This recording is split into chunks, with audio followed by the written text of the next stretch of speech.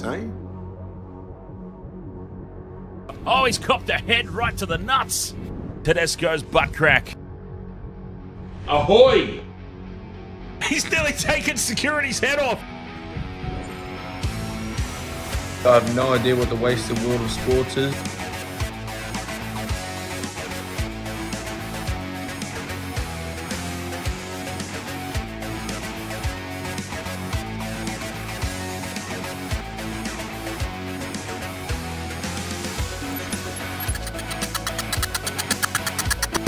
Make sure I get the right thing.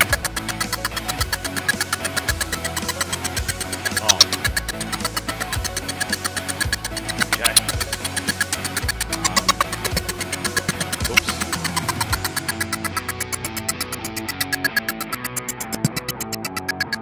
We're not there. Our voices.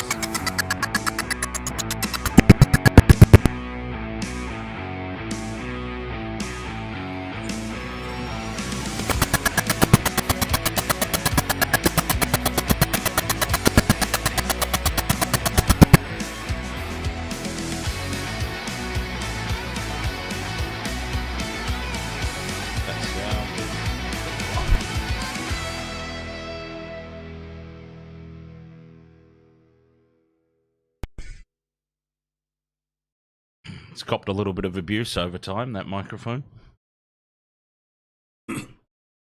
Right. How's everybody doing? Yes, we can hear me. We can't see. Again.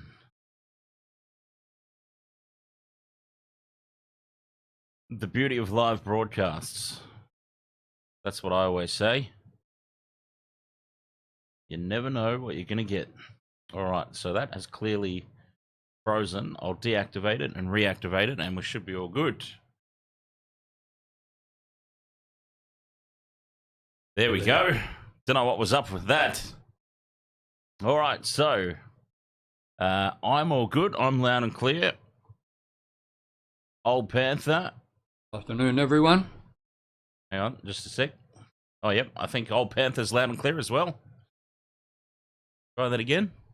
Oh, looking forward to a good stream and another couple of good games today. I think we're all good. We're all set to go, I believe, except we'll drop, if we can, we'll drop your microphone down. It's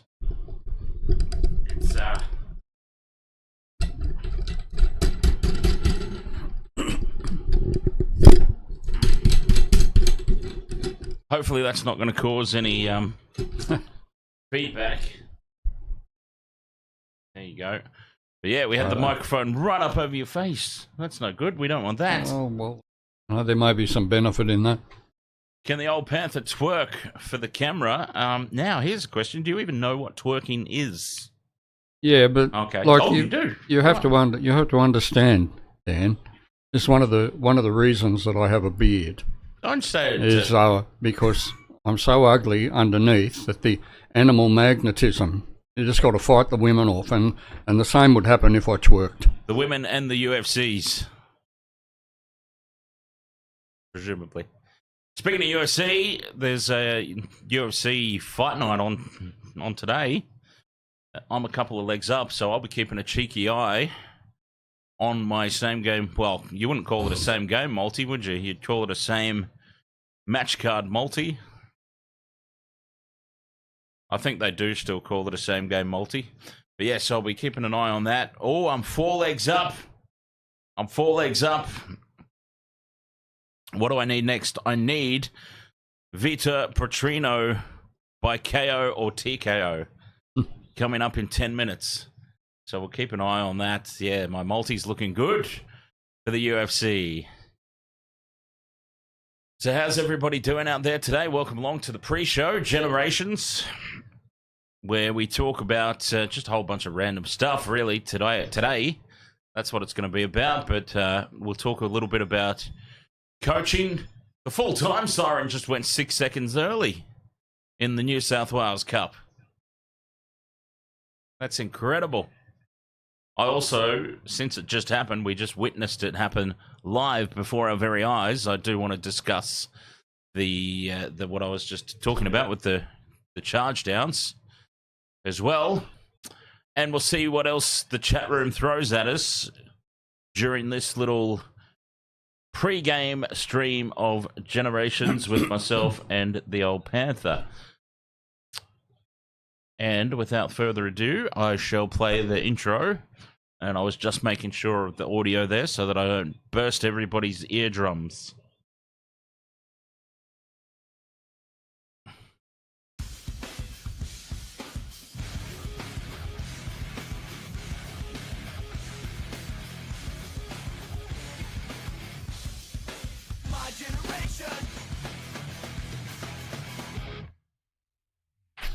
All right, yes, Generations in the pre-game.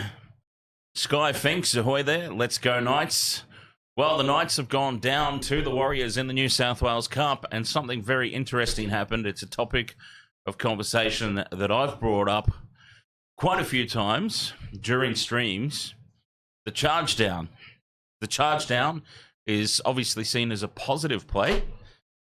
I was just saying during that situation there, the charge down, the coach was probably extremely happy with his player there, doing all that hard work, charging down the attempted drop goal.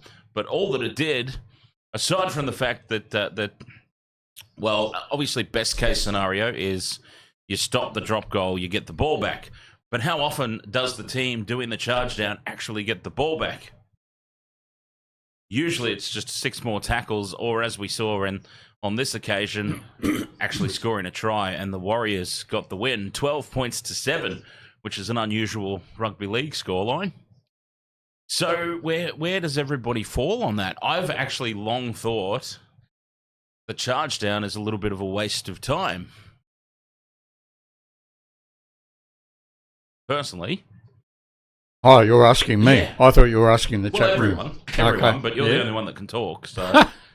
No, yeah. Some of these guys in the chat room bring up some good stuff. Yeah, listen, it depends on the situation, doesn't it?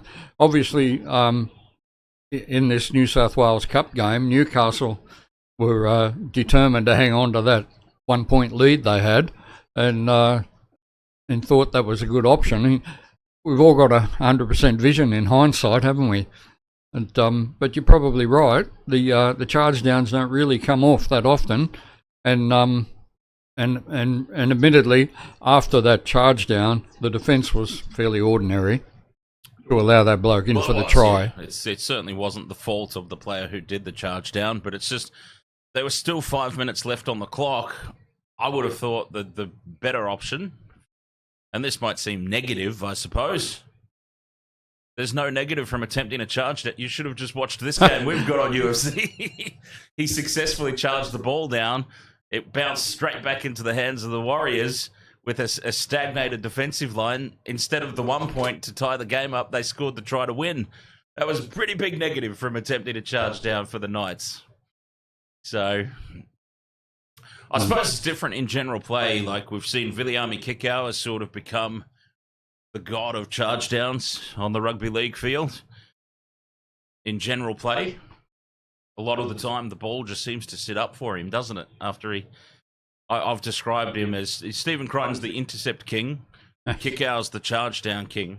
Yeah, I think his height has contributes to that, doesn't it? Because he can actually knock the ball down rather than knock it forward. So I think there probably are. It's probably situational. In fairness, like in that situation, I'm looking at that. My team's leading 7 points to 6. 5 minutes still left to play. Worst case scenario, we don't stand back and watch. I'm not suggesting that everybody just stands back and watches, but put pressure on the kicker. But worst case scenario there was he pops that field goal over. We're all locked up at 7-7. There's still 5 minutes left in the game. In this torrential downpour, kick the ever-living bollocks out of the ball, and they've got 5 minutes now to clear their own lines. They could drop the ball, make a mistake. You get another crack at it. I don't know. It seemed, in the game scenario, it seemed like a fairly low percentage play. Maybe what there needs to be is more reward for a successful charge down. Maybe a successful charge down is like a quarterback sacking in the NFL. That's the end of the play right there. That might be a little bit extreme, but at least then that is reward for the defending team successfully defending the play. Well, they didn't successfully defend the play. They gave them a try, but for successfully nullifying the shot at drop goal. Yeah. Having a look at that replay, then I suppose they've learnt a lesson out of it to still maintain their defensive line, haven't they? That defensive line then was really staggered, like you said. It was pretty bad. There was holes everywhere. So yeah, even after the charge down, that Warriors player did still manage to run through at least 4 Knights defenders. So it certainly wasn't all down to the charge down. But even if they make the tackle, I guess to my point, even if they made that tackle, held them out from the try, they've successfully charged it down and just earned themselves 6 more tackles of defence. Yep. Yeah, so. So what, are we agreeing to disagree? Well, I don't know. I don't know that we really... Hearing echoes. Someone's hearing echoes. I don't know that we really accomplished anything from it other than just, sharing an opinion, sharing a thought on what was happening in the game situation. So, yeah, it's just something that randomly came up based on what we saw in front of us just a moment ago. Poor old Newcastle. Verti FN, ahoy there, mate. How are you doing? We were just discussing drop goals. Charge downs. Charge downs from attempted drop goals, specifically. And the pros and cons, and why I personally believe there's probably more cons than there are pros from a situation like that. But some other things we wanted to talk about. Well, first and foremost, actually, before we do anything else, we've got to do the weekly segment. We've got to go through the eyes of the Panther. We've got to hear what's happening with...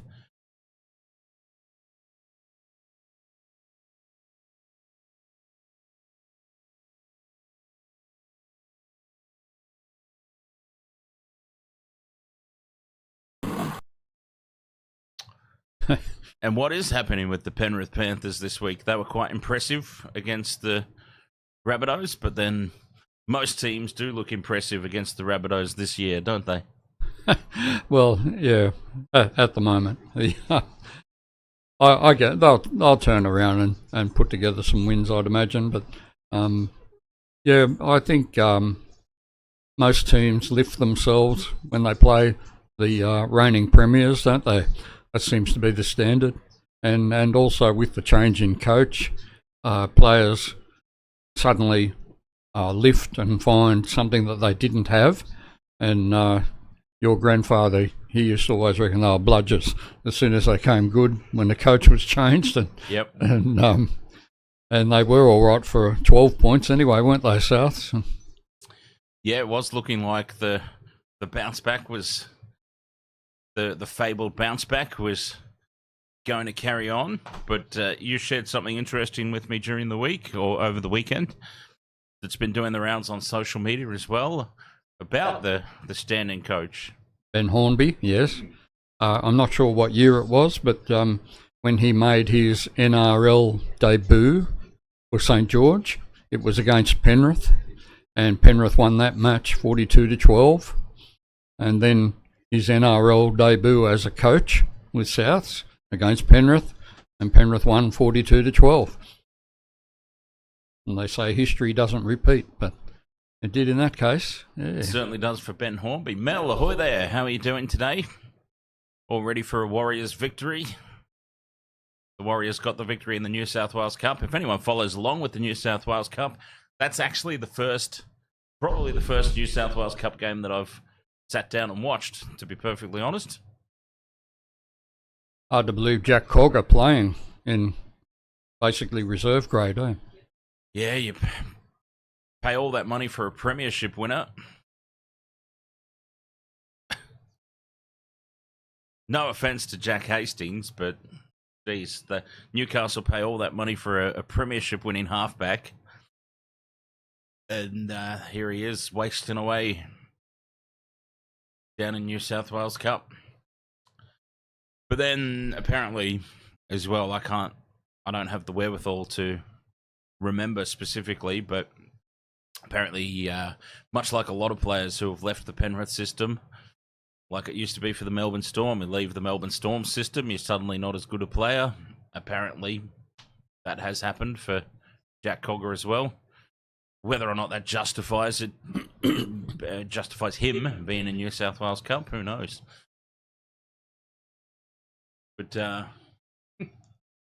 speaking of players who justify being in New South Wales Cup, probably a nice little segue into something that I wanted to discuss. Latrell Mitchell. Latrell Mitchell is trying to, whether or not he's allowed to is another thing that's been investigated, but he is trying to remove himself. He's trying to make himself unavailable from Origin selection. Now, the topic of Origin selections is always debatable and always a lot of disagreements and whatnot over the selection of Origin teams. But am I crazy, or was Latrell not getting picked this year anyway? Is this a case of I'm going to save face, I'm going to rule myself out, I'm going to jump before I'm pushed scenario? In your opinion? Yeah, you never really know what's going on inside their heads, do you? But he probably would have been chosen, and not necessarily because of his form, but only you would hope so. But only because he's already been there and played the game at that level, and sometimes that has a positive. Ruling himself out like that, as we've discussed away from the stream, you wouldn't want to pick him now anyway, because his heart wouldn't be in it.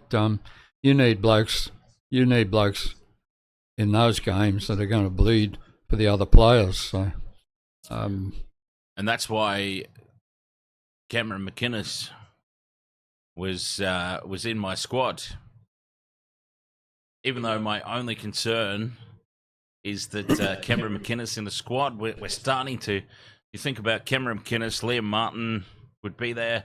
Okay, Cameron Murray's injured now, so not even in the discussion. But Cam McInnes, Liam Martin they're not two of the biggest forwards running around the game. A lot of heart, a lot of grit, a lot of determination, but I would be starting to get pretty concerned of McInnes, Martin, and we're starting to get worried about the size of the New South Wales forward pack. But there would certainly be no question around heart and determination with those players, that's for certain. And the forward pack in these sorts of games is very important. I think over the years, when Queensland has been dominant, it's the forwards that have done the job. Well, Queensland have pretty much, even when they were going through what I consider to be their rebuilding phase, where Freddie, in my opinion, really, really missed the trick. He had the opportunity. It was there. It was gift wrapped. And once again, it's one of the things that's easy to talk about with the benefit of hindsight. But I think Freddie truly, it was gift wrapped for him. Laurie Daly was coaching at a time where Queensland were at their strongest. All these superstar players, potential future immortals, started to retire. Queensland were vulnerable.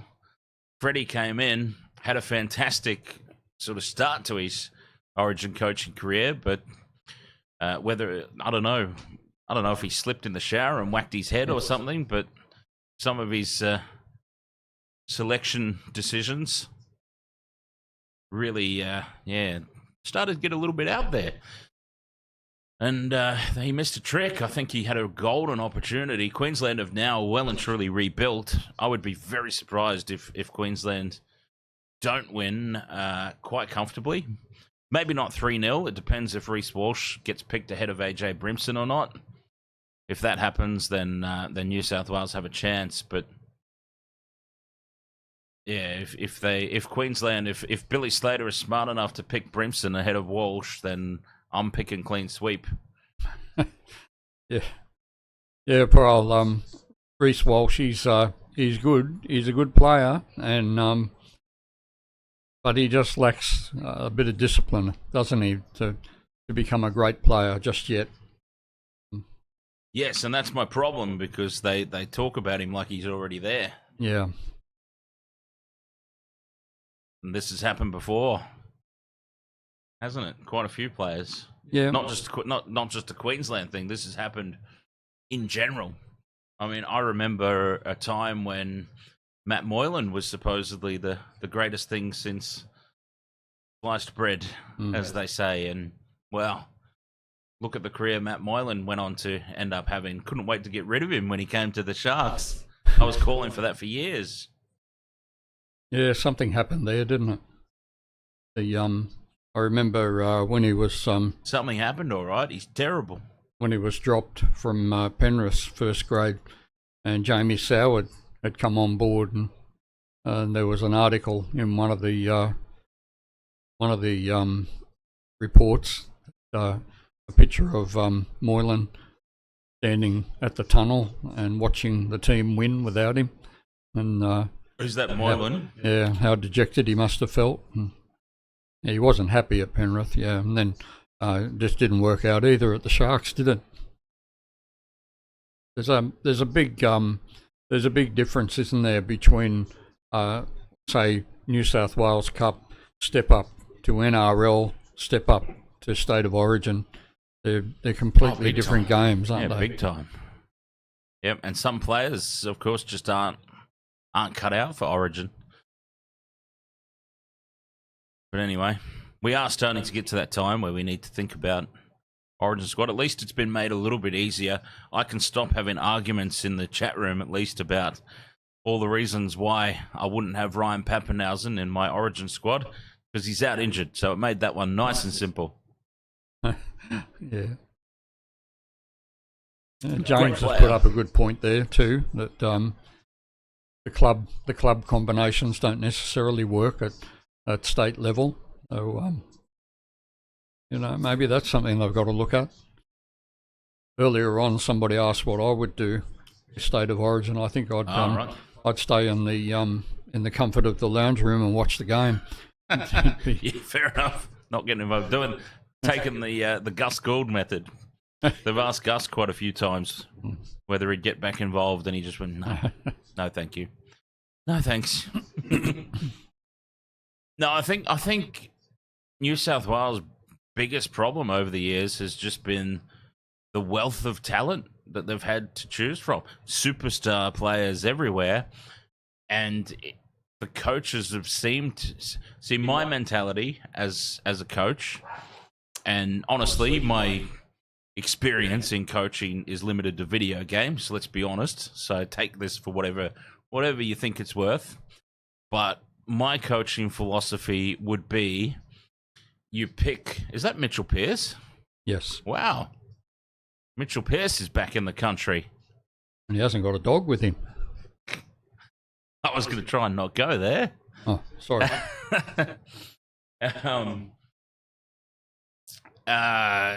Somebody was chasing his signature. I just find it interesting that he's back in the country. Yes. It was Parramatta, wasn't it, James? Parramatta were actually reaching out to him to see if when Mitch Moses got injured.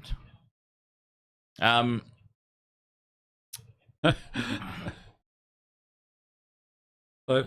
have to disagree with James there. New South Wales has no talent. Oh yeah, that's ridiculous. He's trying to have an argument. Yeah. Oh, he does that. He does that. That's why we love him. But No, they've got too much to choose from. See, Queensland have had a lot less clubs to select from, a lot less players to select from. In many ways, they've been forced into their selections just by lack of anything else available, or anything else, anyone else.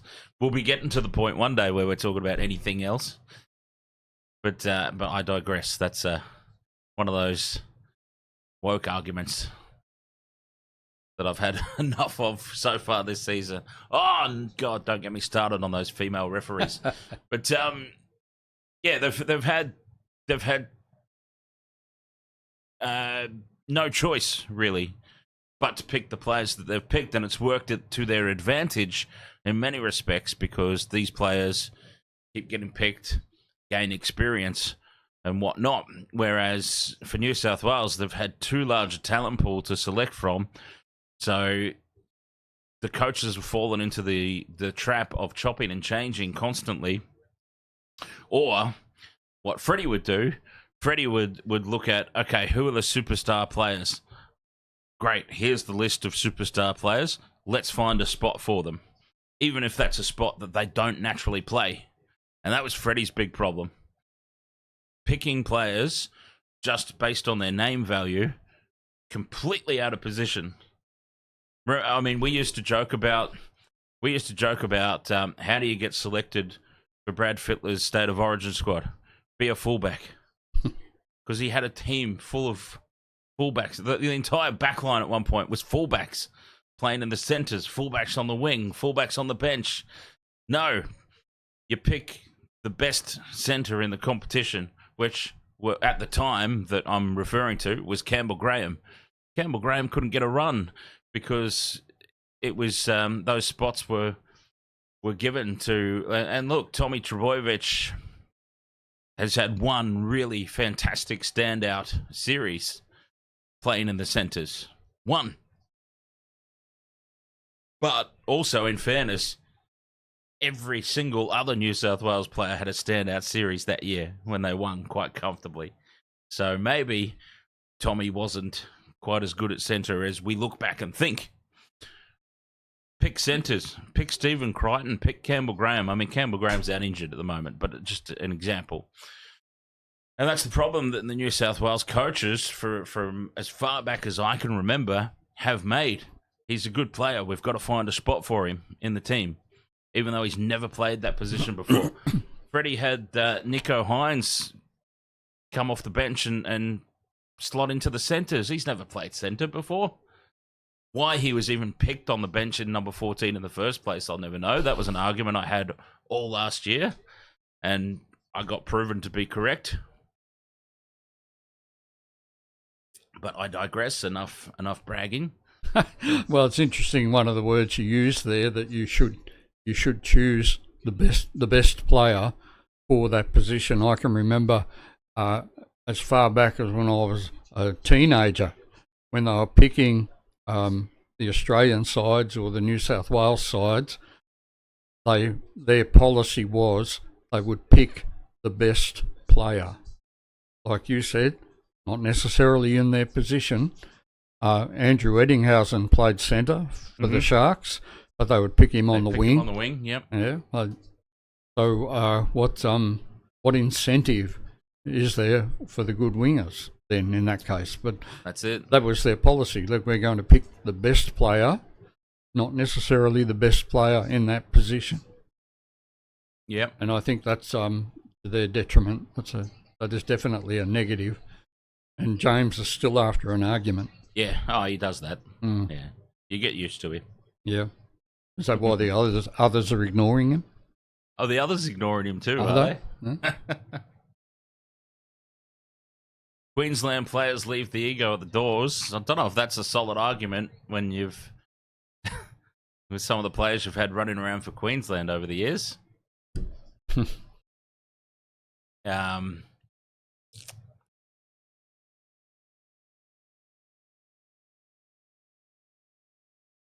I don't know. He's written that in capitals. I know. That sounds like that sounds argumentative to me. I like him. I like him, Dan. Oh, I love James. He's fantastic. The James. There's a reason that he's a long-standing subscriber, VIP. He's impaled on top of the goalposts on the Wasted Water Sports VIP leaderboard. Yeah. Yeah. Dear me. There's a reason for that, and it's not just the fact that we talk conspiracy theories, and I have very few people that can handle conspiracy theory talk with me. And he can. Oh, he's got some stuff that even I never knew about. He might be part of it. You never know. Yeah. You never know. You just never know. All right. So I feel like we've missed quite a few chats in amongst all that chat room comments. I know Mel had one up there somewhere. I'll just do a quick scroll back.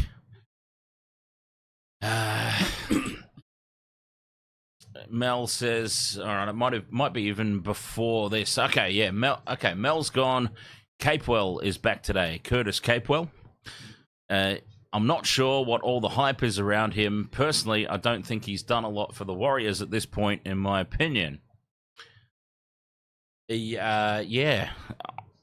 Kurt Capewell was an absolute gun when he was at the Panthers. Won me so much money on try scorer multis and just straight up anytime try scorer things. But I noticed too that when Capewell went to the Broncos, so he left the Panthers and he went to the Broncos, and I think he slowly but surely just, I mean, the Broncos didn't use him in the same fashion that the Panthers did. And I feel like he just slowly but surely started to lose his impact. And I would agree that for the Warriors, he hasn't really added anything.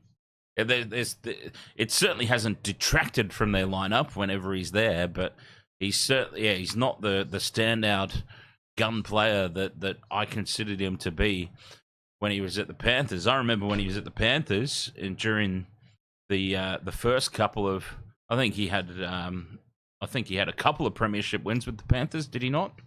He was there for at least one of them. Yeah. At least one, if not two. And I remember thinking to myself, son of a bitch couldn't have been this good a player when he was at the Sharks. Well, Sorensen was a Shark too, and they've just improved out of sight, didn't they? They come over. I think, can we talk about the Warriors for a second? Sure. And Capewell? With him not necessarily standing out over there, I think this is where the like the human side of things comes into it. These fellas, they're just fellas that want to play footy, and that's a big change to go from Queensland over to New Zealand and set up house over there. I believe he's got a family, young family.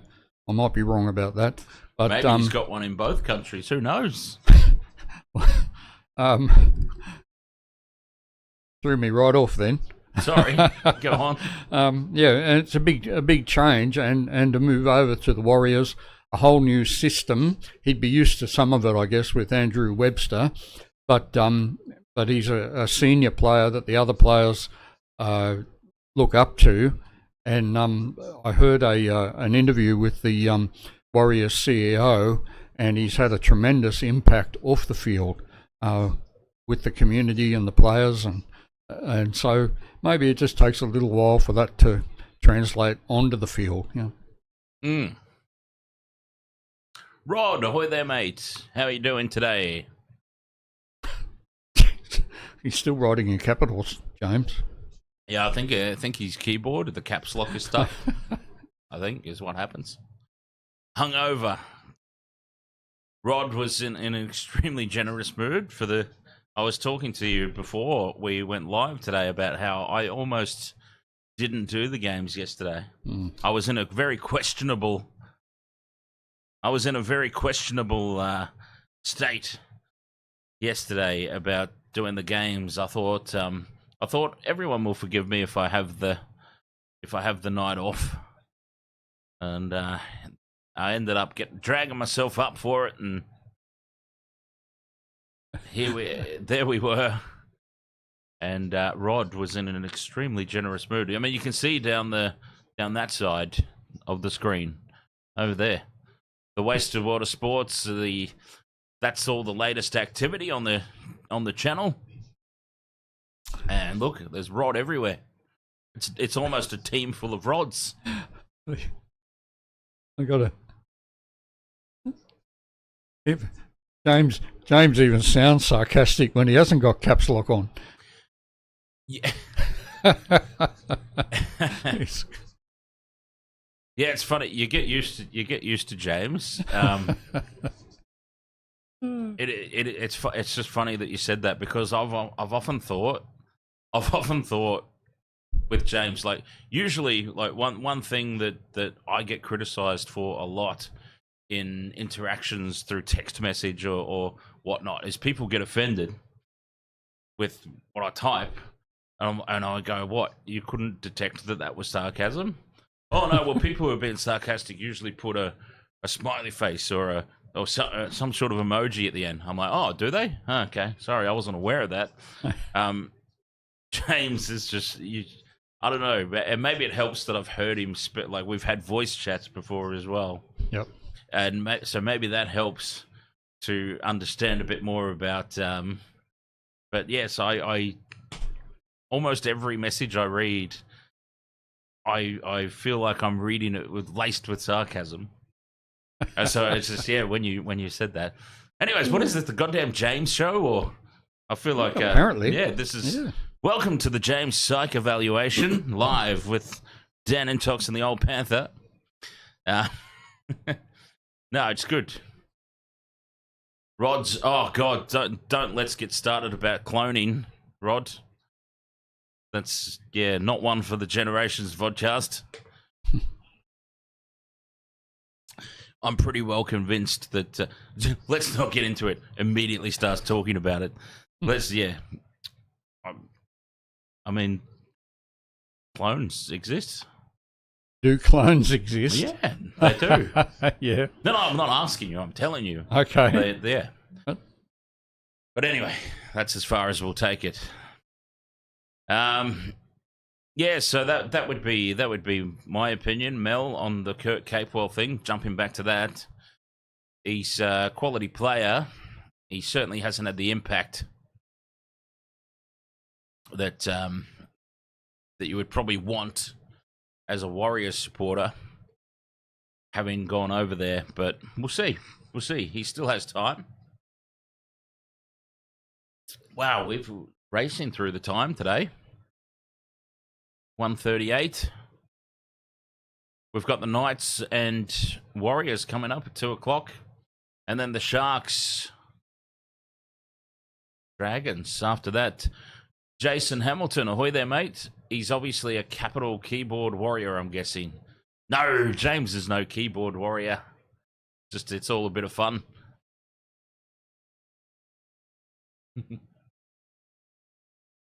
No, it's that Queensland fella that keeps coming on to all the Broncos games and disagreeing with every single thing that I say.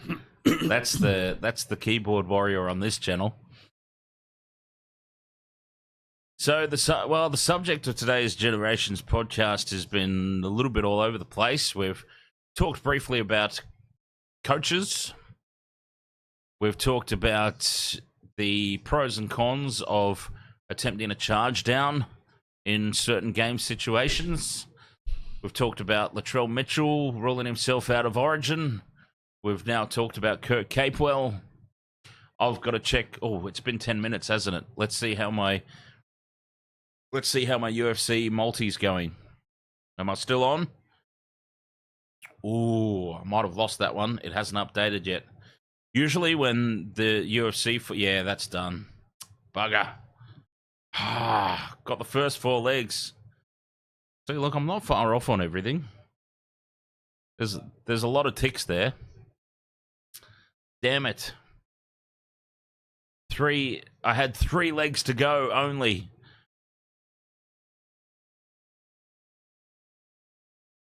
Oh, well.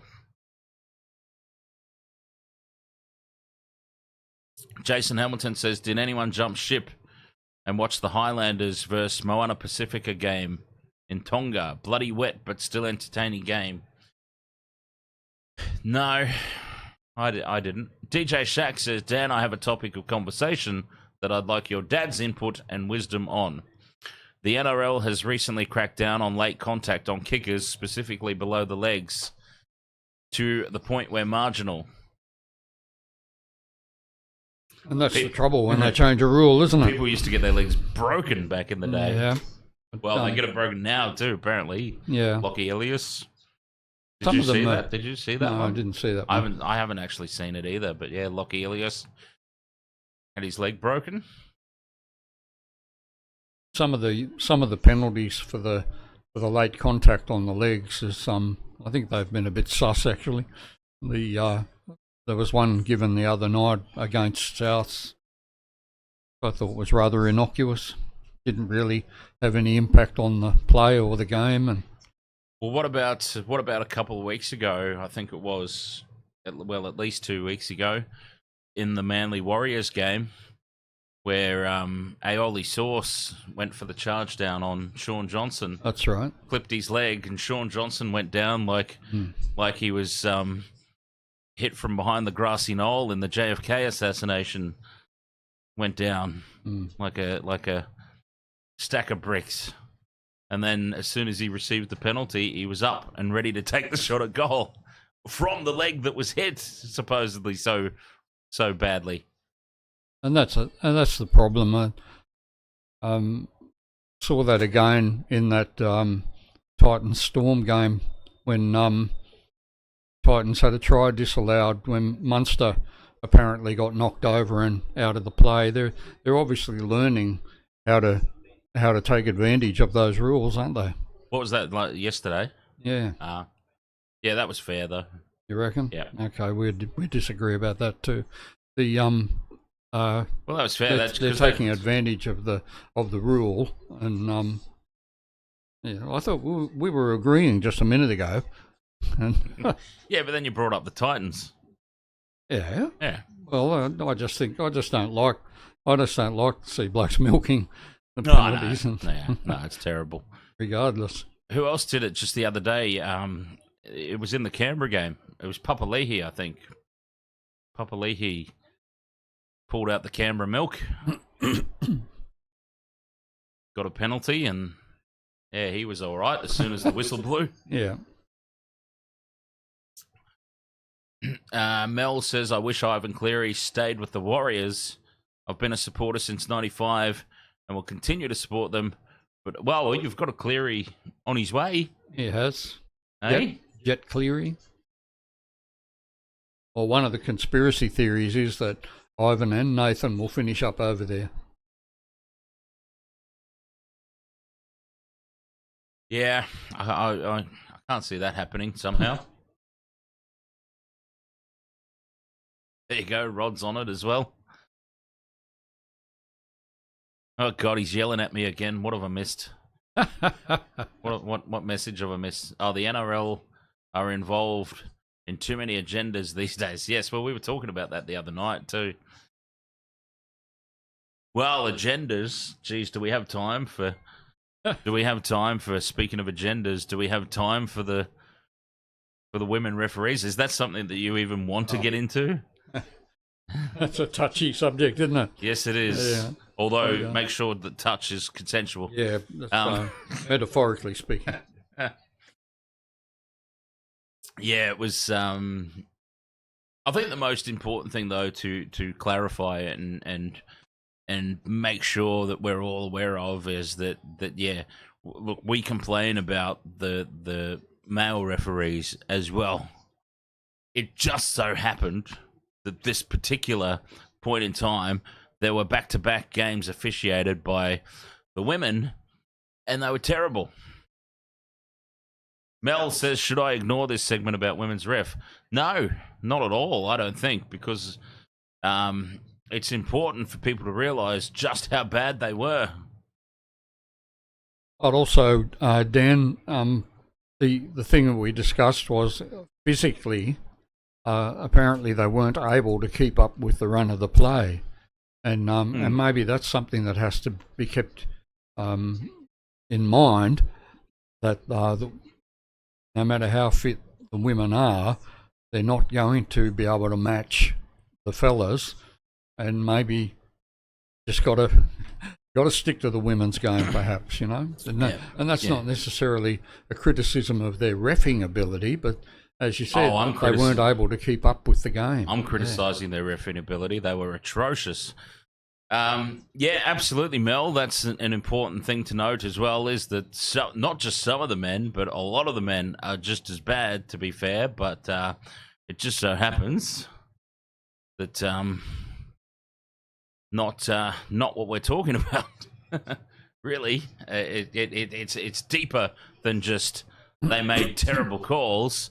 There were quite a few times that I pointed out on the stream, and I probably, to be honest, pointed it out in my very blunt, unique way, where I probably came across as a bit of an asshole. But I pointed out quite a few times. But yeah, old love, Casey Badger. It's probably wrong of me to call her old love as well, but Casey Badger was caught out of position quite a few times. There was a spell there of about 10 to 15 minutes during the game where she was just completely dead in the eyes. Like, she was gone. She was not there. She was struggling to keep up with not the game itself, not the interpretation of the game itself, but there were situations like just bang, bang, bang, moment, all in a row where she was just not where you would expect a referee to be in order to make the best judgment call, which comes back to the fitness and just being able to keep up with the speed of the play. And I mean, that's not a slight on if the females are good enough to be able to officiate the men's game, bloody go for it. I don't care. This is not some. I'm not threatened by that at all. But they have to be able to keep up, at a minimum, keep up, because the blokes get it wrong too. We see it all the time. Ashley Klein's one of the worst officials in the game. I am constantly pouring abuse on that guy every single week. Him and his bloody Broncos jersey that he wears under his shirt. He's terrible, but at least he keeps up with the game. Jack's raised a good point about the experience at that level. I guess, again, I'm going to mention this idea of just basic humans. We've heard stories of young blokes that have come from New South Wales Cup into the NRL and commented on how fast the game is compared to the New South Wales Cup. And Shaq's pointed out the inexperience that the women have at that level, that the more experience they get, the better they'll become. And interesting if you get a chance to go through that chat and have a read of what Shaq has written in 3 different spots there. That makes a good point. Yep. He often does make good points, DJ Shaq.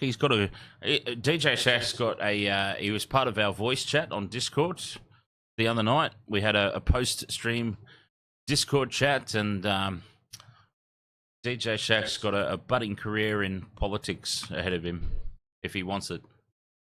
Okay. He's all his conversation and viewpoints and whatnot. Yeah, very, very well thought out, very well balanced. No, I mean, James is off again. Yeah. I like this bloke. You were arguing with him the other week about yeah. Parramatta, the Parramatta Panthers rivalry. Now you've won him. You've won him over, James. There you go. Yeah. Dear me. Yes. Yeah, a lot more. Not me. I just say it how it is. I just say it how it is. I don't personally get into the political game myself, but I wouldn't vote for him. Me, I wouldn't be running. I don't know what he represents. Oh, no. DJ Shaq. Yeah. Ah.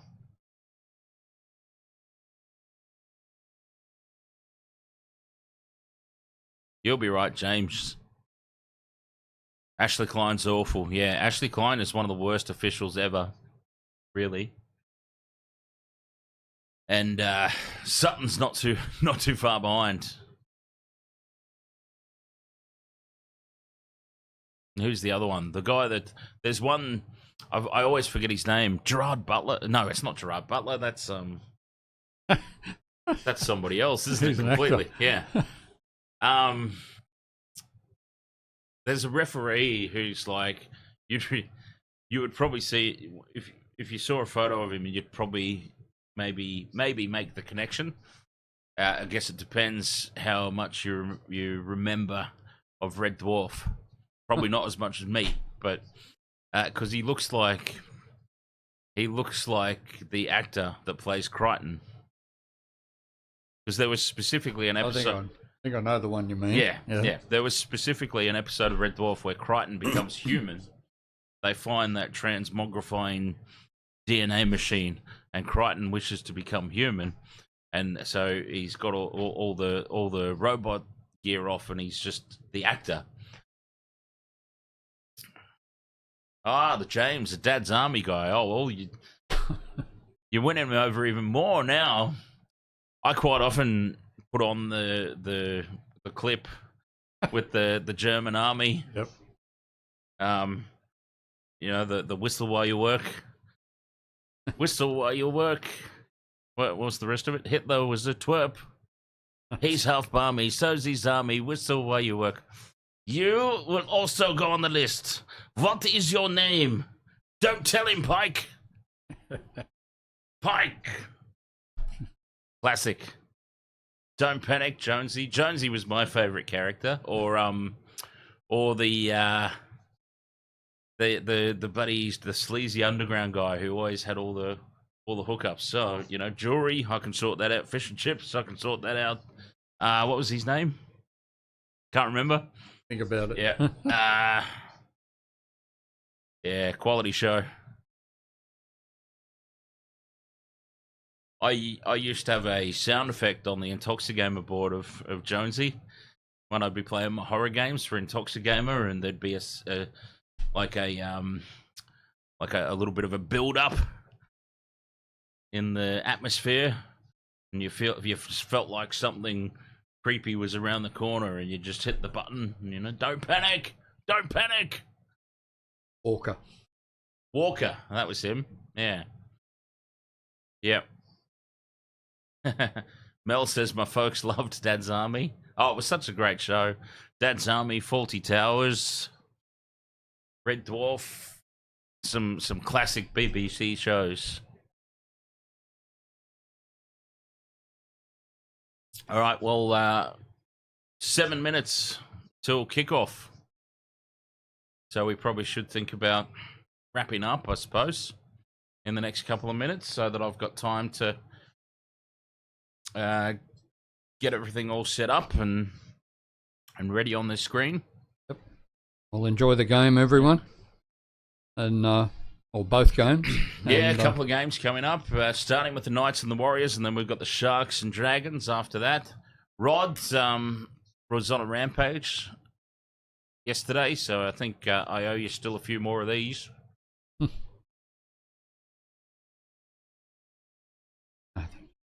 I'll get him one day. I don't believe in drinking on streams. Excuse me. Jason Hamilton says, my parents used to watch the Sullivans many years ago. There you go. I'm not necessarily familiar with that one. Verdi FN, Penrith Panthers versus Bulldogs, round 10. Oh, yep, for round 10. Oh, that's next week. For round 10, how do you think Jerome Luai and Brian To'o versus Brighton? Well, if Nathan Cleary comes back, it's going to be a completely different game, isn't it? I think the Bulldogs will go all right, but I don't think they'll beat Penrith. Where's it at? Penrith home game? I think so. I'm not sure though. Yeah. Yeah, it's hard to. It'd be hard to imagine.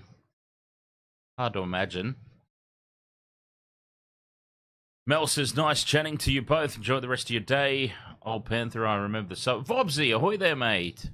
All right.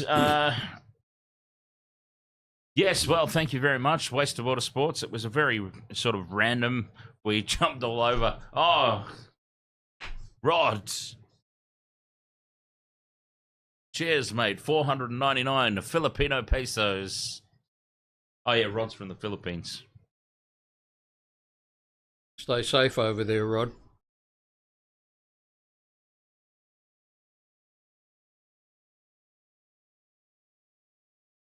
Just in general, or has something happened?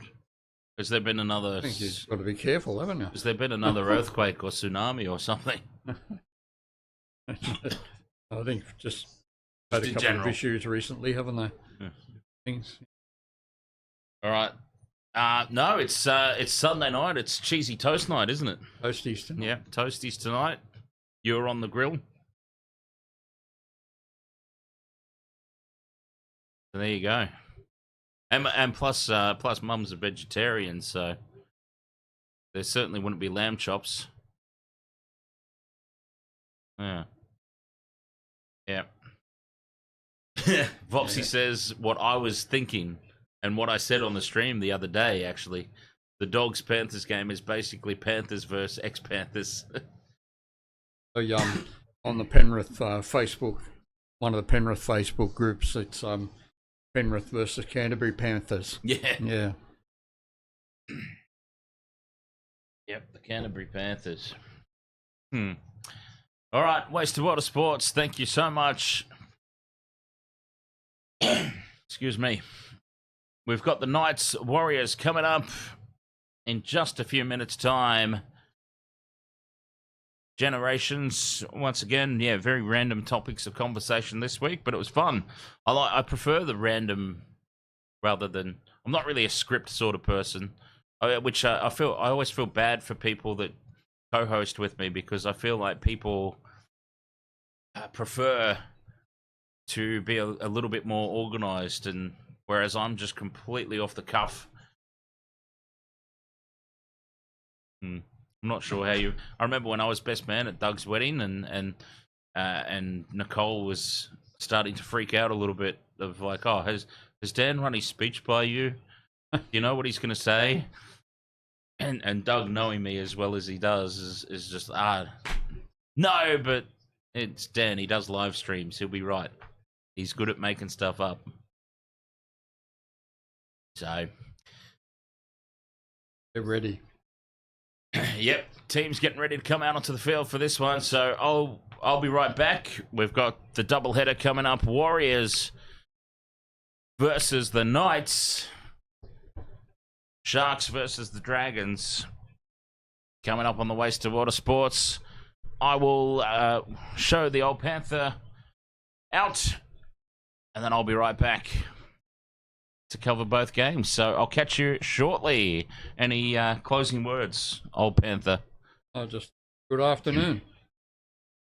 Awesome. All right, buddies. I'll be right back for Knights Warriors teams coming out onto the field now. Oh, I'll jump over to this screen, actually, even though the camera's not on. I can put the camera on, even though it's just the top of my head at the moment. Hello. Sorry. Same game multi with Teddy Zalesniak, Sean Johnson, Maju / Tuala. Very, very quickly jump on board with that before kickoff if you can. Let's see how it goes. All right, kickoff coming up right after this.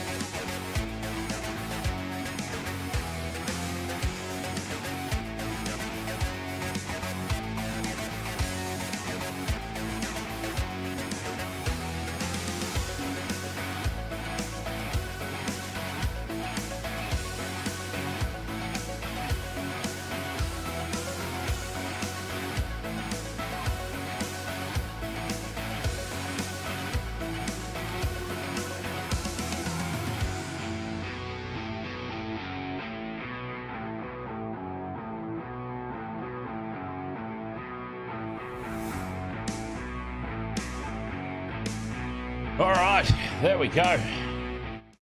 We are ready to roll.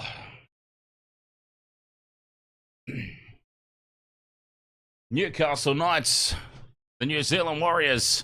Warriors get through their first set. Perfectly done.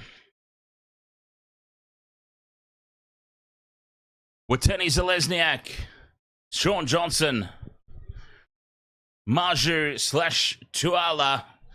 That's my same game multi for this one.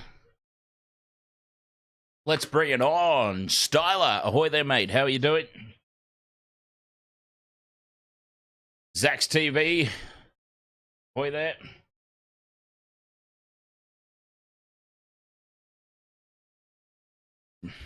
Just a sec. Oh.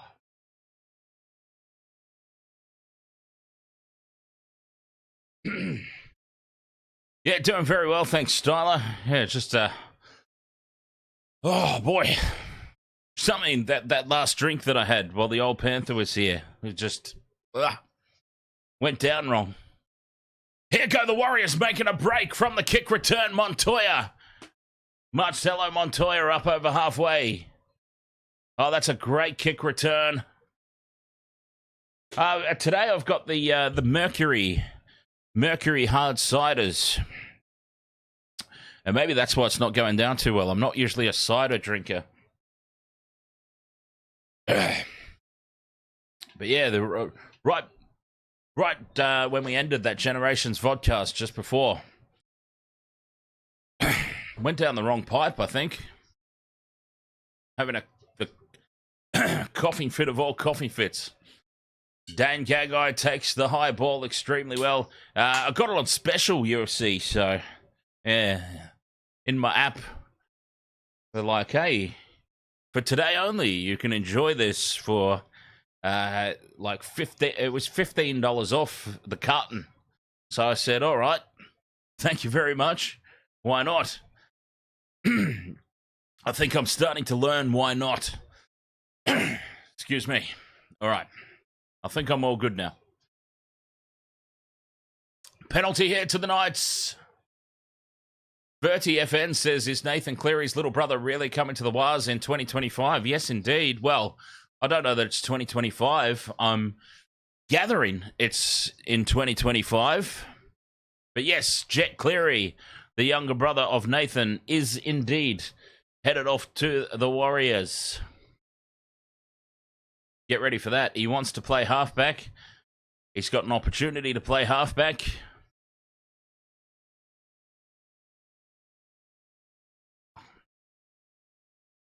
Jet Cleary will indeed be taking the Warriors up on that offer. The Knights on the attack here, 40 metres out. Through the hands they go out to the left. There is Maju, one of our try scorers. I can't imagine that he would be taking Sean Johnson's position, Verti, but maybe more of a, you know how the Broncos are going at the moment? The Broncos at the moment with Adam Reynolds and Jock Madden. Jock Madden's the understudy. Newcastle put the kick in. This ball sits up in the end goal, but Nickel Clockstad is there. A foot race with David Armstrong.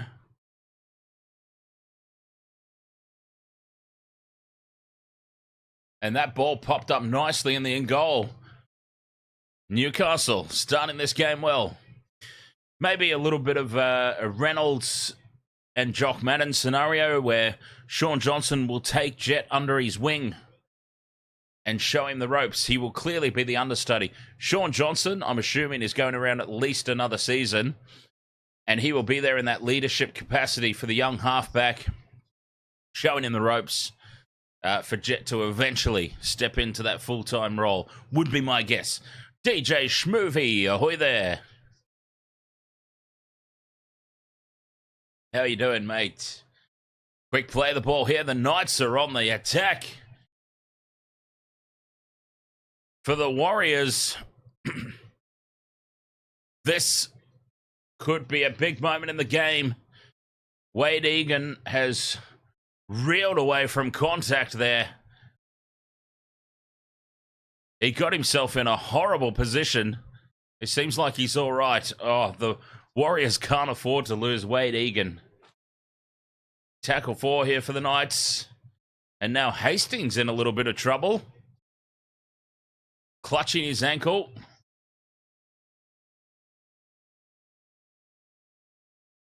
This game's had a little bit of everything so far in the opening 6 minutes. I mean, no tries or anything yet, of course, but there is an awful lot going on.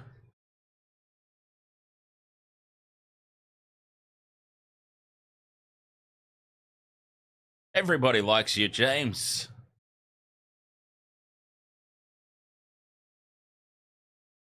I think the Dad's Army thing at the end was the final straw. I mean, that was it.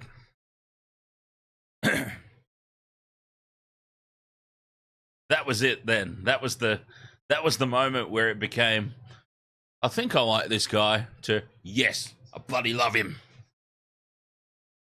That was the moment for sure. Such a great show. We used to watch Dad's Army when I was little.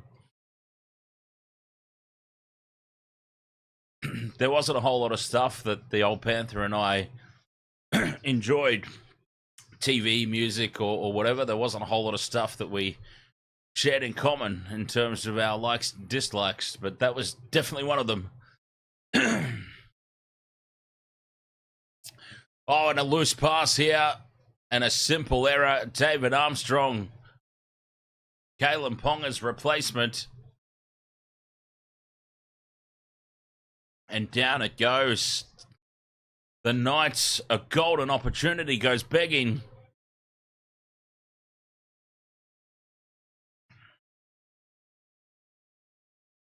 But yeah, the James, we sort of had, there was Dad's Army, there was Faulty Towers, and musically there was Split Ends. Split Ends was really about it. The Warriors dodge a bullet nice and early here.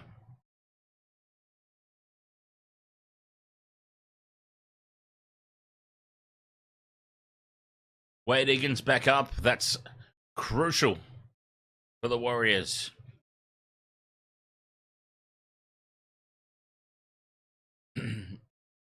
For Noah Blake. Can't wait for him to come to the Sharkies. Fifth and last. Oh, they get a 6 again. For the Warriors, a 6 again. The Knights were up inside the 10. Oh, this is a great chance now for the Warriors. Beth, Lavelle, ahoy there. The Warriors need to show some grunt in this one for sure. I should imagine they will. Just a feeling. Through the hands now, Johnson links up with Jackson Ford. I think that is there. Yep. Jackson Ford, fifth and last. Johnson with the grubber kick through. It's taken by Tyson Gamble, and the Knights have it. I love this Facebook notification.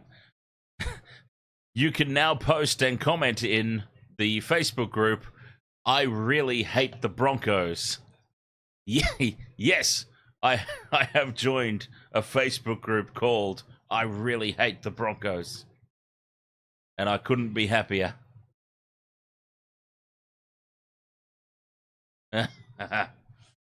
Gaz, here's some. Ahoy there, mate. Who you guys got in this one? I've got the Warriors.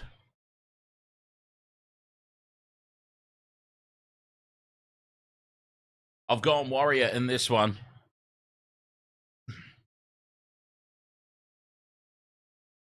The penalty for Newcastle, they pump it into touch. And they take tackle 1, 30 out from the Warriors line. It's been end-to-end stuff for this opening 10 minutes.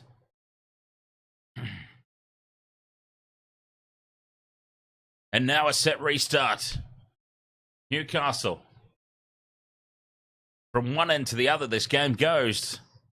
Pretty much at the moment, this is running like the New South Wales Cup game.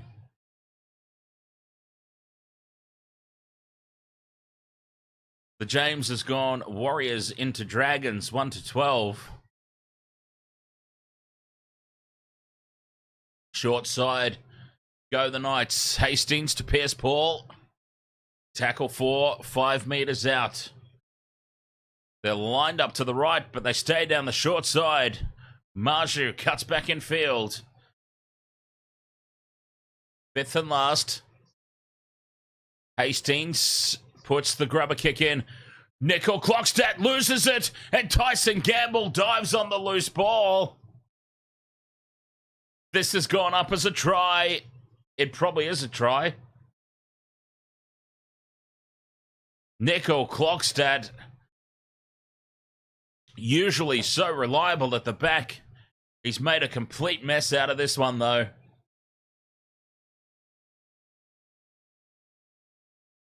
And this is now a great start for Newcastle.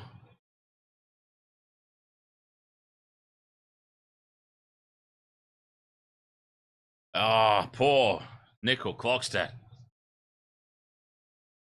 The rain's been immense. It looks like it's kind of dried out pretty well here at Newcastle, but that New South Wales Cup game was insane. We've seen the McDonald Jones Stadium swimming pool before. We've seen that Newcastle ground just completely flooded in times gone past, not that long ago, and it was looking the same again. But honestly, during the New South Wales Cup and the time it's taken for the kickoff, it's actually dried out a little bit. I can't help but notice it's looking quite good out there, considering.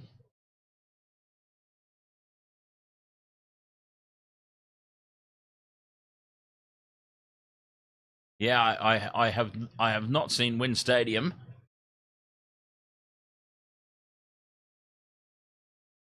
Conversion from right in front. Dang, Gagai with the kicking duties. Oh, but I'm talking Sydney in general at the moment, James. I'm just taking your statement and turning it into Sydney in general. Like, all the grounds just seem to be swimming pools at the moment.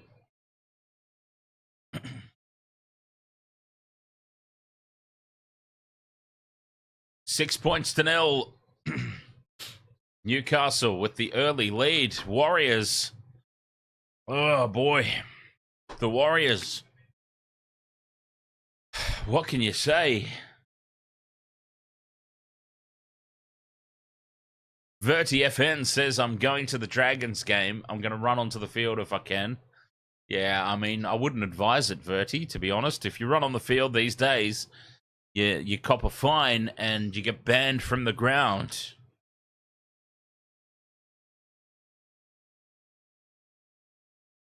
So, I probably wouldn't. 65% possession in favour of the Knights to start this contest.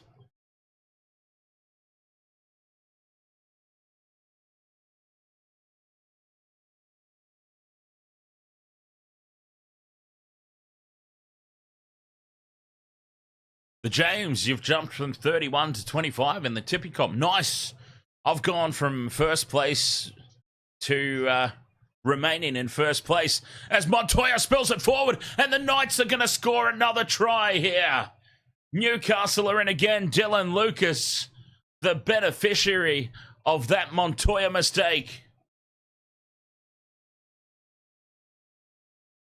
Oh, it's gone up as no try. Hang on. Maybe not. This has gone up as no try. The Warriors right now can only bloody hope.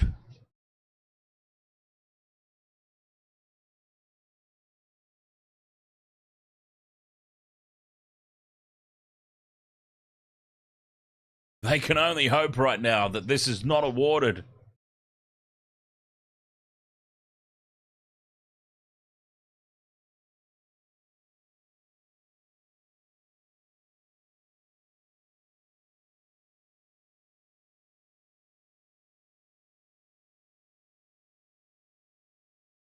Six points to 0 it remains.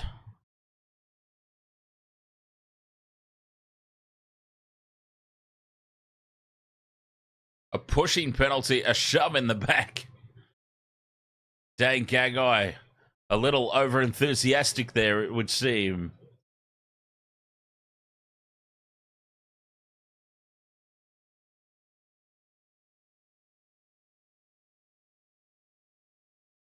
Whoops. I can't just leave things alone, can I? I'm playing around with all the camera settings now. I get distracted by all the new updates. Newcastle have this ball back, though. What's happened there?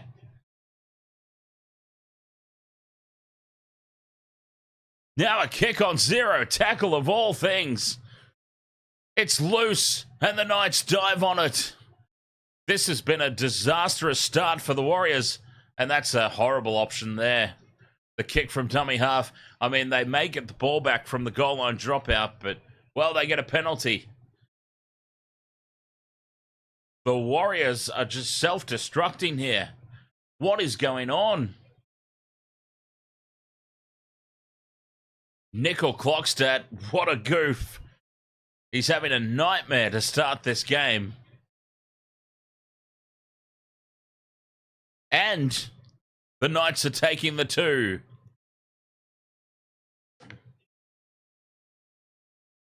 What a start.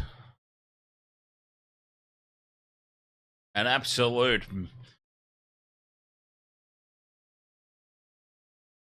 Ah, poor Nickel Clockstad. UFC says, I think I've gone down in the tipping because I changed from Roosters to Broncos. Because DC was going Roosters, I need to take more risks. Yeah, but maybe more, maybe some better risks is what I'm saying, UFC. Some better risks. Like that Cowboy, I actually thought for sure that you would have gone the Dolphins, UFC. That for mine was a true 50-50 game. I had made it clear I'd gone for the Cowboys. I thought that for sure you'd gone for the Dolphins. But, yeah, I don't know. That Broncos-Roosters game, for some reason, I mean, I know it's pretty clear that I don't necessarily like the Broncos, but for mine, that just, yeah, I couldn't understand why the Roosters were so far outsiders. I thought it was pretty clear cut. Pretty clear cut the Roosters were going to win that game, I thought. But that Cowboys-Dolphins game, for mine, that was a clear 50-50. Those are the ones you take the chances on. But, hey, that's just... I mean, I don't want you to, because I want to win.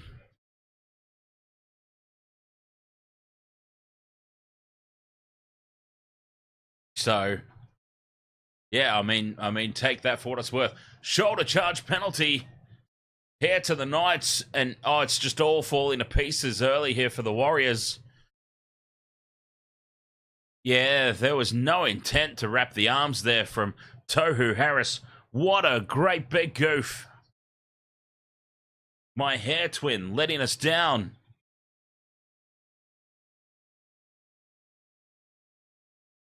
And Tohu Harris is on report for that one as well. Wow, the Warriors.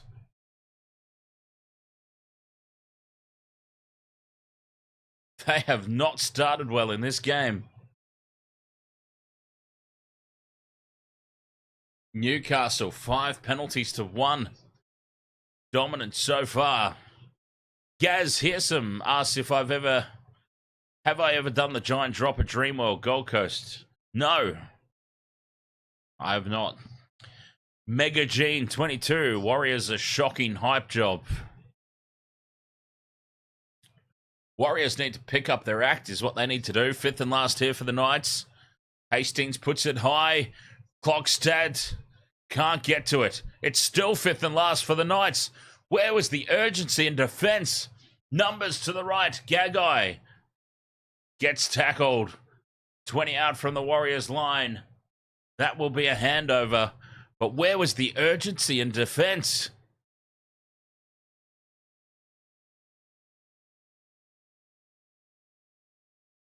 "18 minutes gone, and there's Warriors players walking around, crouched over, hands on hips. They look like a team that's done. We're only 18 minutes into this game. 8 points the difference. And the Warriors are walking around like it's the 70th minute and they're trailing by about 30.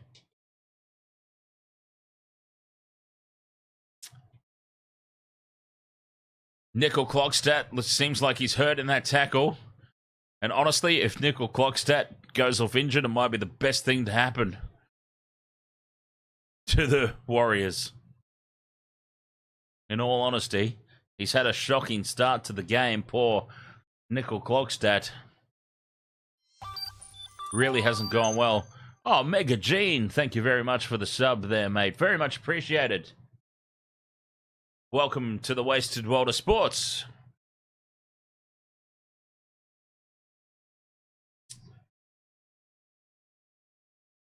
The Warriors get a penalty, so little Milky McGee there, Nickel Clockstat, he's done well.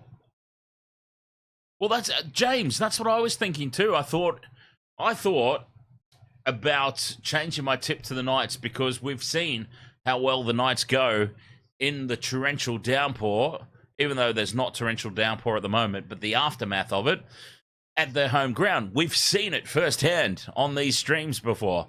So I thought about changing my tip to the Knights, but I also went, if anyone can handle these conditions, it will be the Warriors, as the Warriors now stretch it to the right, and Witeni Zalesniak drops the ball cold. They had space out to the right. They went through the hands. They did everything right up until Mr. Soulglow himself losing the ball uncontested. He's not happy. Oh, Gaz. Cheers, mate. Gaz with the $3.49 New Zealand super chat for being a good commentator and a GC. What's a GC? Gold Coast? Cheers either way, mate.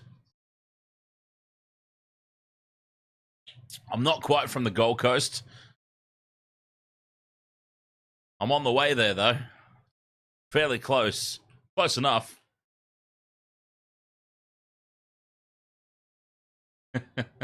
Cheers, Gaz.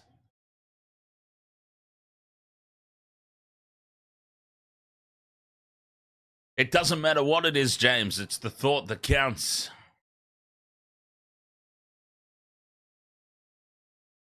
Exactly. Exactly, NBS. It's better than nothing, of course.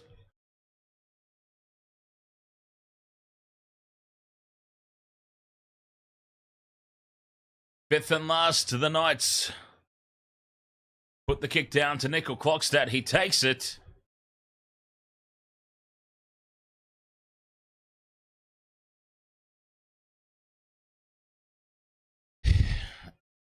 Yeah, it's all right. It's all right, chat room. James, much like myself, has a sense of humor that's very much based around exaggerating, which is probably why we get along. Penalty here to the Warriors.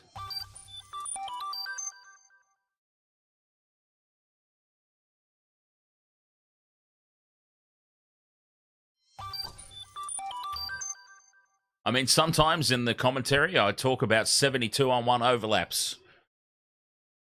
I'm pretty prone to exaggeration myself. Tohu Harris. Mine is James.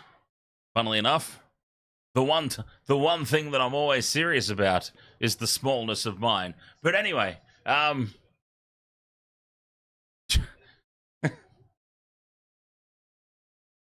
Sky Finks says, can you make a poll, Knights or Warriors? You could all just tell me in the chat room who you think, Knights or Warriors. It's looking like the Knights at the moment, 17 and a half to go in this first half. 8 points to 0. Dylan Walker is staying down, waiting for a penalty. And this is what we were talking about in the Generations Vodcast pregame. The state of milking in the game. Now there's Okay, look, there's maybe slight head-on-head contact there, in fairness. But he was clearly okay. Oh, did we hear that? That's Falcor trying to get back inside.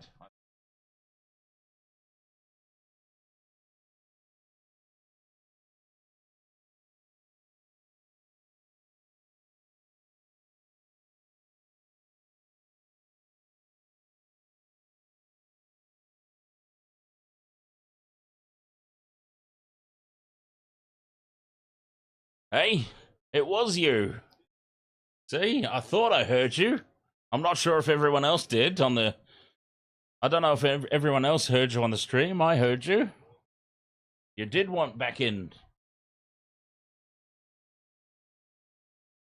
Fifth and last here for the Warriors. 10 out for the line. Johnson out the back to Tamate. Martin. Rocco Berry will spill it. Was it Rocco Berry? I might be targeting the wrong fella. It's called a knock-on against the Knights, though. It was two of us, a Sheck, as well, by the way.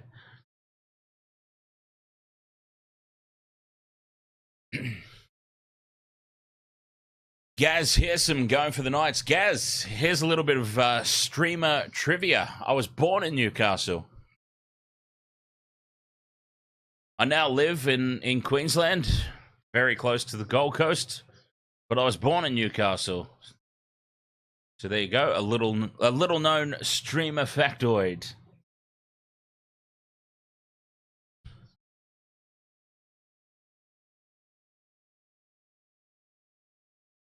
Sky Fink says the Wars are not good this season. If they lose this, they are dead men.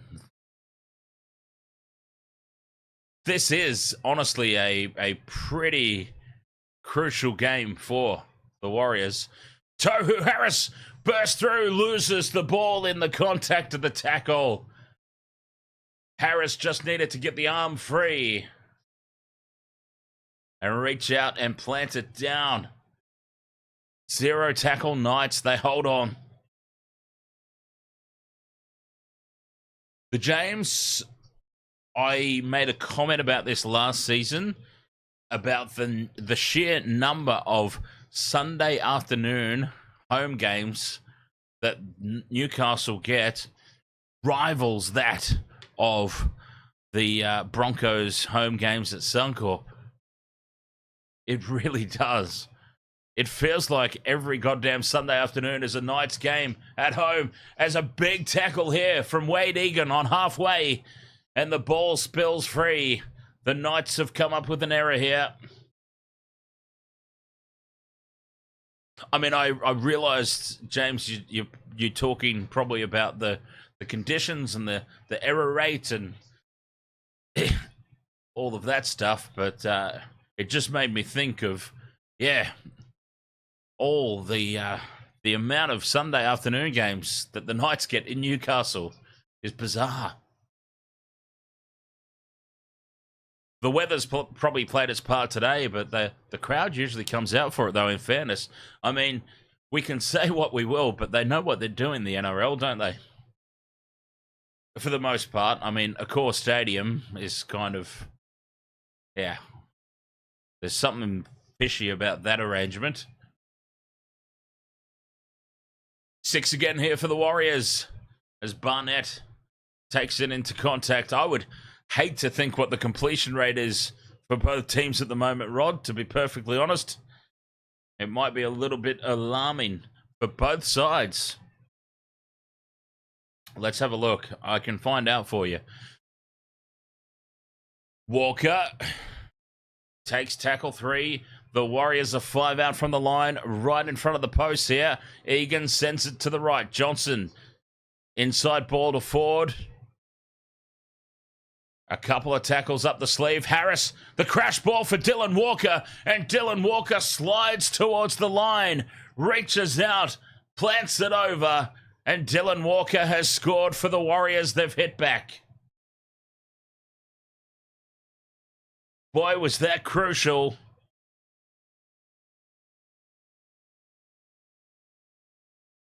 Okay. The completion rate for the Warriors, up until that point right there, Rod, 60%. The fact that the Warriors have got a 60% completion rate in this first half, and they are now, with this conversion from right in front, literally right in front of the post, they're about to be 8 points to 6, only trailing by 2. Of that completion rate is just phenomenal. 60%, this game should be over. 12 minutes to go till the halftime break. This game should be over. Newcastle should pretty much have it won already. Judging by those statistics alone, purely those statistics, and there's obviously a lot more to it than that in a game, but purely on those statistics, the Warriors have no right to even be in this contest as Sean Johnson converts, and we are 8 points to 6 with 12 minutes to go until the halftime break.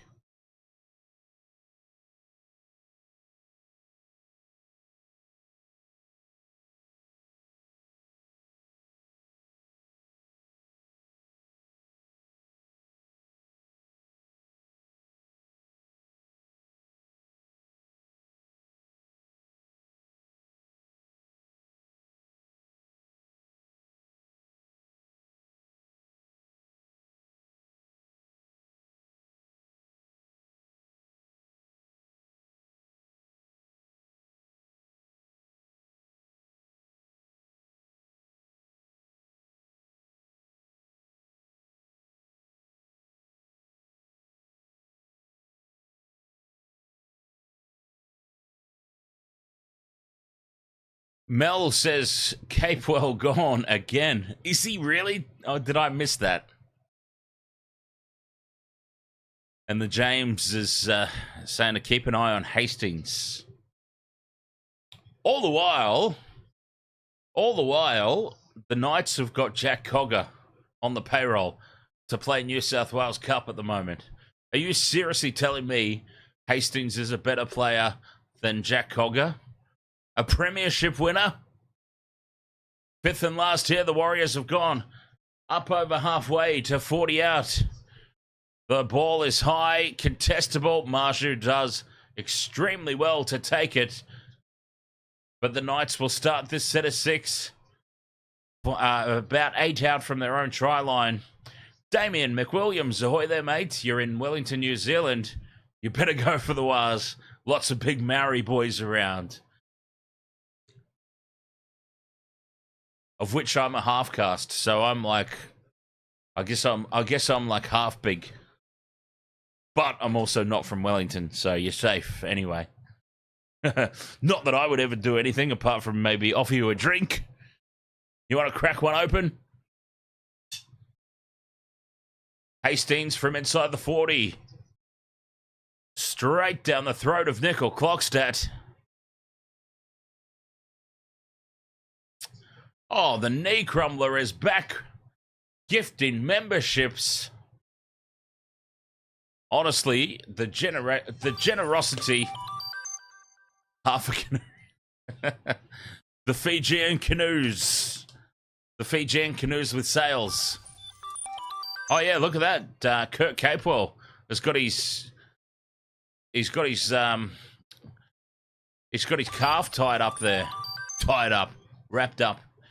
The knee crumbler coming through with the gift memberships again. Honestly, the generosity of this community, I swear to God, you're good people. You're good people. All I can say is cheers to the knee crumbler. Oh man, I'll tell you what. I'm going to say this on live stream. I am never again drinking cider. This is horrible. Give me my captains, huh? Give me my captains every day of the week. Thank you very much. BFTA Vibes New Zealand, ahoy there. Give me my captains every day of the week. Oh, I'll show James. Stay away from this stuff, mate. It's horrible. I got it on special, so I thought I'll give it a go. It's atrocious. This. Just throw the branding up on the. Just throw the branding up on the screen. I might get sued by Mercury Hard Cider for defamation.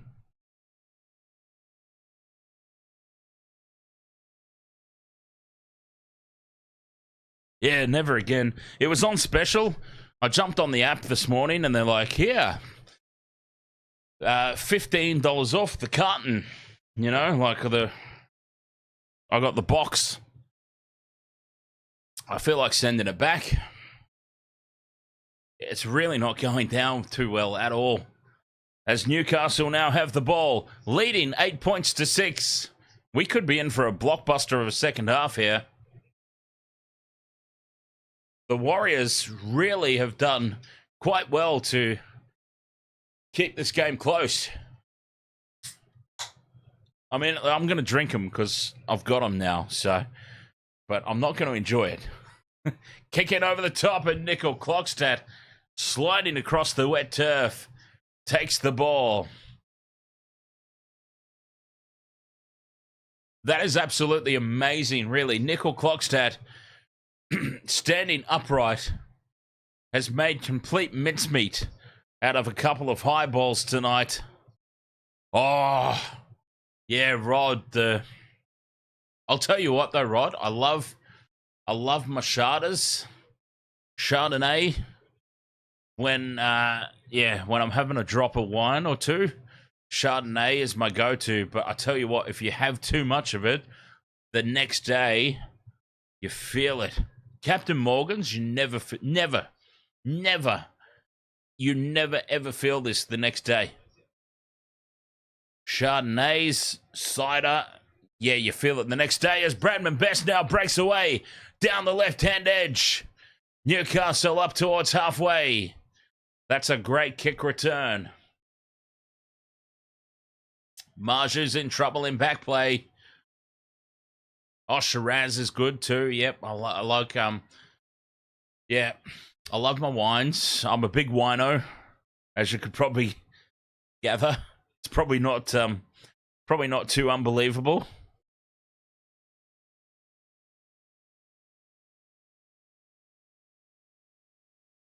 Penalty here to the Knights. Do they take the 2? Do they stretch it out to 4 points? No. Tyson Gamble has immediately pointed to the sideline. I would have taken the 2 here. Wet weather, tight game. Take the 2.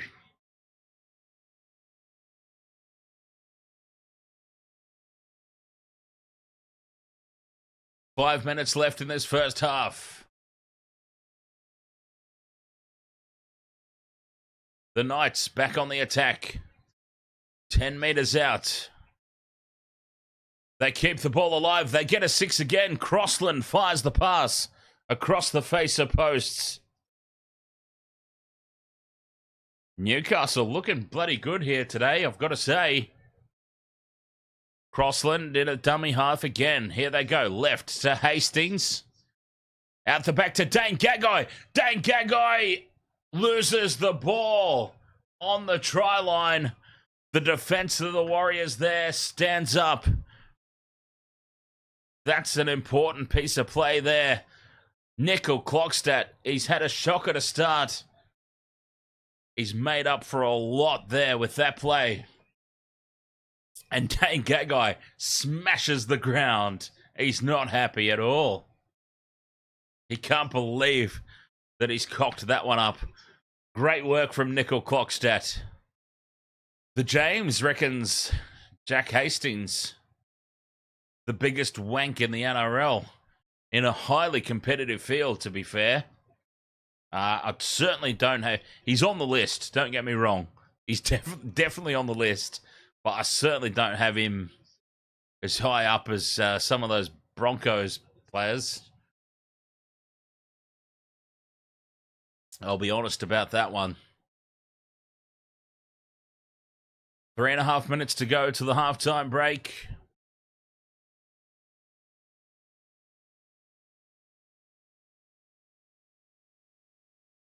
Warriors with the ball. Oh, Walsh is number one by far. Walsh is the top 5 just on his own, to be perfectly honest.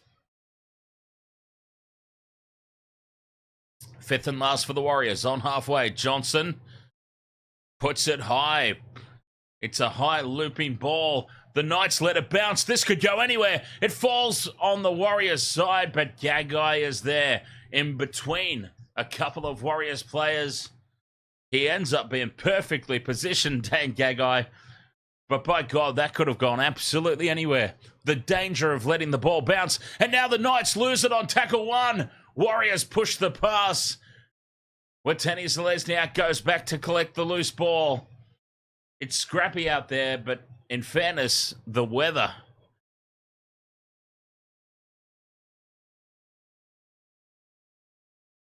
The weather is insane. Mistakes all over. But it is the Warriors back on the attack. And can you believe, with 2 minutes to go until the halftime break, Vanua Blake has taken tackle 2 right in front of the post. Tuivasa Sheck draws in 4 defenders, 5, 6 of them. Jeez. The Knights just clung themselves to Tuivasa Sheck there like a bunch of ants on a crumb. Tackle 4 now in midfield. Walker gets up to play it. Egan, crash ball to big, bad Bunty Afoa. And that's the 5th and last. They're in front of the post here, the Warriors. 1.5 minutes left to the break. Johnson, crossfield kick. Looking for Watene Zelezniak. Watene Zelezniak has just flown above everybody. Grabs it. Plants it down. And this could be the first tick of the multi. It's gone up as no try. It's been sent up as no try. Watene Zelezniak can't believe that this has been sent up as no try.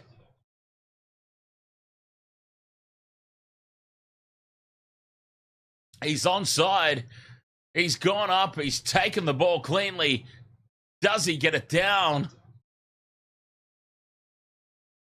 We need a better camera angle than this, for Christ's sake. They've got a wide... Here we go. We've zoomed in a little bit. Watene Zelezniak has it, loses it. Okay, well, what was he getting upset about then? Watene Zelezniak was telling us porky pies because he has got no control over that whatsoever. The son of a bitch. I thought we had a tick off the multi.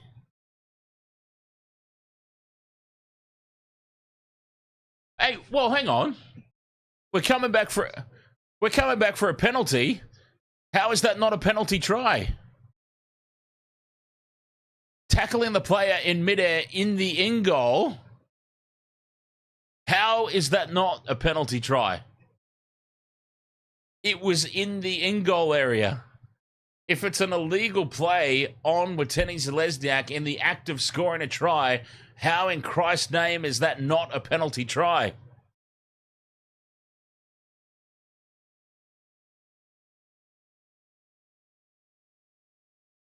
What the hell has just happened? Well, anyway, the Warriors still have the ball.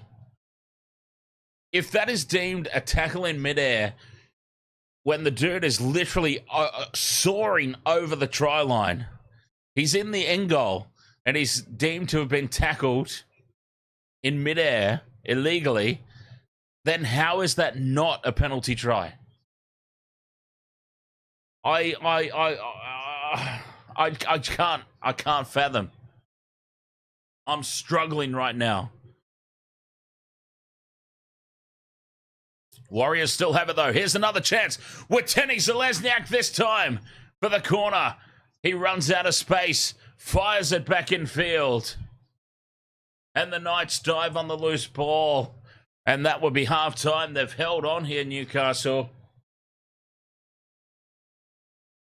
Boy, is that going to be a talking point. And Hastings applauds. Yes, we got away with that. How about I smack you right and square in the face, Hastings? How would you like that, mate? Huh? Right in the kisser. Clapping. What are you clapping for? You're clapping because the referee got it horribly wrong? Anyway, I digress. Wow. Okay, so Witeni Zalesniak has gone flying over the top of Marju. Witeni Zalesniak has caught the ball in the air in the end goal. Marju has taken his legs out. They have deemed penalty to the Warriors. It's happened in the end goal. How is that not a penalty try at that point? I am just perplexed by that. The James says, did you not see the commentary team didn't say a word about it? I can't hear the commentators ever, the James. I never hear the commentators. I've got the game on. I've got the sound. I've got the sound to a point where I can just hear crowd noises. But I can't hear anything the commentators say unless I'm not talking.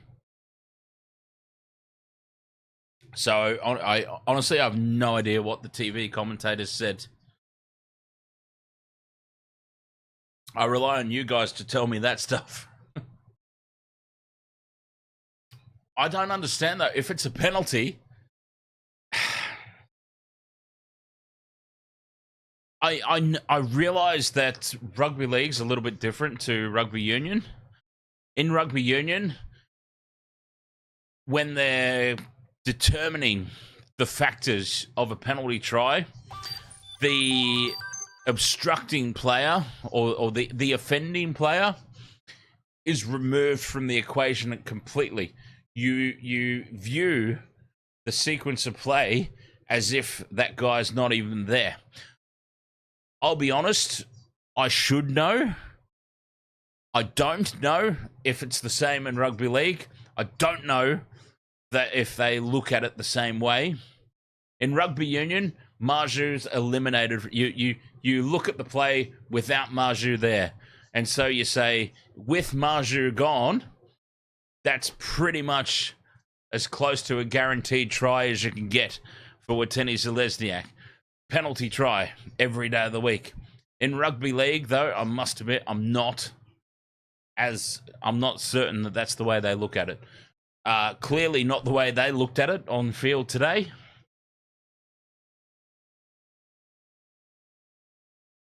In rugby union, you eliminate the player. The offending player is removed from the equation completely. In rugby league, it might not be. So I can't comment on that side of it. Should it have been a sin binning at least? Absolutely. It was either, in my opinion, based on everything I've just said, it's either a penalty to the Warriors and a sin bin to Marju, or it's a penalty try and no sin bin for Marju. That would be my understanding of it. DJ Shack says, I'll state the subtle difference. League doesn't do that. Union will look at cover, and in this case, we have a blatant act of foul play that would absolutely award a penalty try based on that, which I think is basically what I was saying as well, DJ Shack. So I think we're on board there. And yeah, I believe because there's been a couple of occasions I've been watching rugby league games. I'm a rugby union boy, as I've stated many, many times. And there's been a few times I've watched rugby league and I've just been shaking my head at the lack of penalty tries in league. It happened in State of Origin once. I remember a State of Origin game when Cameron Munster blatantly took out Josh Adokar about 10 metres out from the try line.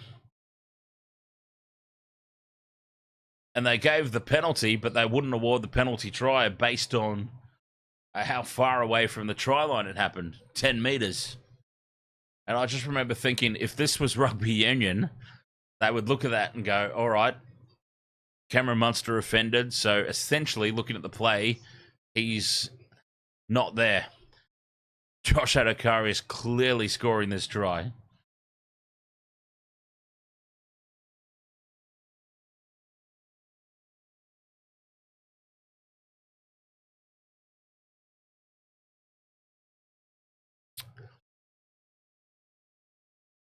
Wow, 8 points to 6 here, though, in the wet weather. Newcastle.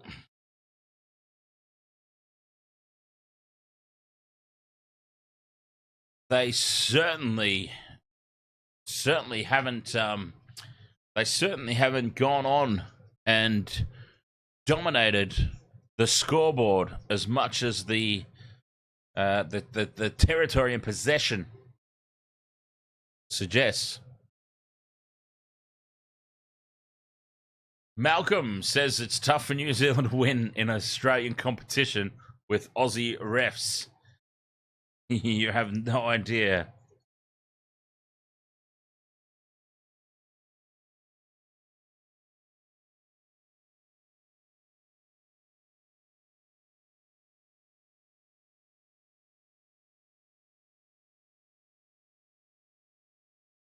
Ugh.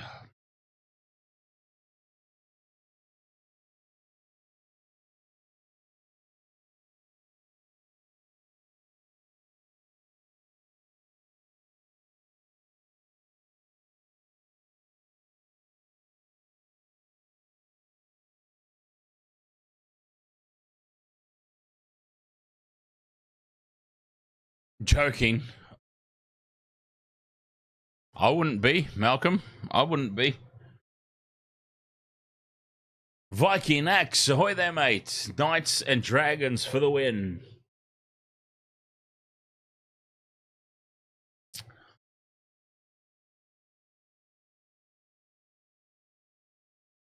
Yeah, the Warriors were definitely hard done by there.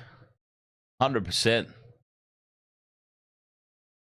Yeah, I, as they say, I don't even have a dog in the fight, so to speak. In terms of this match, don't have a dog in the fight, but that was horrendous. Mel says Warriors do get hard done by. It happens a lot of the time. Jose Estrada, ahoy, mate. How you doing? Nice to see you again.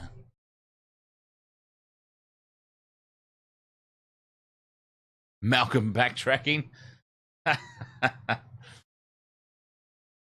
It took me too long to answer.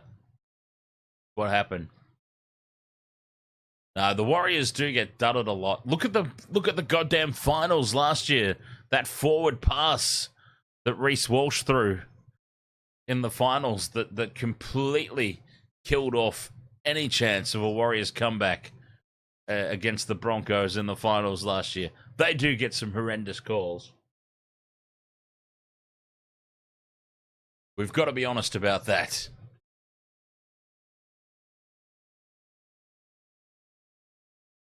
Bloody oath, I tipped Manly, Viking Axe. Bloody oath, I did. I'm still top of the table, though, so it's all good.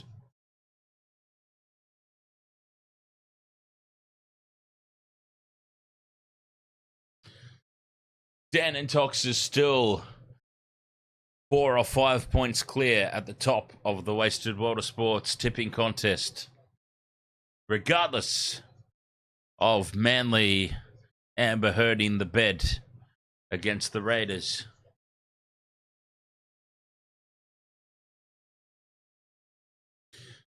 Here's a question for you, Viking Axe. I honestly thought the Raiders were no chance without Jamal Fogarty, but honestly, how bloody good was KO Weeks? I mean, honestly, how good was KO Weeks?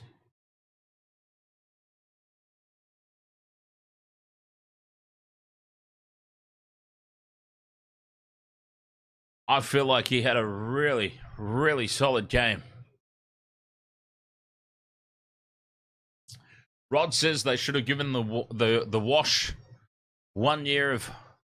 I think he means the Wars. The Wars 1 year of home games after lockdowns.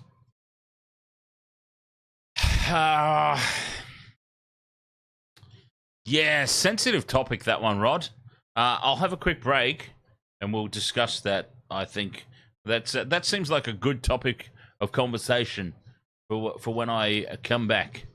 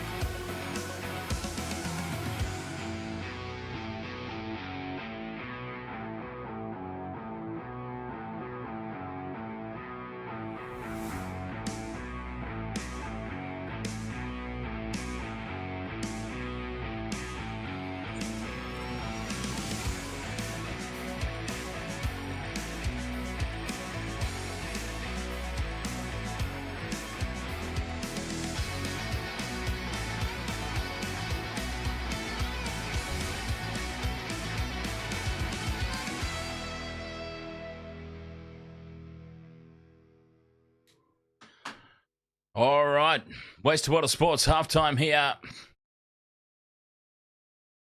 8 points to 6. The Knights getting the job done at the moment at home in wet conditions.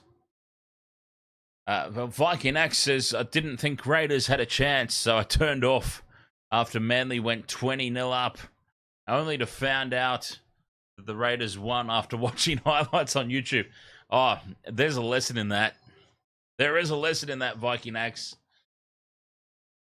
To never give up on your team when there's plenty of time go. Like Manly were up 20-0, but there was still over a half of footy left. So, yeah, it certainly was a bit too early to be giving up on your team.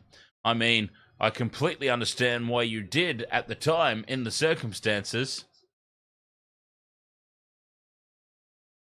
But, yeah, a little bit of a lesson there. To never give up. Actually, the old Panthers got a great story about... Whoa! The old Panthers got a great story about a time that he decided to leave one of the Penrith games early because they were getting smashed. And he got home. And now you've got to remember, like, for the old Panther, when he was young... This was way before internet and live updates and all that sort of stuff. So he's left the stadium, buggered off home, and he's got home and how good was that game? Like, good? What are you talking about? We got smashed. No, they came back and won. And apparently, he being the old Panther, has never left a game early since. He made that mistake once and never again. Second half underway. That felt like a very, very short half-time break. Is it just me? Honestly, is it just me? Or was that a really short half-time break? There seems to be an inconsistency in how long the teams are off for breaks. That felt like a really, really short one. Zach's TV, ahoy there. And sometimes I'm just bollocksing on going, can the teams please get their asses out there for the second half? Because I'm out of things to say. But this one was like, I barely had time to go have a break. I've come back, they're on the field, and the Warriors have it. 10 out from their own line. Montoya takes the tackle. There's only 2 points in it.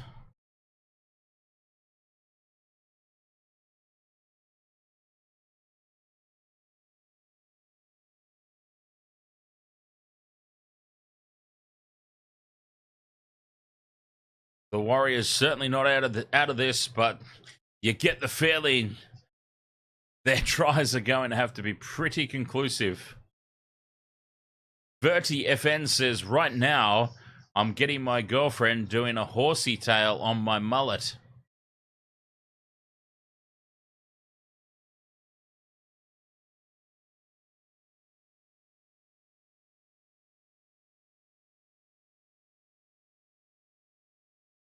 Right now, I'm getting my girlfriend doing a horsey tail on my mullet.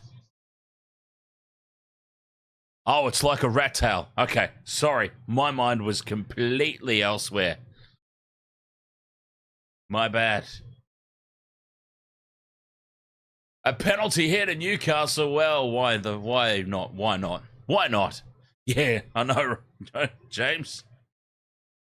Why not have a penalty for Newcastle? You know what? I need to change these shirts. These shirts need to be updated to penalty Newcastle for the Sunday afternoon games.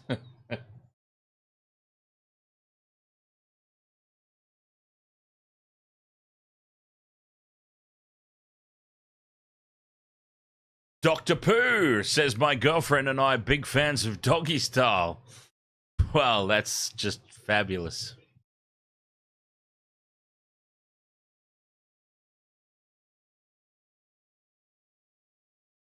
I'm very happy for both of you.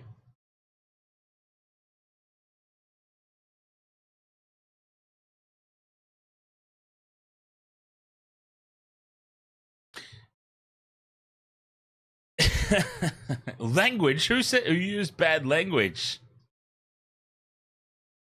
Nobody used bad language. Roseanne George, ahoy there. Knights on the attack. 10 out from the line. Crossland to Hastings. Holds the pass up. Lucas bobbles it, holds on to it well. Tackle 3 here. The Knights. Crossland almost goes on his own. Tyson Gamble slots into dummy half. Hastings in midfield. Back to Hastings again on the wraparound. Nowhere to go, though.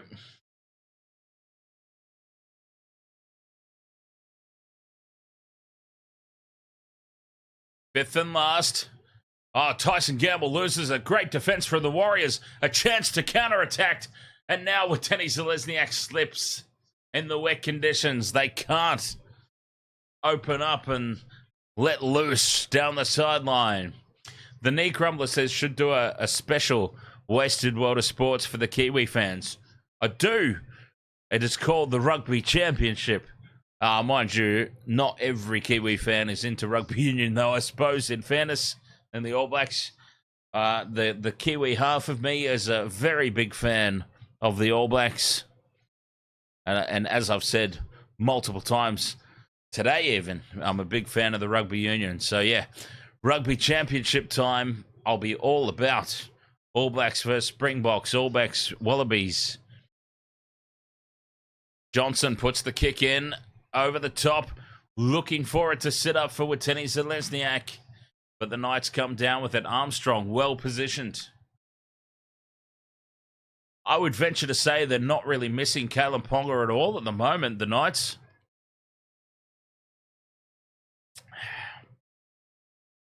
Oh, good question. See, DJ Shaq, my problem at the moment is that because I am so detached from Super Rugby, I'm just so completely detached from Super Rugby, I honestly have no idea. I'm assuming that Richie Mo'unga's unavailable. I don't know if he's retired from international rugby or if he's just like left New Zealand for Super Rugby purposes. But I'm gathering that Richie Mo'unga's gone from international duty as well. Bowden Barrett's gone as well, isn't he? I mean, I'm a little bit, honestly, goddamn nervous about the fact that Damien McKenzie is even an option, let alone the main option in the halves. I'm not going to lie about that, because the last time that I recall Damien McKenzie starting in the halves, it was an absolute nightmare until Richie came on and McKenzie slotted back to fullback. I mean, I hate to say it, but I'm starting to feel like if there was ever a chance for a Wallabies Bledisloe ambush, I mean, I really, really, truly hate to even think about it, but if there's ever a chance for a Wallabies ambush, Damien McKenzie, I find to be very easily rattled and put off his game. I'm very concerned about the thought of him running the show.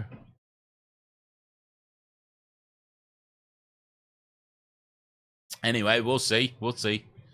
See how it goes. Newcastle on the back of another penalty. How many penalties is that for Newcastle? I swear. I think the penalty count at the moment is... Oh, absolutely the knee crumbler. The Bledisloe Cup is more important than the World Cup. I 100% agree. It took so bloody long to win that goddamn thing back, didn't it? So...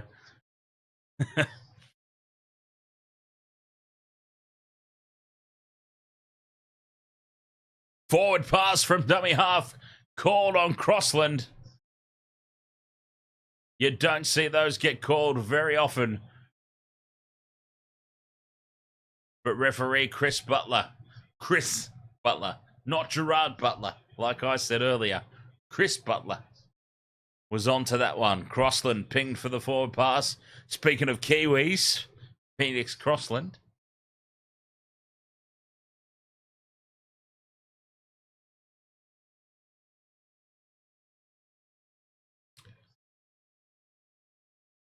It's just going to be so bad, like... It's just going to be so weird. I shouldn't say bad. It's going to be so weird doing commentary and not calling out the name Aaron Smith. Aaron Smith.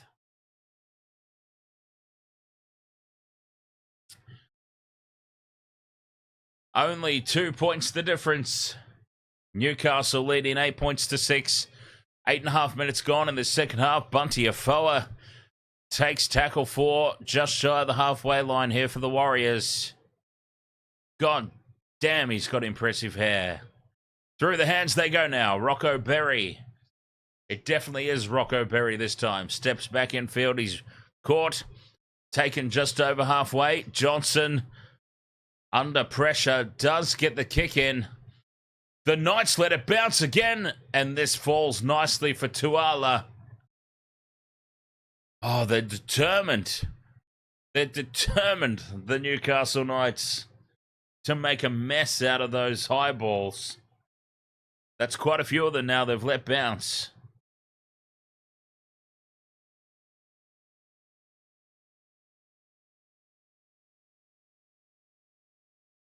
DJ Shaq says, I'm going to go out on a limb and say you have no idea who Cortez Ratama is, but he's in the mix too. Sounds like he's in the mix for Argentina, which is extremely judgmental, I know, but just the name Cortez sounds very South American.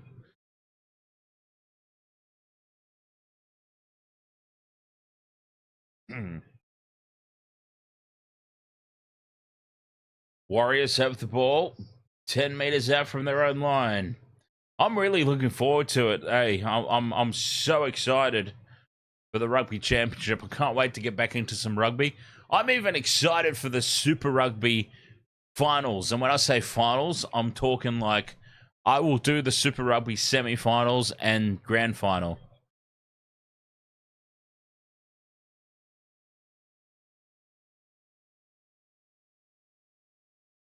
Oh, no, I do believe you, DJ Shaq, but I'm just...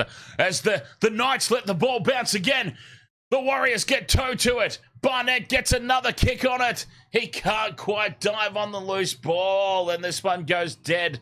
Oh, they were so close there, the Warriors, out of nowhere.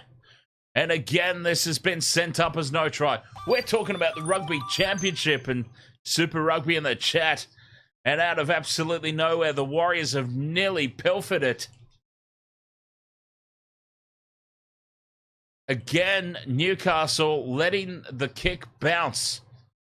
Letting the kick bounce is just a recipe for disaster, as they've once again nearly found out. Rod with the 499 Filipino peso super chat. Thank you, mate. Cheers.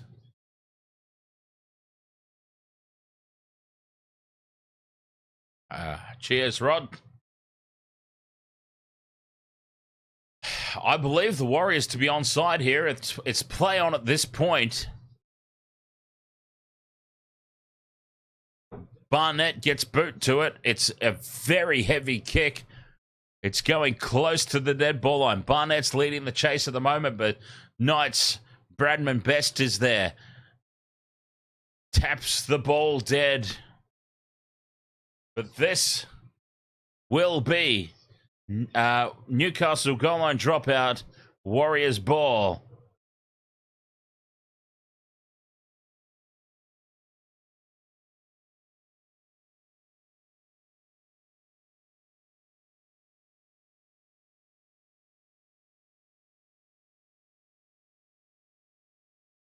The dropout falls for Barnett. Dr. Pooh says, who is going to coach the Bunnies? Wayne Bennett next year. Guaranteed. It's signed, sealed, and delivered. It's a done deal. Trust me. Trust me.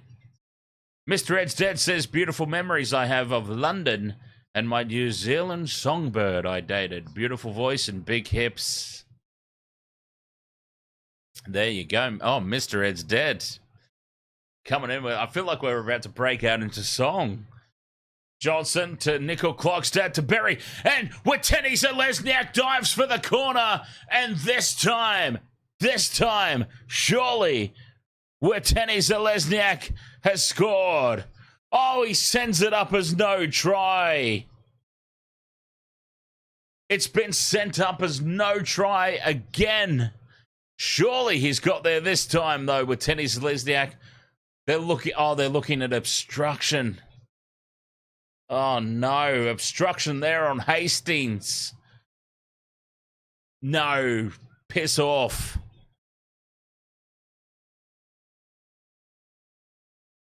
Hastings has made a defensive decision there. Hastings has made a clear defensive decision. Oh, this is going to be an obstruction penalty, but that's bollocks. That is utter bollocks. Hastings has clearly made a defensive decision there. And that is a load of bollocks right there. Penalty to Newcastle. Again, the Warriors get a try denied. Oh, you know what? I've never really thought about it before, but I'm starting to get on board here with James. Hastings, the Canberra milking little bugger.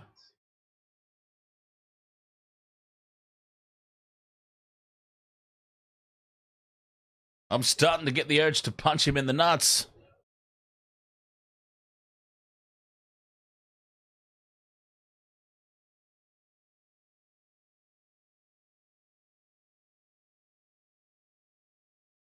Newcastle survive again.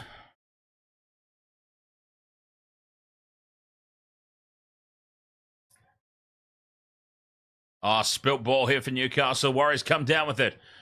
It almost opens up.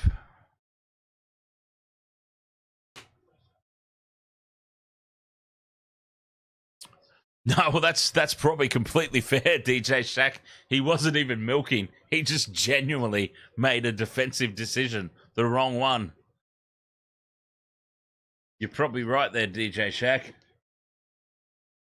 Warriors have the ball back, though, in great position. Johnson, inside pass there for Barnett. And a penalty to the Warriors. Right out in front, they can equalise here. Take the two. Take the two. Kathleen Panao, ahoy there. I can't believe New Zealand Warriors. Goodness. And they are taking the two. Oh, this is an absolute gift. Right out in front. A gift here for the Warriors.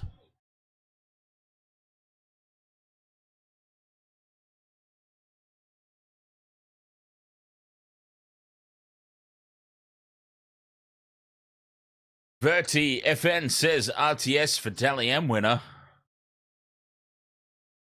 Calm down, Verti. Let's not get carried away. I don't think RTS... I mean, look, God bless Roger Tuivasa-Sheck, but he is going to be nowhere near the Dally M this year. Sean Johnson from right out in front to lock this game up with 26 minutes to go. Puts it down the middle. We are all square as the rain, which went away for a little while. It is absolutely hammering down now. With 26 minutes left, 8 points all, this is basically a complete reset on this match.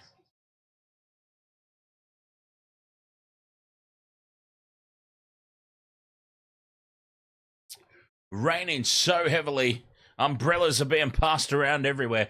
People are on umbrella time. Whoops. People are on umbrella timeshares in the crowd. Warriors take the kickoff. Risky pass across the face of post. As the rain's intense. Now, I always say, people, you know what I'm saying here, when rain on the TV, right? You can't normally see it. You will be at a game and you know that at the game it's absolutely pissing down rain. But you watch the replay on TV, you're like, where's the rain? When you're watching it on TV and you can see the rain clearly, I mean, just imagine how much it is bucketing down right now out there. The fact that we can see the rain so clearly on the TV. It is hammering down out there. And so that was an extremely risky pass right across the face of post. Now, my problem with the Dally M Award is that, honestly, it usually goes to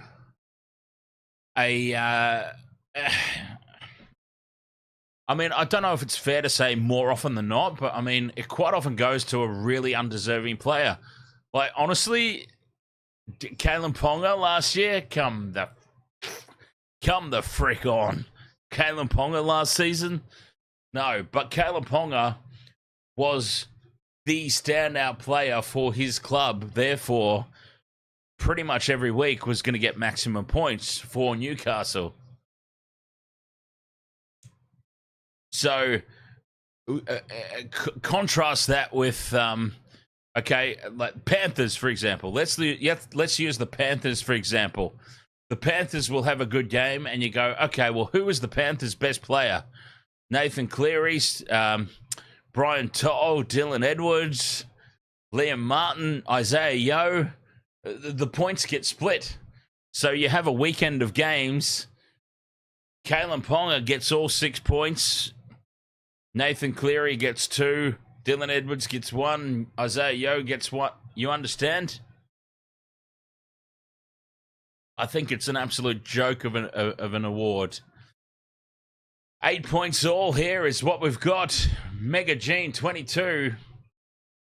8 points all, 23 minutes left. And the Warriors on the 5th and last. Johnson puts it high. They're going to let it bounce again, the Knights, are they? No, taken on halfway. A curling, high, loopy ball. And Tyson Gamble catches it on halfway. Great field position here for Newcastle.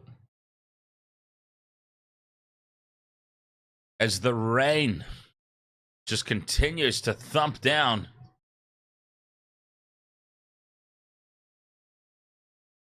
DJ Shaq, Jareem Buller, not winning Rookie of the Year, will do me.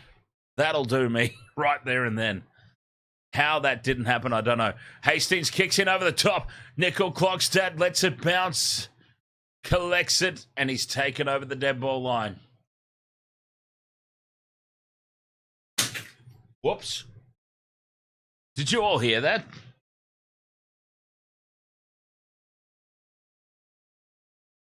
A great chase there from Armstrong. Forcing the line drop out here for the Warriors.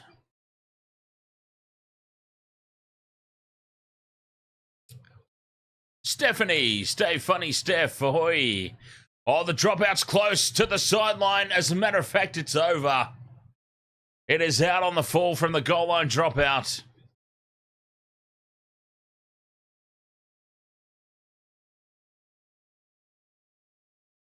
Here come the Knights again. 10 out from the line. In midfield. Here they go. Brodie Jones. Crossland out to the right they go. Hastings runs to the line. Links up with Gagai. Tackle 2. Still 10 metres out here, the Knights. Hastings again. To Jones again. Tackle 3. 10 out. In midfield here, the Knights. They go left. Hastings waits. Goes to the line. Crash ball. Leo Thompson's wrapped up. Doesn't go to ground. He keeps his feet. A couple left here for the Knights. Hastings out the back to Gamble. Numbers to the right, but well wrapped up by Tuivasa-Sheck. 5th and last for the Knights. Gagai, Grubber kicks in, and well taken. Tamare Martin. What was he even doing out there, Tamare Martin? Were they protecting him on defense, maybe? Well, either way, Tamare Martin's out there, and he saves the day for the Warriors. Oh, God. Whew, could the Heart cope with another golden point for the Warriors? Seriously. We honestly don't want to go through it, do we? 5th and last for the Warriors. They're going to run it. This is risky stuff. Berry to Watene Zelezniak. Watene Zelezniak steps out of the field of play. That's really poor from the Warriors.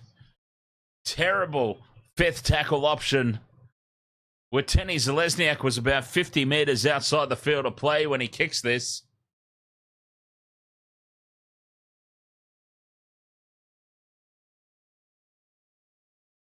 And a golden opportunity now for the Knights. 19 and a half to go. They will have a full set of 6 now in the Warriors half. Hey, Steph, here's a question for you. Do you honestly reckon that maybe Parramatta should part ways with Brad Arthur now in the hopes of signing Wayne Bennett for next season? Serious question. Hastings, out the back it goes to Bradman Best. Best is caught on tackle 3. 15 out here the Knights. Quick play the ball. Pierce Paul. No, it's Saifidi. Oh, God damn it. I always get them confused. Fifth and last, Newcastle stay on the short side. They're up quickly, the Warriors. Marju puts the kick into the end goal. Barnett collects it. They're up on him, though, and it's a goal line dropout. It's a result for Newcastle. 8 points all, but the Knights are on top at the moment.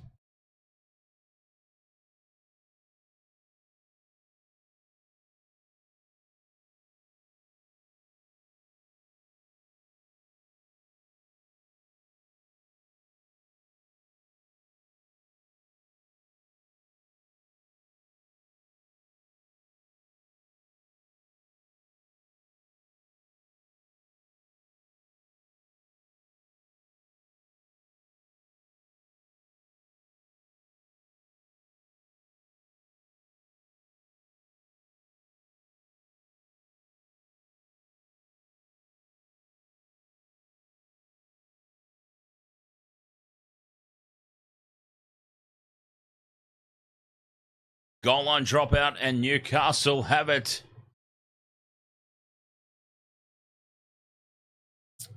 The old Panther says Dimitri is available to coach. Yeah, don't know that they necessarily want him, though.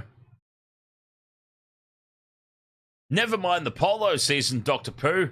I'm more concerned about the curling season as Saifidi on the crash ball. Daniel Saifidi on the crash ball beats the defense. Oh, a really weak attempt to tackle there from Barnett. And Tamare Martin. Saifidi has lined them up and gone straight through.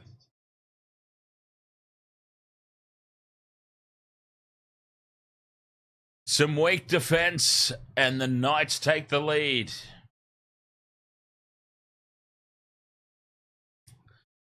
I do legitimately love the curling, Dr. Pooh. I'm not even joking about that. Curling is a really, really underrated sport. I love it. Saifidi with the try. And the Knights reclaim the lead.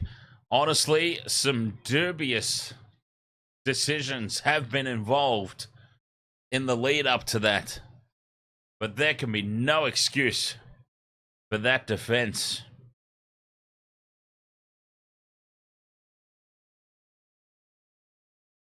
I am still bewildered at the fact that Dane Gagai is doing the goal kicking. I really, really am. Dane Gagai. I did not realize he was a goal kicker.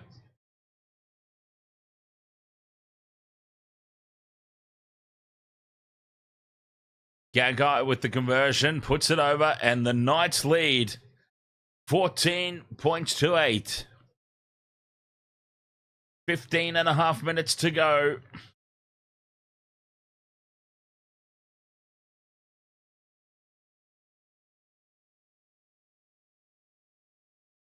Leo Francis Royka. Ahoy there, mates. Dr. Pooh says, I played lawn bowls once. I will never call it gay anymore. So hard. And awesome as well. I love lawn bowls too. The old Panther plays some lawn bowls as well. Well, yeah, lawn bowls. Indoor bowls, though, isn't it, old Panther? Or is it the outdoor stuff? See, I'm not sure anymore. Indoor, yeah, there you go. Indoor bowls. Yeah, I bloody love lawn bowls. I love some random sports, though. Here on the Wasted Water Sports, if I had more time in the day, I would do so much coverage of just really obscure stuff. Ollie is the best. Ahoy there, mate. How are you today, sir? Party at your place today? Or no?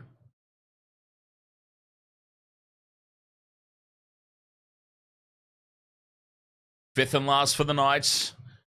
On halfway, they put it high into the corner, leading by 6.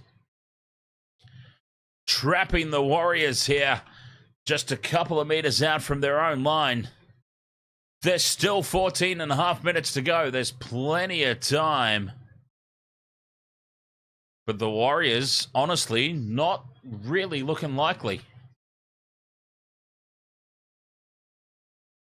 Chantel Cheney says up the Waz. Warriors trailing by 6 at the moment. Oh, it's your friend Lee's birthday. Happy birthday, Lee. If you're there. And ahoy. Ahoy, Lee, and happy birthday. Fifth and last Warriors.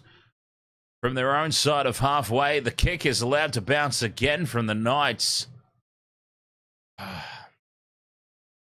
Marju collects it. They get a good bounce.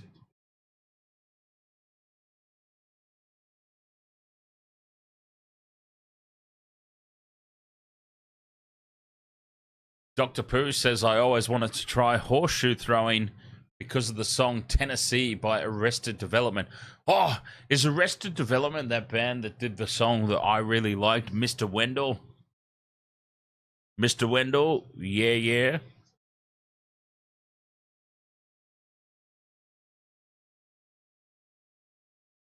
Fifth and last now for Newcastle, up over halfway. Good field position here. It goes to Hastings. Hastings puts it high. Warriors take it to the back. Nickel Clockstad looks up. There's a wall of Newcastle defence to greet him.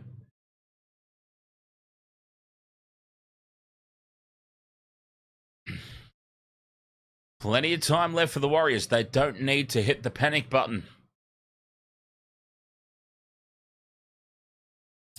Nathan Kongu says, does anyone else think the Dragons can get a win over the Sharks? Can? Absolutely. Will they? Probably not.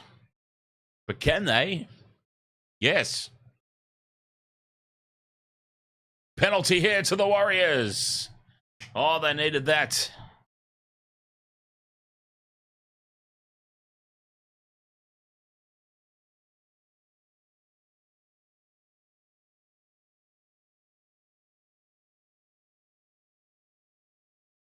"12 minutes left in this game. That is a crucial penalty here for the Warriors. Trailing by 6 here in the wet. The kick to touch sees the Warriors 40 out from Newcastle's line on the attack now. Bunty Afoa takes the hit up for tackle 1. Cutout Harris goes to Fanua Blake. Fanua Blake dragging 2 defenders with him. 20 metres out, the Warriors. Harris, this time, flat pass. Bunty Afoa taken down on tackle 3. Harris again in at first receiver. Into the line goes Sean Johnson. Almost ghosts his way through.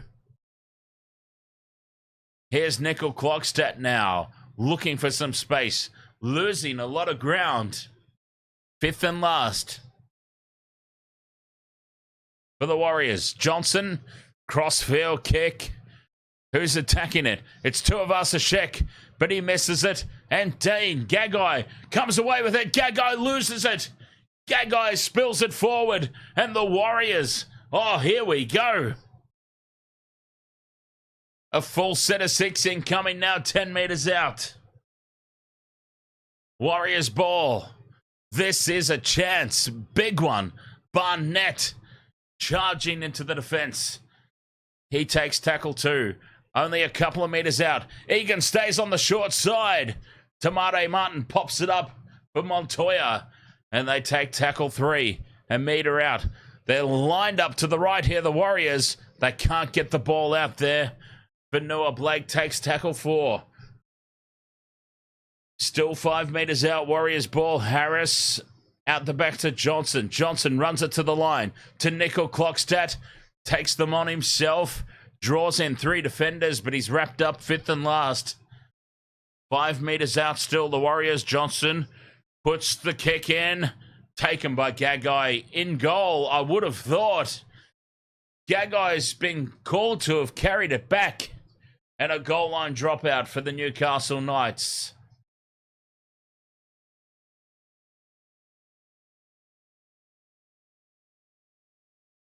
It was close.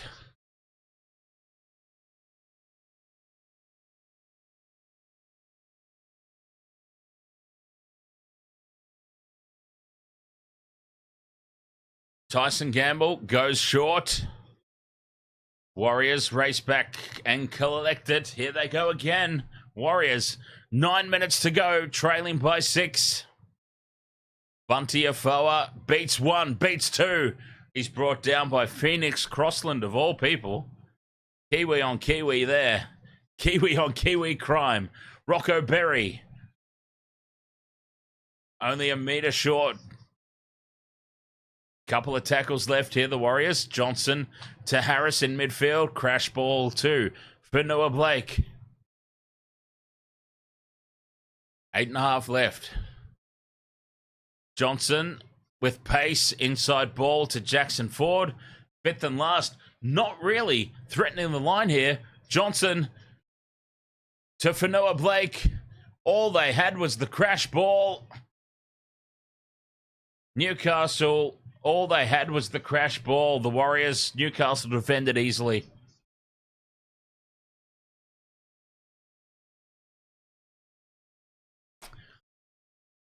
No variety at all on attack there, the Warriors. 8 minutes to go. Phoenix Crossland is hurt in back play. Keep an eye on that. Phoenix Crossland.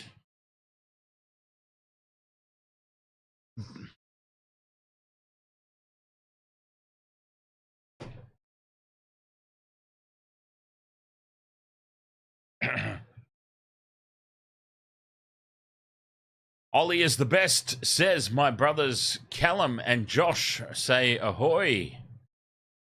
Big family, Ollie, or? Ollie, Callum and Josh. As the Knights get the kick away. 7.5 minutes remaining.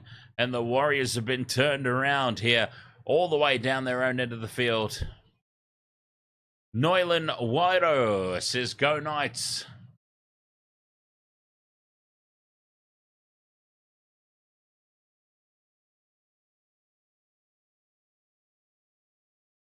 Warriors ball.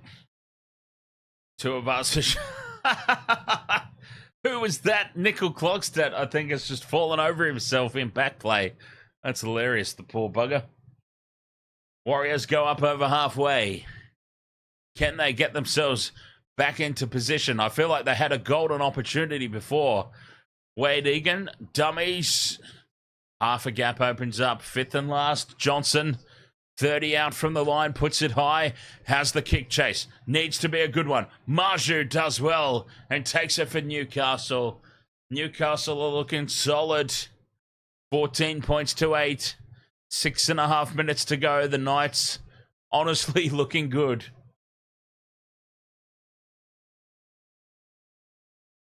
Don't forget, coming up right after this, the stream, it won't be ending. We'll be sticking with it. We'll be rolling straight into the Sharks versus the Dragons.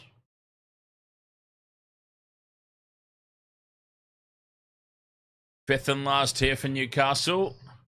They get up to their own 40-metre line. Gamble puts the kick straight down the throat. And the Warriors have got a long way to go upfield. The pass out to Wateni Zalesniak. Cuts back in field because there's nowhere to go. Well defended by Newcastle.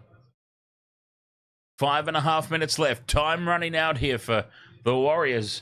Another loss. A penalty to the Warriors. Oh, by Christ, they needed that. Oh, they needed that. That's massive. A high tackle. Oh, they needed that so badly, the Warriors.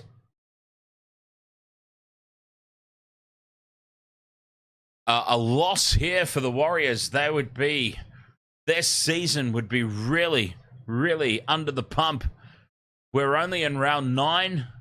There's 27 rounds, but they would really be under the pump here if they were to go down again in another game that they would have expected to win, to be honest. They get a chance to go back on the attack, though. Trailing by 6. The best they can hope for at the moment, though, in my opinion, is to send it to Golden Point. Really not ideal either way. 4 minutes 40 left. Barnett takes tackle 3. 15 out from the line. Good run here from the Warriors. They go 5 meters out. A couple of tackles left. Walker, dummies, runs on his own. 5th and last. Here we go. Warriors. 5th and last, just to the right of the post. 5 out. They stay on the right-hand side. Johnson pops it out the back to Nickel. Clockstat. The Knights defence, though. The Newcastle Knights defence. Bradman, Best, Jackson, Hastings, Jaden Brayley was there. Dane Gagai was there. Greg Marju was there.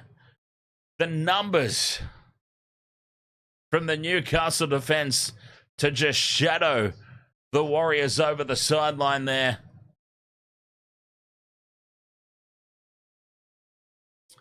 What a great defensive effort there, Newcastle. They are not surrendering this. This is their day, and they are taking it with both hands, with arms wide open, as Creed would say.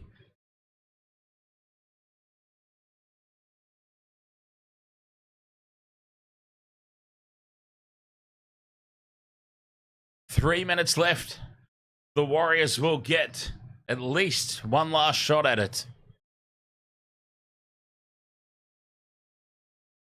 You would think. Tackle 4 now for the Knights.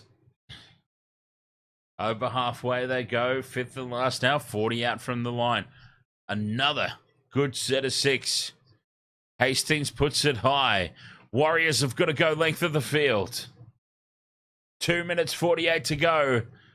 Full set of 6 incoming for the Knights, but they do have to go pretty much length of the field here.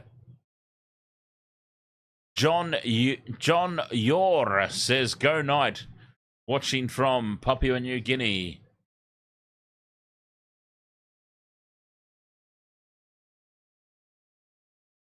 And the Warriors have lost the ball on tackle 2. They have to captain's challenge. Captain's challenge right now is a necessity. But the Warriors have lost the ball on tackle 2. Tackle goddamn 2. And Marcelo Montoya has lost the ball cold. And this is going to be an unsuccessful challenge.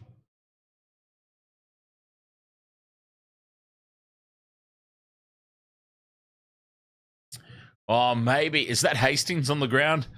There might be a cheeky little hand in there. There might be a cheeky little hand. Yes, challenge successful. He made no effort to roll away. Challenge successful. Penalty Warriors. 2 minutes to go. Oh, 6 points the difference. Warriors have it on their own 40-meter line. They need to chance their arm here. Maybe not this early in the tackle count, though.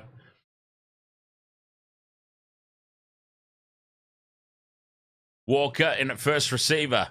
Throws it out the back to Johnson. Tamate Martin onto Tuivasa-Sheck. Tuivasa-Sheck's been very quiet here tonight.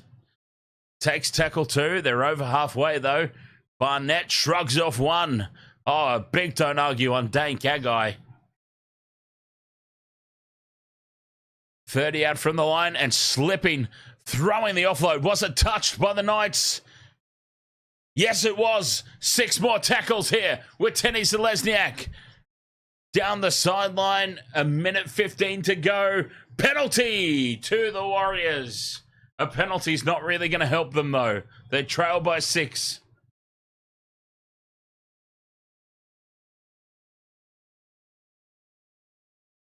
Well, a captain's challenge for Newcastle, but why? I don't understand. It was a set restart anyway. It was a set restart regardless for the Warriors. It's just a matter of if it's a penalty or they play really, they literally just got a set restart, the Warriors. So the captain's challenge here for Newcastle is either Warriors get the ball back off a penalty or Warriors get the ball back off play on. Unsuccessful challenge. Stupid, really. Pointless by Newcastle here.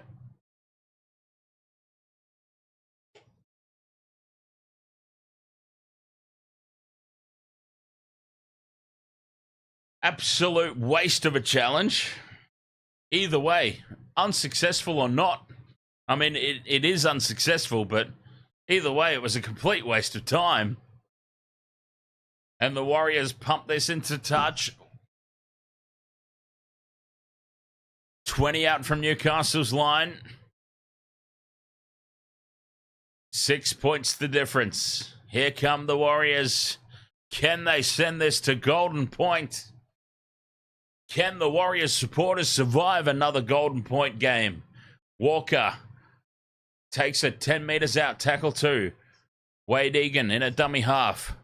Where does he want to go? They go right. Johnson to Fanua Blake. Fanua Blake's chopped down. 2 metres out. Quick play the ball. Egan to Johnson. Johnson dummies. Goes on his own. Almost spills the ball. 26 seconds left. Tackle 4. This will be their last 2 tackles. Harris. Out the back it goes to Nickel Clockstadt. Wrapped up. Terrible decision, that one. 5th and last. This is their last play. Crossfield kick from Johnson is a shocker. And it's tapped dead. And that will be the ball game. Newcastle win. Newcastle win. The Warriors, what can you say? Wrong options. Wrong options out the wazoo in that last set of 6. Yes, so easy for me to stand here watching on the TV and say it compared to actually being out there in the moment, but the wrong options.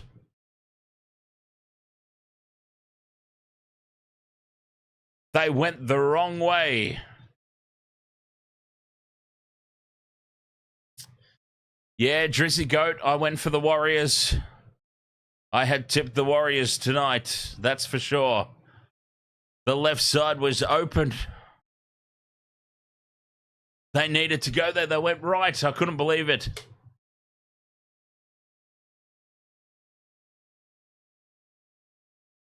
Quentin Paul says close win, Knights. Oh, where to for the Warriors now? They have lost in the first 9 rounds. They have lost so many games that they should have won. Or they would have, not should have won, but they would have expected to win.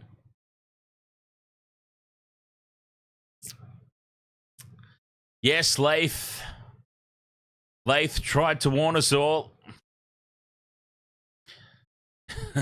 Lath tried to tell us all.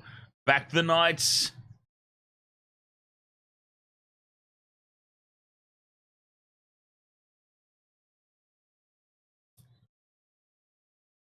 Dr. Pooh says the only time you tip the Warriors is when they were on a boat in the middle of the ocean. Oh. They had such a good year last year, though, Dr. Pooh. We thought that they were over this. Because it used to be pretty much common knowledge that you could never back the Warriors because you never knew what you were going to get. It was like the Forrest Gump box of chocolates thing, yes? Life is like a bunch of chocolates. You never know what you're going to get. A bunch of chocolate, box of chocolates. The Warriors, week in, week out. You never know what you're going to get. But last year, they played so well. We thought that the Warriors had turned the corner, but apparently no. Apparently the Warriors are back to where they have traditionally been, and that is completely untippable because you just never know what Warriors side you're going to get. Credit where credit's due, though. Newcastle, once again in the wet weather, playing a near-perfect wet weather game. We've seen it before, so it shouldn't come as a surprise. Newcastle at home are a completely different beast on these Sunday afternoon games.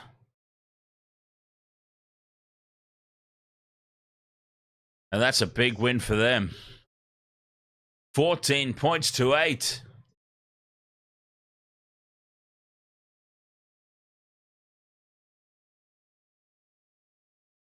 Ivan Storm says, put kiwi fruit instead of Warriors. Oh, where to for the Warriors, though? Really? Where to? Where do they go from here? Because they are down in the doldrums. I mean, they are worse off than some other teams who are really not doing too well at the moment. Like, let's say Broncos. Let's say Para. Souths are doing pretty badly. The James says life is like a box of chocolates. Mandela effect, Dan. What? He never said that. Piss off. No. I mean, it's been a while since I've seen the movie.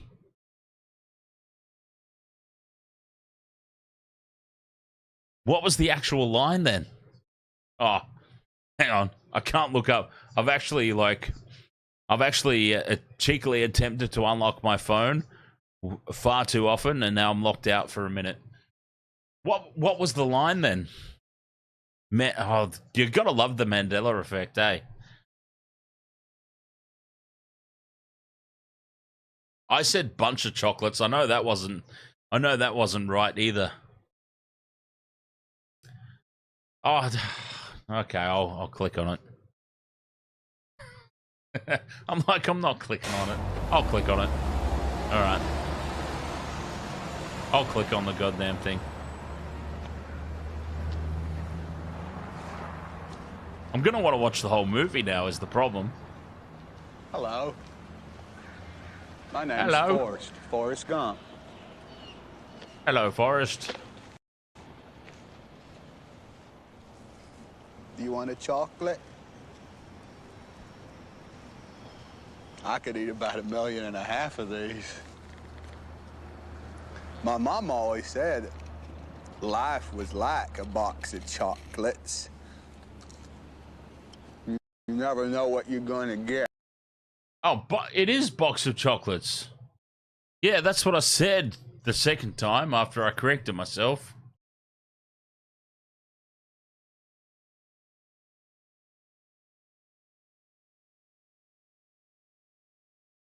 It was is. Oh, I see what you mean. Hang on. Wait a minute. I've got to click on it again now. I see what you're saying, James. I'm sorry. I've got to listen to it again now.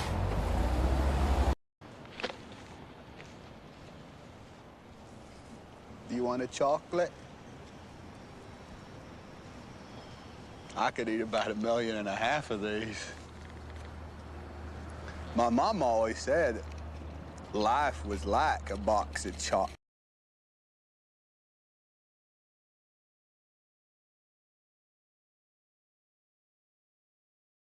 Could go either way, to be honest.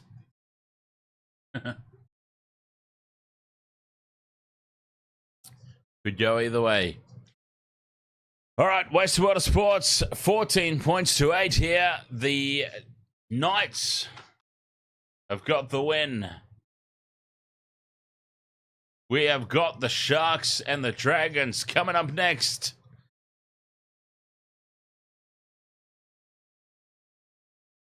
Can't wait for this one. This is going to be cool. All right, I'm going to get set up for this one.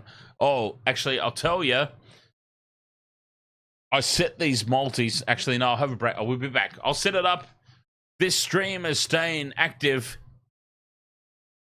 Sharks, Dragons, coming up. Hang on. When is the Sharks, Dragons coming up? 4 o'clock, right?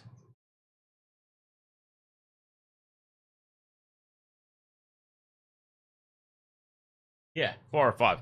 Sweet. Sharks, Dragons coming up. This stream will stay active. It's going to be right here. I'm just going to go set everything up, get ready for it, and I'll be right back.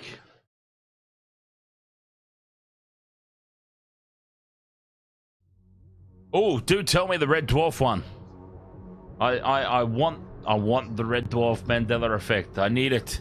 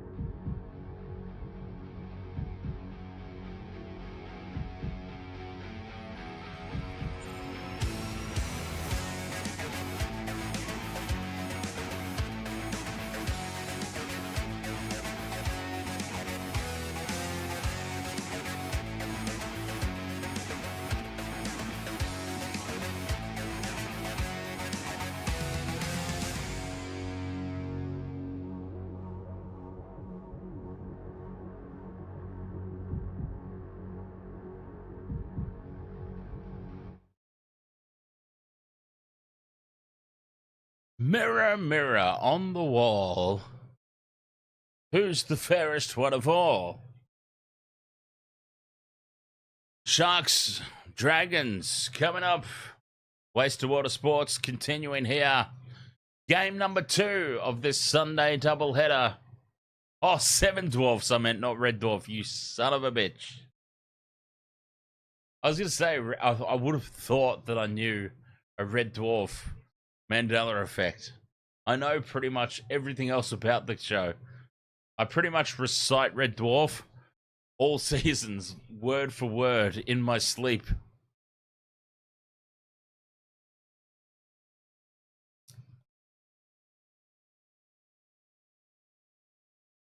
One of my all-time favorite shows, really is. A lot of fun.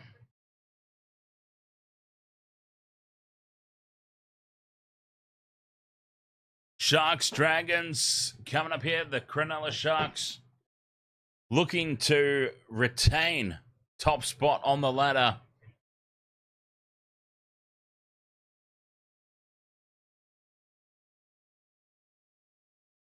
Let's go Ravalawa, Katoa, Mulatalo, Lomax, Kennedy. That's our 3-leg multi.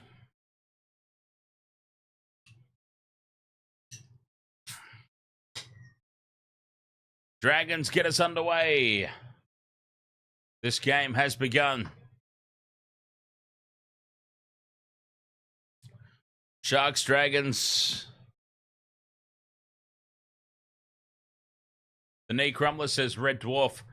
Red Dwarf is awesome, Knee Crumbler. There's no was. Still is. You know, there's a new season coming out as well, which, I'll be honest, as much as I love shows, the shows that I love. But in all honesty, there's a time and where everything has to come to an end. Yes, and yeah, I feel like that we've had the nostalgia reunion already, so I feel like they are stretching it on a little bit too far now with another new season. Just personally, I mean, look, I'll probably watch it, I'll probably love it, but it is what it is.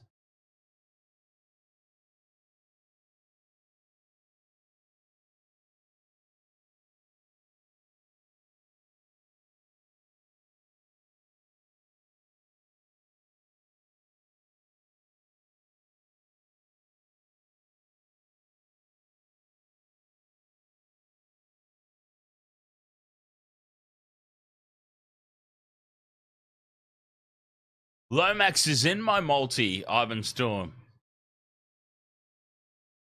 Don't you worry, sir. He's in there.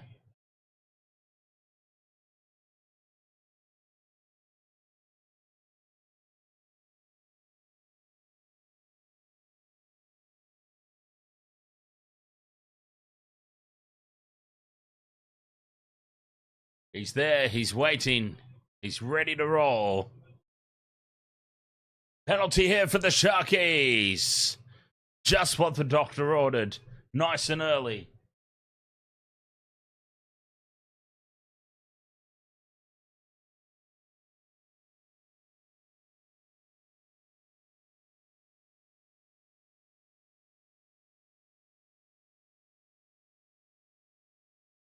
Oh, they've tapped. Up to halfway. Go the Sharks. Good field position here.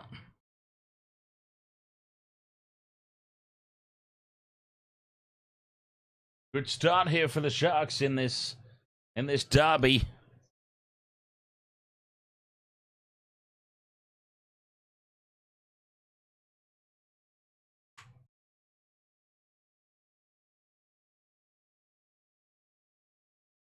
Sharks go down the left-hand side. Yeah, it's all right. I was setting up my my team sheet. Hines, 2. Teague Wilton gets the kick in. Kennedy scoops up the loose ball. Dangerously close to the sideline. And it's a knock-on against the Sharks. Dragons' defense holds firm.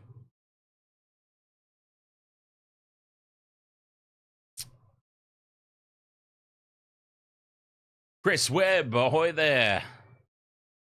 Up the Sharks.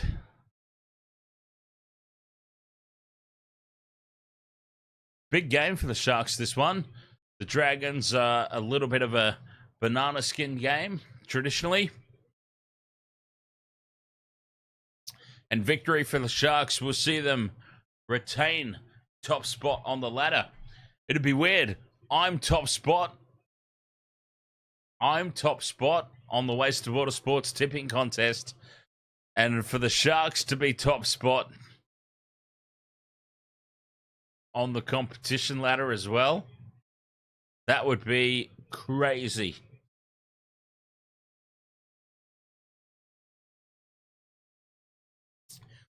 Dr. Pooh says, I thought Lomax was the son of former Raiders and Kiwi prop Johnny Lomax. Yeah, right. Oh, fair enough. Fair enough. I can understand that.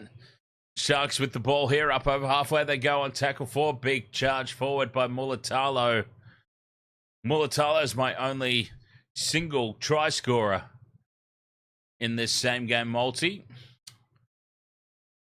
Fifth and last with Hazelton. Hines bobbles the ball. Can't get the kick away. Has to fire it back to Brayley. Brayley does well. The Cuban egg. Ahoy there. And the Dragons have it. 20 out from their own line. The Cuban egg says, I've only got 3 right so far. I've only got 2 wrong so far. Three. Yeah, 3 now. 3 now, I think.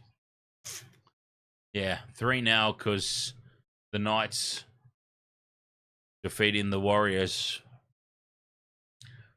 Yeah. Fifth and last now, Dragons. Goes to Flanagan. Flanagan puts it high. The Sharks will let it bounce. And it bounces all the way over the dead ball line. 7 tackle set here for Cronulla. Katoa runs it back, taps and goes. Doesn't matter, I'm still top of the table. I'm top of the table by 4 points. Well, maybe not now. It depends.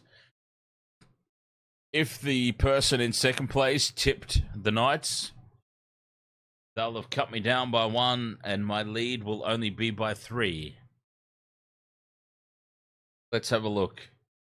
No, my lead is... Whoa. Oh, good Lord, my lead's actually by 5. Okay, I'm 5 points in the lead in the Waste of Water Sports tipping contest. I'm further ahead than I realized. J. Joe is in second place. J. Joe, channel member, in the chat room there on 45. Sharks put it high. The Dragons defuse the bomb once again.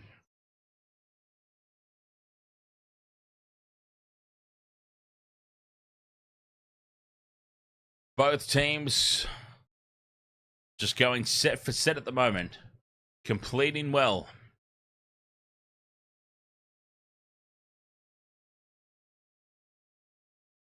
It's all right, James. I was trying to be humble, but then once I was further ahead than I realized, wow, I'm 5 points clear on top of the table. I mean, that's almost a whole round. I can pretty much afford a whole round of taking some gambles.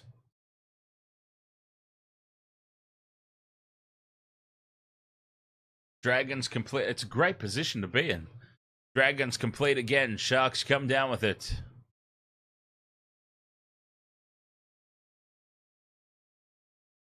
The Cuban Egg asks, does anyone play Roblox? Incredibly random question. I have a Roblox YouTube channel.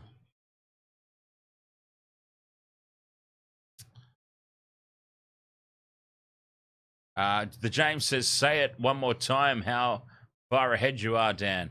5 points. 5 points clear on the Waste of Water Sports tipping contest. Considering after round 1, I was in about 111th. I think 5 points clear on top is pretty goddamn good and boast-worthy. There's not 111 people in the tipping comp, so I don't know how I ended up there, but I did. Dragons with the ball again. Both teams just trading sets at the moment in this first 9 minutes. Completion rate very high. How about I take all the away teams in Magic Round, James? Is that a deal? I'll back all away teams in Magic Round. Deal?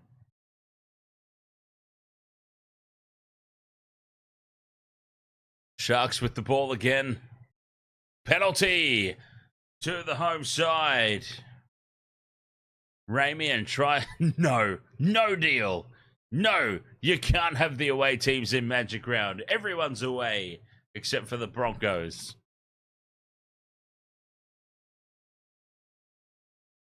Hey, James, what can I tell you? Magic Round itself is not fair.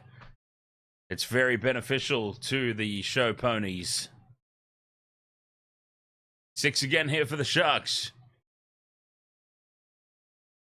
10 minutes gone in this first half. No score either side. Hines. The inside ball to Nikra.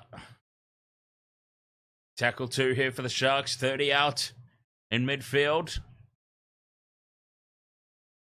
McInnes shuffles it along to Hazelton. Nothing really doing here for the Sharks. Inside ball though to McInnes. It nearly opens up. Atkinson gets it back. Tackle 4. No, because their home ground is in Redcliffe, DJ Shack. So no. Not an argument at all. 5th and last here for the Sharks. Hines runs on his own. He's trapped with the ball. That'll be a handover.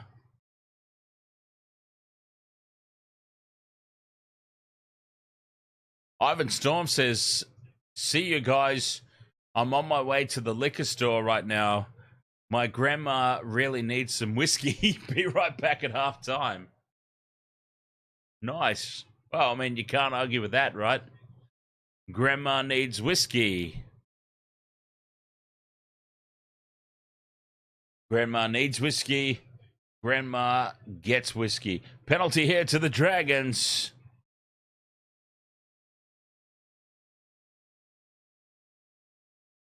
The Sharks guilty of holding down there in the tackle. A little bit of a nothing burger of a game so far, this one. To be honest. 11 minutes gone. Nobody's really fired a shot. Rod says with Dolphins and Dark Magic Round show ponies have too many home games this year. And he's retracted that because I feel like there were some grammatical errors. Aiden edits Ahoy there, but I know exactly what he's trying to say. What he's trying to say is pretty much what I've been saying for the past 3 seasons about the Broncos and home games at Suncorp. Through the hands now. Then the Dragons spill it. And the Sharks come away with the loose ball. Mulatalo was copped high here. That should be a penalty and is.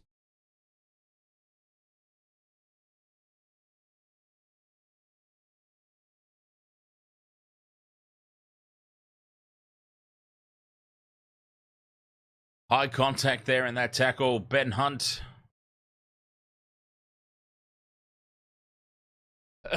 Sharks. Yeah, okay, there we go. Rod says Broncos, too many home games with the extra games per Dolphins and Magic Round 1. Okay. He retracted it and changed it. And to be honest, and God bless you, Rod, but it didn't get a whole lot better.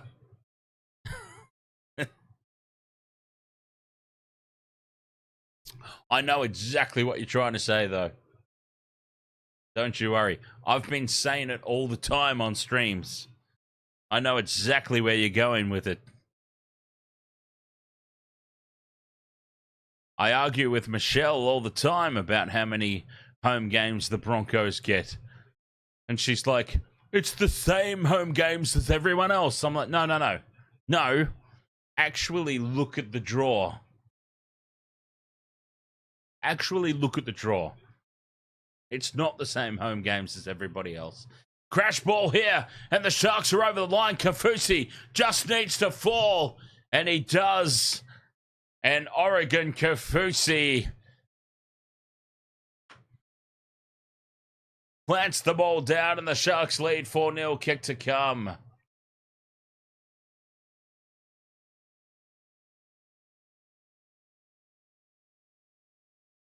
There was nothing doing there. There was nothing on for the Sharks. Kafusi was rather flat-footed as well. Very lazy defense from the Dragons. Kafusi, no right to score that.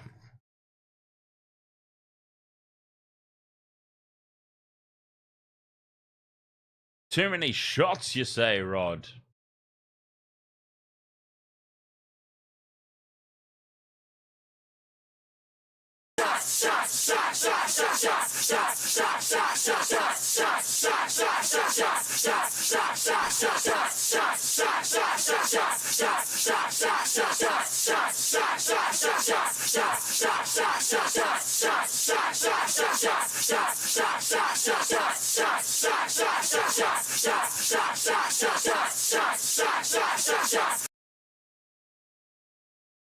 Conversion successful, and the Sharks lead 6 points to 0.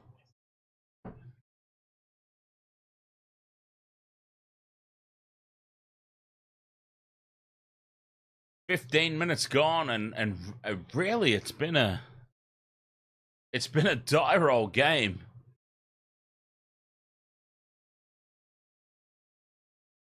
But the Sharks will take it. 6 points to 0.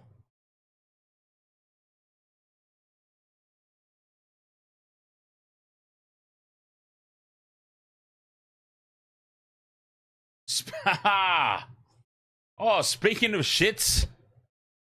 Yeah, we've got the shits today. Cheers, Rod.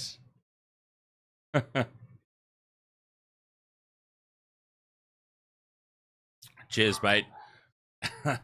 Obviously, I'm making fun of the typos, but God bless you, sir. The James says, I think if some of us in the chat got together, it would be the Hangover 4. James, I'm not going to lie. I think you might be right there, sir.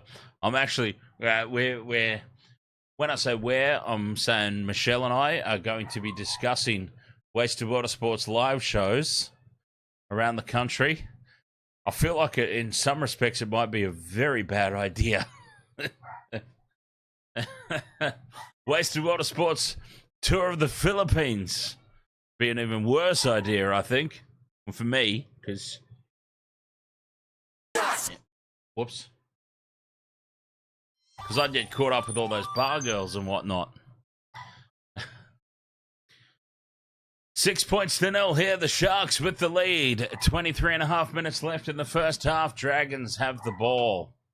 Not a whole lot has gone on in this game. I do apologise. The commentary of this contest has been really low-key. But honestly, not a lot's happened. I called the try when it happened for the Sharks, but really both teams have just been trading set for set for the most part. Here's a chance now for the Dragons. 30 out from the line. They get a set restart. Oh, they spill the ball on tackle 2. And the Sharks come away with it. Will Kennedy. That was dropped from Hame Sele.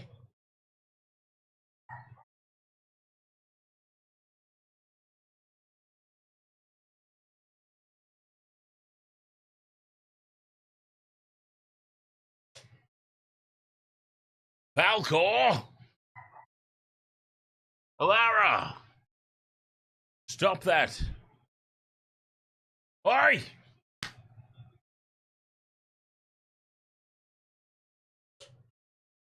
Sharks down the short side. Hines throws the most forward pass you will ever hope to see. And it's actually been called. I'm more surprised that the forward pass actually got called from Nico Hines there. Not so much the fact that he threw it, the fact it was actually called. And yeah, that was pretty much a mile forward. Dr. Pooh says, great convo. Game is boring as hell when it freezes. It's very hard, man. Like, this is, honestly, this is why I could never be on the TV, right? Because it's very hard to pretend to be interested in a dull game. Well, I mean, look, this game's not really been dull, per se.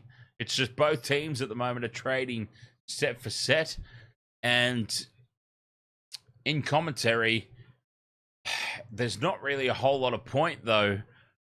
There's not really a whole lot of point going, calling set for set every tackle. Drizzy Goat says this will not be a blowout. Dragons are live dogs. Got the Sharks by 1. Drizzy Goat's got the Sharks by 1. Very close game incoming. Judging by that. Gamer Boy 210, ahoy. You were going for the Knights, and you were happy that your dad was mad. That's not very nice. Dragons on the attack here, though. 10 out from the line. On tackle 4. We're about a quarter of the way through this contest. 6 points to 0, the Sharks lead. Flanagan shows inside, runs outside. Hunt puts the kick in. Was it played at by the Sharks? No, says the referee. 5th and last. Hunt puts the crossfield kick in. It's way too heavy. That's a shocker of a kick from Ben Hunt. And this is a restart for the Sharkies.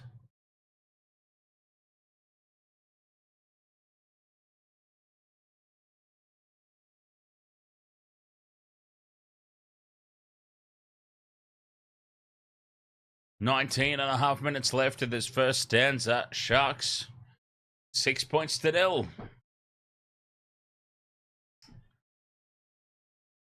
Seven tackle set.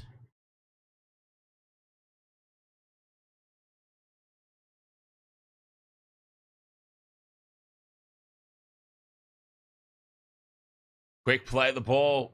Good yardage here from Cronulla. Atkinson goes straight through. 1 to beat. Sloan wraps him up. Tackle 3. 10 out from the line here. Sharks. Hines, change of direction. Runs back towards the posts. Takes tackle 4. Atkinson again. Puts the grubber kick in. It's tapped down with the foot by Flanagan. And the Dragons have it. Well diffused there by the former Shark, Kyle Flanagan. And now a penalty to St George.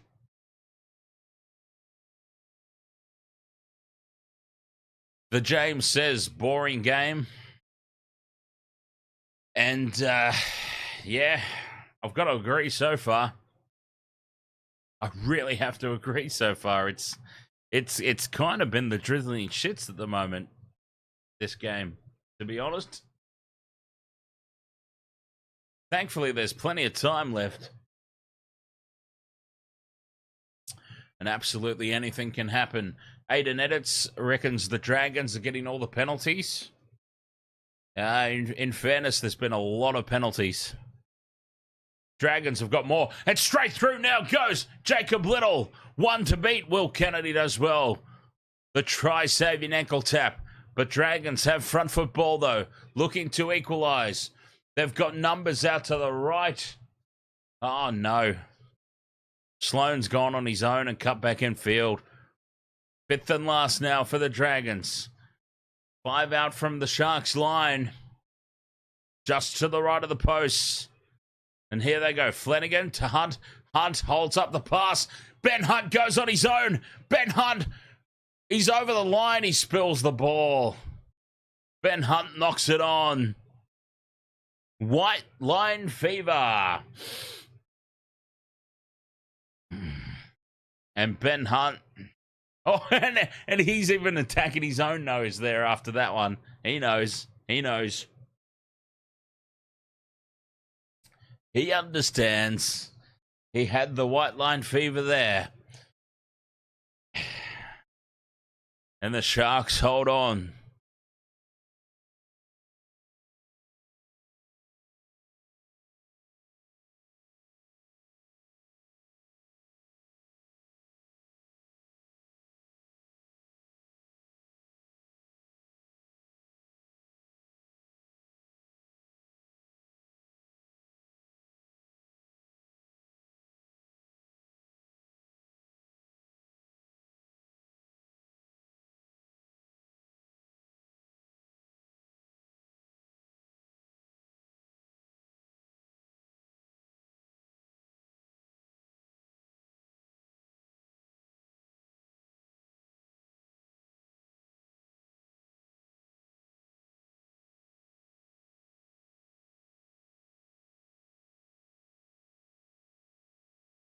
Dragons have the ball back.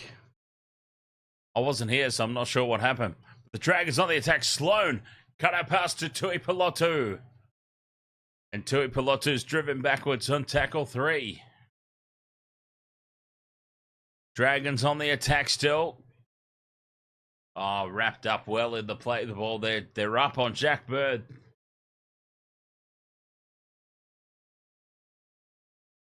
Sharks holding on here. Flanagan to DeBellin. Through the hands now. Sloan. Dummies goes on his own. Well chopped down by Atkinson. What a tackle. 5th and last now. Hunt. Crossfield kick. It's hit the post. And the Sharks wrap up Flanagan and dive on the loose ball. I think it hit the post, the crossfield kick. Little bit of a scare there for the Sharkies, but they come away with it.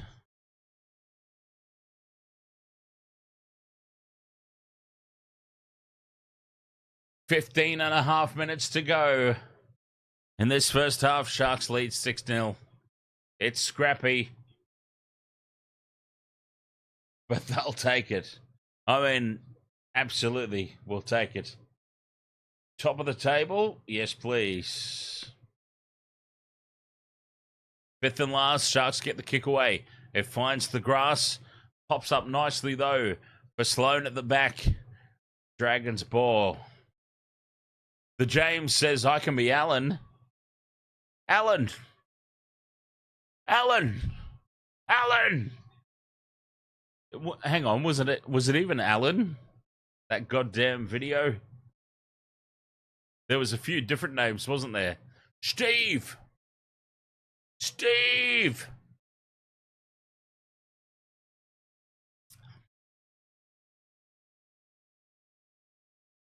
I hope you know what I'm talking about in the chat room. Otherwise, I sound completely goddamn retarded right now. 6 again. Oh, Alan from The Hangover. No, I'm talking about those little goddamn meerkats. That's what I'm talking about.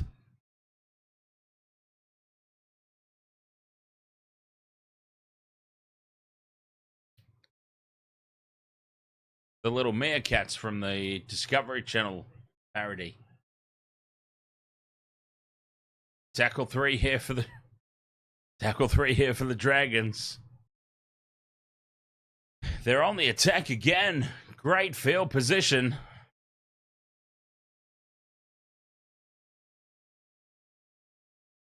Claims of a high tackle here, but play on it is. 5th and last. Hunt down the short side. Throws the cutout pass to Michaeli Ravalawa. And Ravalawa will score. And that is a tick off the multi. 1 tick off the multi. It's a shame it was the Dragons. The pass was well held up. drew in the defense, and that was just a little bit too easy there for the Dragons.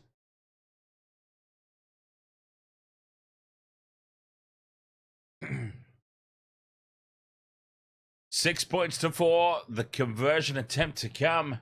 Ravalawa. It's a tick off the multi.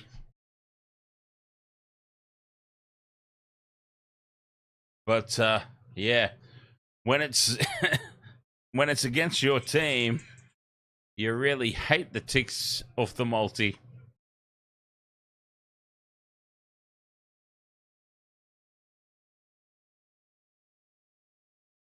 That's what I'm finding.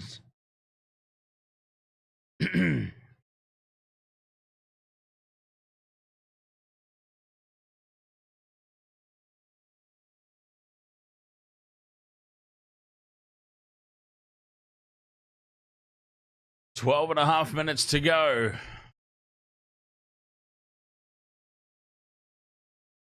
Oh, it's very hard to ever go past an original, James. I've always said this. Very hard to go past an original. From the sideline, Lomax with the conversion attempt. It's a dead set shocker. And the Sharks retain the lead. 6 points to 4.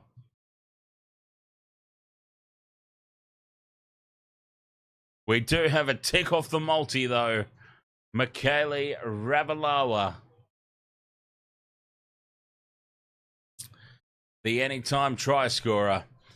Had him comboed up with Sione Katoa. 12 minutes left in this first half.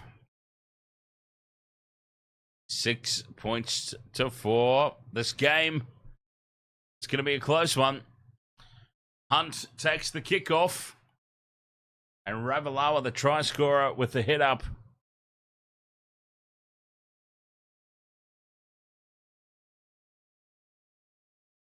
Threatening to give away a penalty here, the Sharks.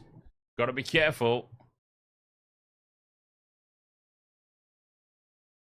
Force the opposition to bring it out of territory. The last 10 minutes has been 80% possession to the Dragons. They've really controlled the last little period of play here in this last 10 minutes. And once again, up over halfway. Hunt goes on a little run, beats the first tackle, gets the kick away. Mulatalo takes it at the back for the Sharkies. 20 out from their own line.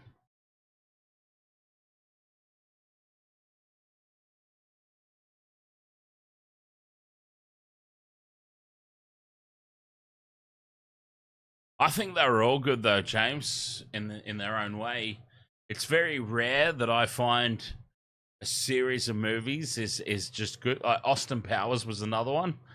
Austin Powers was another one where I thought, yeah, number one, it's hard to go past the first one. Just nostalgically hard to go past the first one. But Austin Powers was another series of movies for me where they were just all good, I thought. And yeah, all the Hangover movies were good. I'll always be partial to the first one, though. The first one just changed the game for me.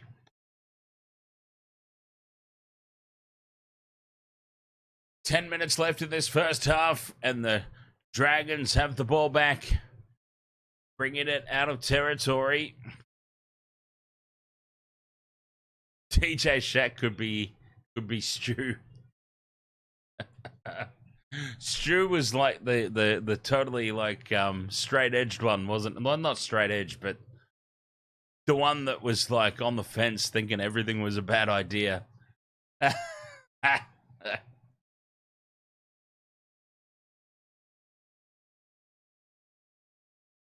Fifth and last here, Dragons. Hunt puts it high. Pressure on this kick chase. Kennedy, though, takes it, and the Sharks have it again, leading by 2. Dr. Pooh says New Zealand beat Australia in the sevens semi, 26-21. Where are they playing sevens at the moment, Dr. Pooh?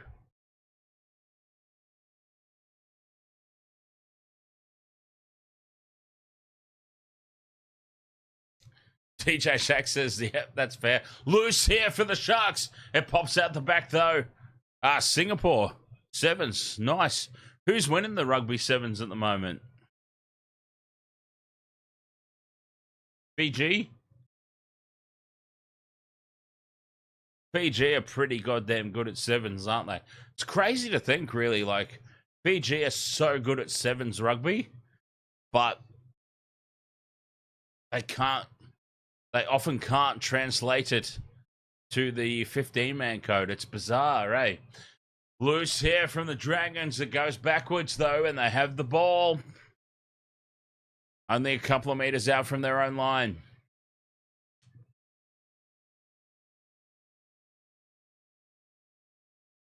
UFC, I think UFC would be Senor Chang. Who's that actor? The Asian actor that's Senor Chang in Community, that just randomly like pops out of the boot and stuff, and because he's like a character, but he's not part of like the main group, but he just pops up and he's there, and you understand what I'm trying to say? Jose Estrada says, who you got this match? Well, I would like to think Sharkies. Jose.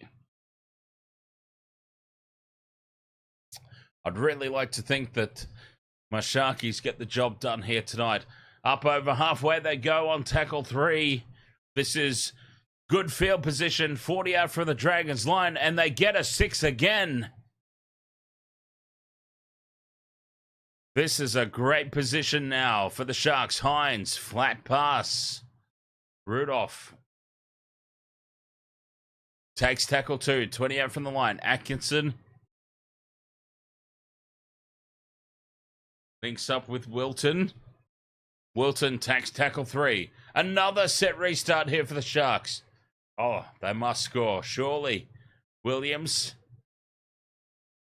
just settles things down in front of the post here. They got the set restart. They go right. Hines change direction, though, for Talakai. And the Sofa takes tackle 2 just to the right of the post. Crash ball and lost forward. Who was that great big galoot? Honestly, who was that great big goof? Jack Williams. Hang your head in shame, Jack Williams.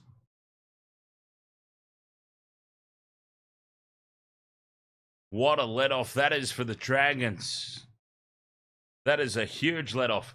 Sharks were on the attack. 6 minutes to go till the halftime break. Tackle 2. Crash ball. Jack Williams spills it.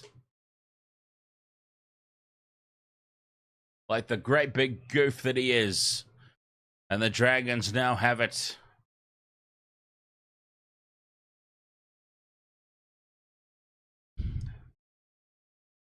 Tuipulotu takes it 20 out from the Dragons line.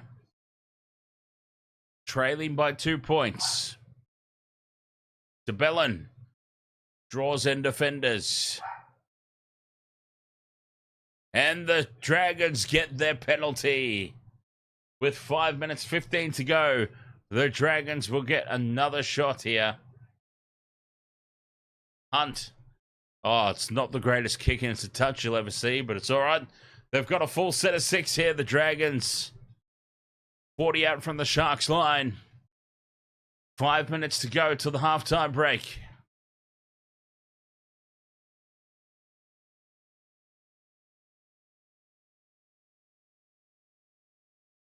Flanagan, dummies, runs across the face of the defense. Looking for a gap to open up here. The Dragons, DeBellin takes tackle 3. 12 out from the line. Dragons come to this near side of the camera. Change the direction, though, for Jaden Sewer. And Sewer takes tackle 4 right in front of the post, 10 meters out. Options left and right for the Dragons. They go crash ball to DeBellin. DeBellin offloads. Oh, now it's scrappy and loose out the back and forced to surrender. is for Taylor Mariner. 5th and last. They stay on the short side. Hunt puts the absolute worst grubber kick that he's ever put in his entire career, and the Sharks come away with it. What a let-off. Ben Hunt has never put a worse kick in before in his life. That is such a let-off for the Sharkies. Big time. 3.5 minutes to go until the halftime break.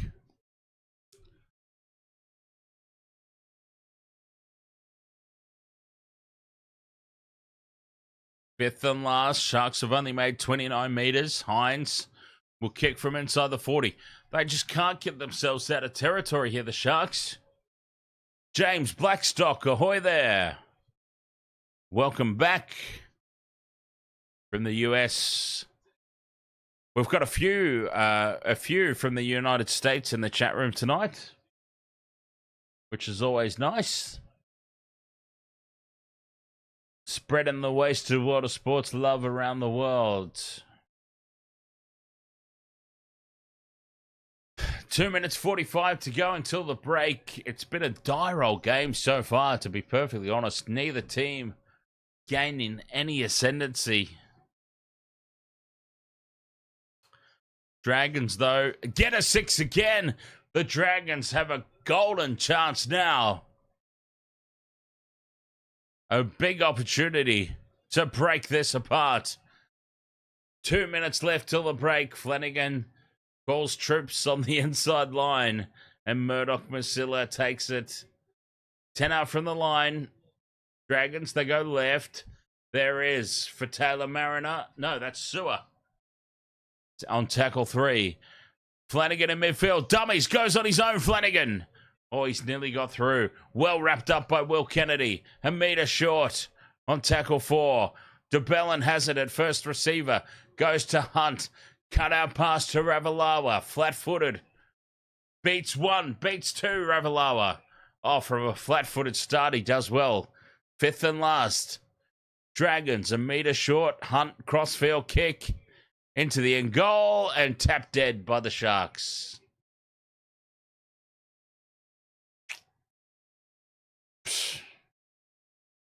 Nothing much happening here.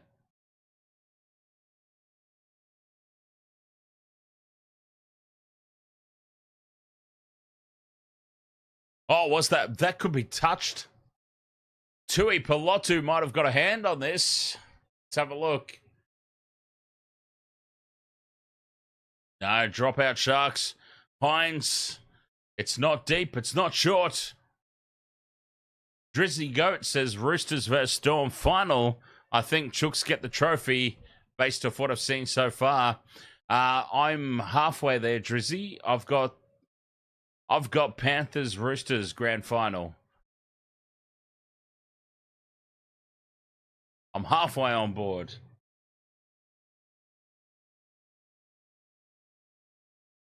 .30 seconds left in this half. Dragons on the attack. Crash ball for DeBellin. DeBellin. Oh, he surely was going to score there. Well wrapped up by Talakai and Kennedy.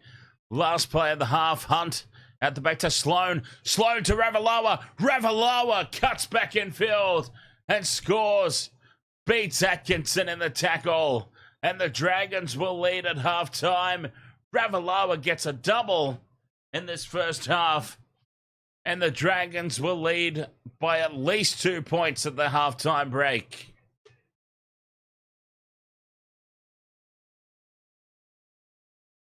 The Knee Crumbler says, I think the Warriors are fatigued. I don't think they've had a bye yet this year, so after those past 9 games, they must be pretty tenderized. Yeah, I'm not sure. This is once again one of those things that I should know, but I don't. I do not know the status of the Warriors' bye, if they've had one or not. But yeah, either way, they shouldn't have lost. They shouldn't lose to the Knights. They definitely shouldn't lose to the goddamn Titans. So a bye or not, I'm not forgiving them for that display tonight. The James says, Dan, can you pick one, please? What, ravioli or lamb chop? Ah, what kind of ravioli? And what's the sauce? The sauce is important as well, by the way. Very, very goddamn important. From the sideline, the conversion is successful from Zachary Lomax. And the Dragons will take the halftime lead. 10 points to 6. Garlic bread is involved in the ravioli. I couldn't care less about the garlic bread, to be honest, James. I want to know what is in the ravioli. Okay, beef. All right, beef ravioli. What's the sauce, though? What's the sauce? Oh, okay.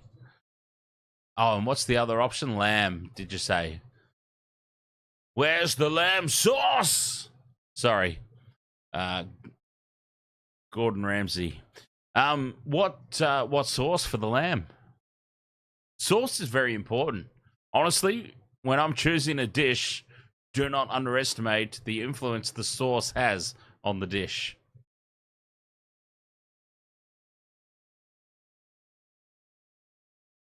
But at the moment, just based on the information I have, do you have no sauce? Oh, fucking hell. Pasta it is then. Beef ravioli with the sauce. Oh, and is there Parmesan cheese? I mean, if there's Parmesan cheese, take me now.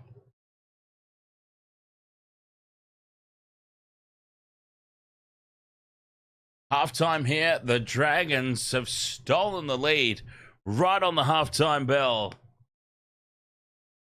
10 points to 6. We'll have ourselves a quick little break here. Oh, you've got the Parmesan cheese. Sign me up. Beef ravioli. Beef ravioli. Any sauce. Doesn't matter what the sauce is. But beef ravioli, sauce, any sauce, and Parmesan. Sign me up. 10 points to 6 here, the Dragons. We'll be right back after a quick break here on the Waste of Water Sports.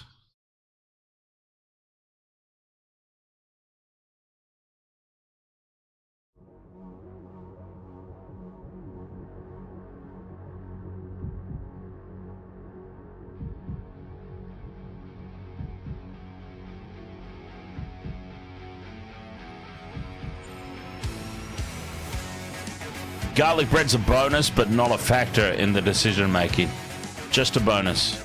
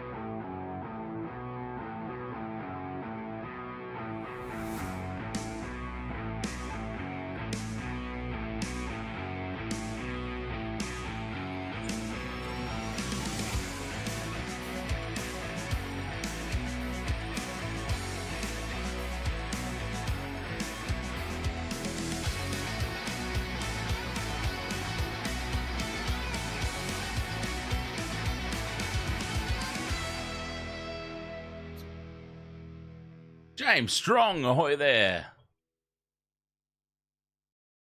How are you, mate? Guess who let me down today in the baseball, James? Have a guess.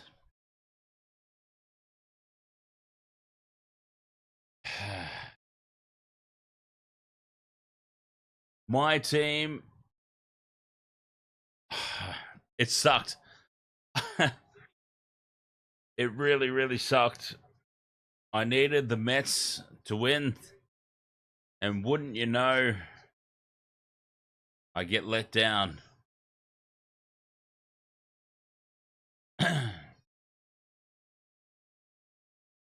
Now, Spanner James, guess what I found in the fridge? Post-stream beef ravioli. I'm not even joking. I found it in the fridge at halftime there. That's what I do at halftime. I go and see what food I have available. I see what food I've got available and make a decision based on that. In the fridge, there is beef ravioli with creamy sun-dried tomato sauce and shaved parmesan.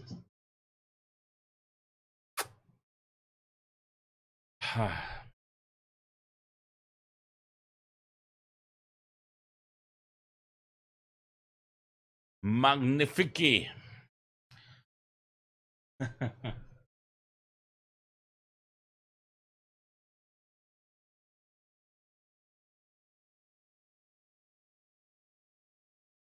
If I hit my multi, I would have been eating a filet mignon. Maybe a Philly cheesesteak. I love a good Philly cheesesteak. Oh. There's an American restaurant not far from my house. The most glorious Philly cheesesteaks.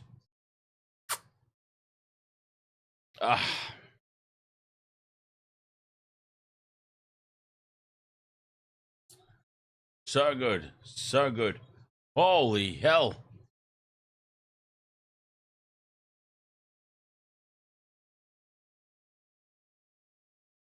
Tradie Bear was on the ad. Not for me. I've got Harvey Norman.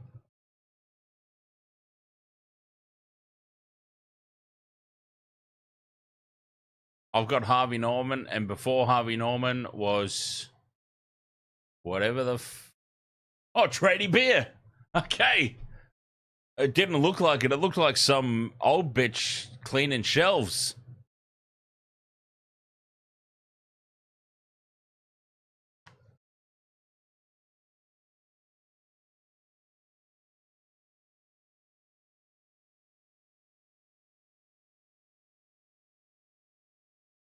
Was a little further back than the old bitch cleaning the shelves.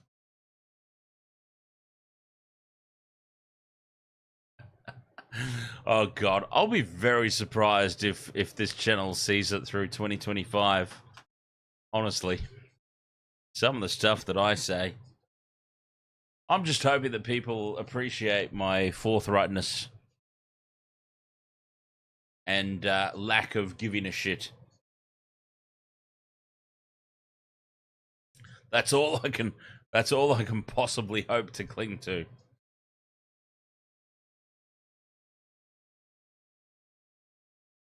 $10 to 6 at halftime here. The Dragons have the lead over the Sharks. It's been I've got to be honest, it's been one of the worst games I've watched all season so far. Dr. Pooh says Philly cheesesteaks, Texas smoked barbecue brisket. Oh, Lord, take me now. And barbecue ribs, so good. The James says, don't worry, Dan, there's a new agenda. Yeah, well, of course there is. Of course there is. And there'll be a dedicated NRL series for it in a few years' time, I'm sure.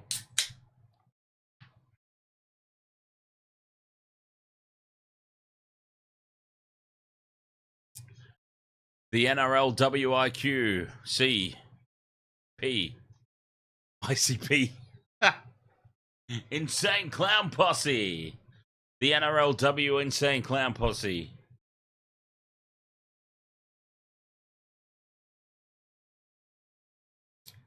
Rod says, not to me. Rod says, at Who Texas Barbecue is awesome. Live in Houston for a while. Terry Black's Goldies and a few more on a recent trip there is amazing. The James says 3 Degrees of Delusion. That's a band name.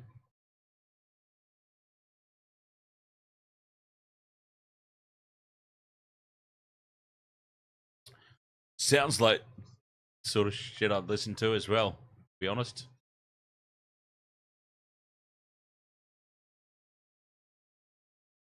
Second half about to get underway here.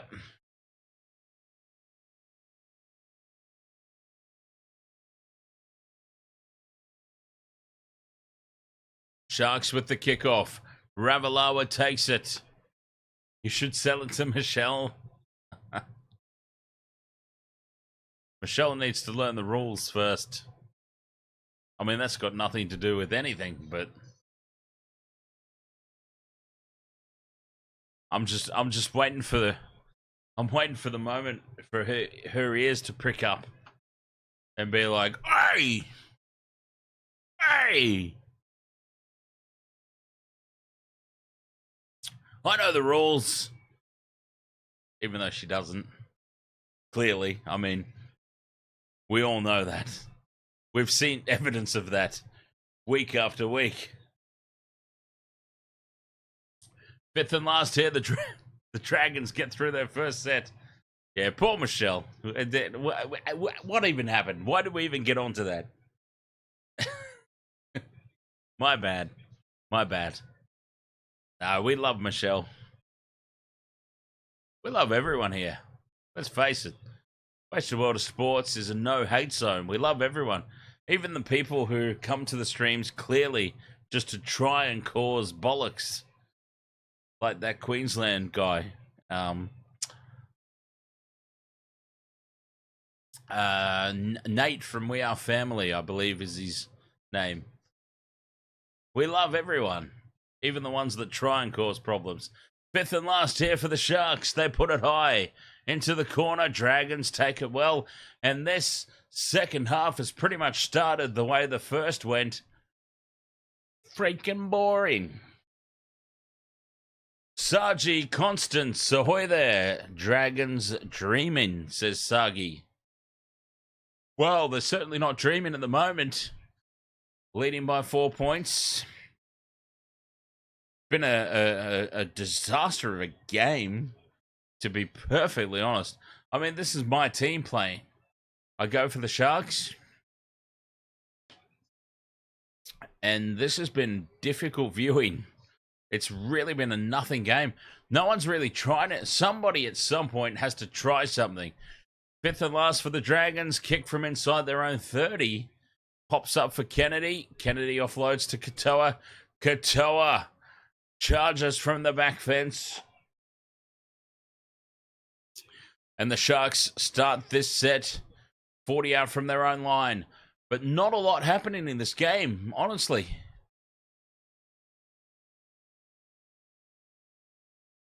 We will get to a point where somebody has to try something, but this is the Sharks. This is Sharks 101, really. Like, there'll be no unnecessary caution to the wind like we see in Warriors games and whatnot. Nico Hines puts the foot down, goes on his own, and he's wrapped up just centimetres short. Just like that. Crash ball for Talakai. Talakai's over the line, but he's been held up.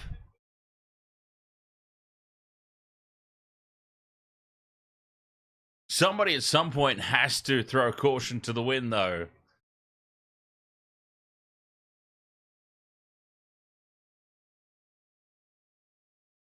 The James, Spanner James. Michelle's been on streams with the old Panther on a couple of occasions. State of Origin, Grand Final.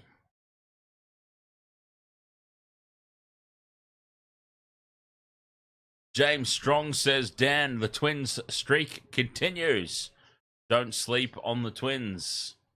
Well, I can think of some contexts where sleeping on the Twins would be just rad. Dr. Pooh says, I welded a smoker 2 years ago. Someone stole it from my backyard 4 months later. Where do you live, mate? In my area? That sounds like something that would happen here for sure. Drizzy Goat says, you are better than that weasel. BKR Sports, bro. He's a weasel of a boy. I don't, honestly, 100% honesty, I don't know BKR Sports. But you are not the only person to have ever said that in my chat room, Drizzy. I don't know who BKR Sports is. I mean, I know that he's also an NRL channel, but what I mean is I don't know him. I've never seen any of his content. I don't know what he does, but yeah, apparently he's not very well liked. Dr. Pooh says, Liverpool, Sydney. Well, I'll be coming to Sydney later in the year, so keep an eye out for that.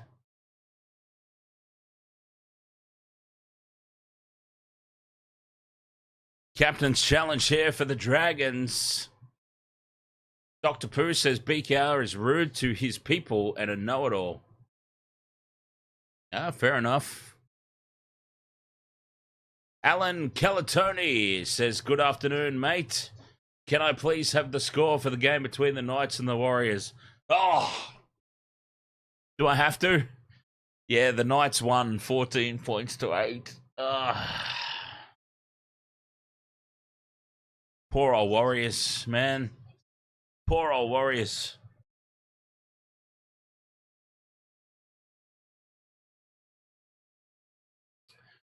The challenge unsuccessful from the Dragons. Speaking of honesty, can we be honest? This has been a terrible game. These two teams have not brought it so far. There's time left. Anything could happen yet, but honestly, these two teams are not bringing it at the moment. Dragons lead 10 points to 6. Sharks have the scrum 20 out from the Dragons line. Talakai in midfield. Backs into the defense. Tackle 2 just outside the 10. Brayley, short ball to Rudolph. Rudolph goes close. Tackle 3 in front of the post. He's lost the ball, Toby. It's a penalty, though. Penalty to the Sharks. Toby Rudolph. Wants 10 in the bin for the Dragons, but that's not happening. It's right out in front. They don't want the 2. Nico takes the tap. And Jack Williams takes the hit up for the Sharks. Full set of 6 incoming here. Hines out the back to Talakai. Talakai bumps off one and charges over the line to score. Oh, the sofa's over. And the Sharks head back. And we're all locked up again. Conversion attempt to come.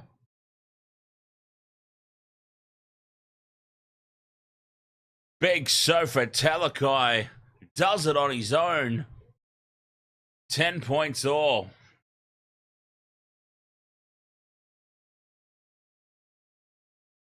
Talakai versus Hunt. Forget about it. It's no contest.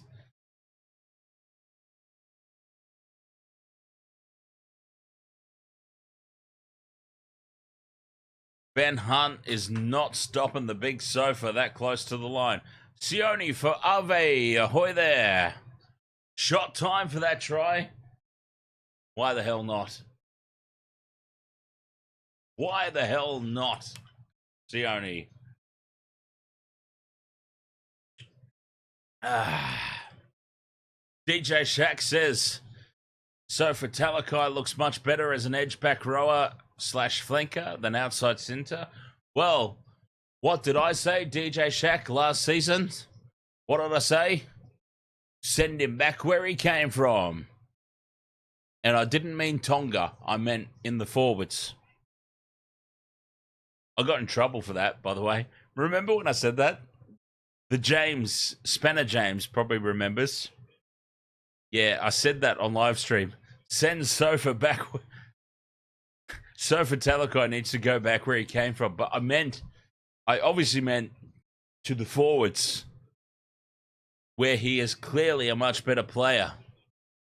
And people jump down my throat like, how dare you say that? Send him back where he came from. That's so racist. No, that's not what I meant. I meant like back where he came from in terms of where he plays in the forwards.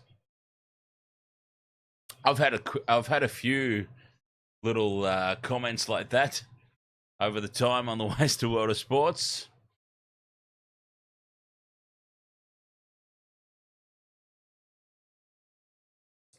But that's obviously what I meant, is like send Talakai back to the forwards. And now, look at that. He's in the forwards and he's having a blinder tonight, Talakai. He's too big and too slow to be a modern-day centre. And here he is again, the Sofa, charging forward. Tell me he's not a forward. Seriously. Sharks come away with it still. Loose ball. Brayley. It's a set restart. Oh, it's a 0 tackle knocked on by the Dragons.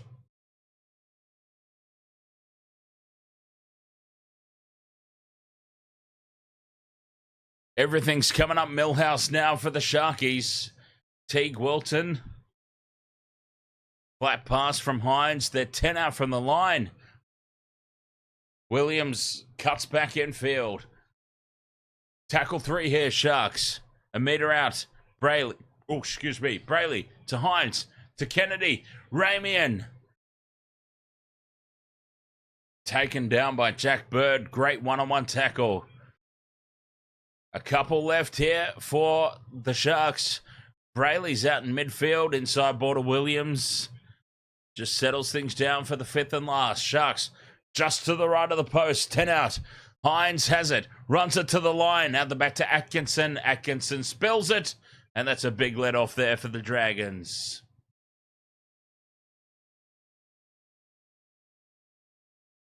Rod says, just saw on NRL Online Facebook report that Penrith are interested in David Fafita and looking to talk to him, as he has an option in his contract to leave, but has to make the decision next week. With James Fisher-Harris leaving, there is room in their cap now. Yeah, well, there's room in their cap, but I would think that they would be a bit more smart in... Mind you, to be completely fair, David Fafita is just a big, useless lump of a human being. But that's me being fair. Jesus H. Christ. But no, what I mean is, in fairness, he's been pretty useless the past couple of seasons for the Titans. Maybe being under the Panthers system is what's going to bring the best out in him.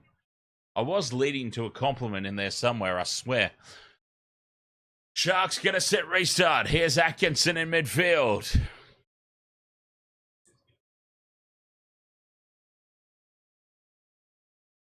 Hines, inside ball to Talakai. Heavily involved again, the big Sofa. Brayley from dummy half. Thought he spotted half a gap. Jessica Wingavi. Ahoy there. Talakai into dummy half. Back to Talakai. He spills the ball forward. The great big lump. What a goof. Oh, Talakai loses it over the line. It was on there for Sofa. Captain's challenge for the Sharks. But seeing it live, it seemed pretty clear that Sofa's knocked this ball on.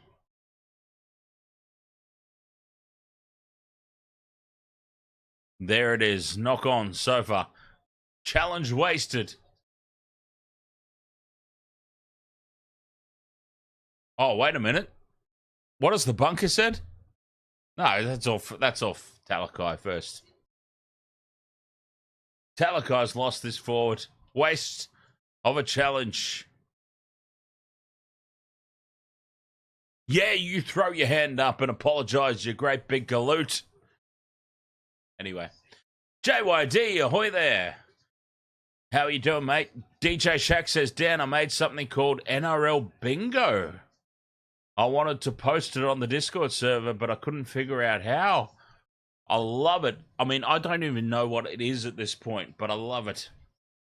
NRL Bingo. Sounds fun. It sounds like something I could turn into a drinking game for my own personal amusement. And I love it. We'll figure it out. We'll figure it out, DJ Shack. It's all good. We can actually have YouTube NRL Bingo on the streams. I love everything about it.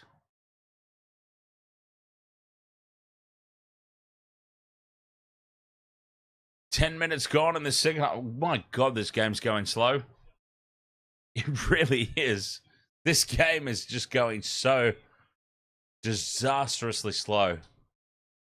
This game has been awful. See, the beauty of joining YouTube channels like my own and the YouTube channels like other commentators is you don't have to put up with the TV commentators trying to tell you in some way that this is an exciting game. It's not. This game is the absolute drizzling shits. This might be the worst game of rugby league I've seen in a long time. It's going to be close, but it's going to be close because both teams have been terrible.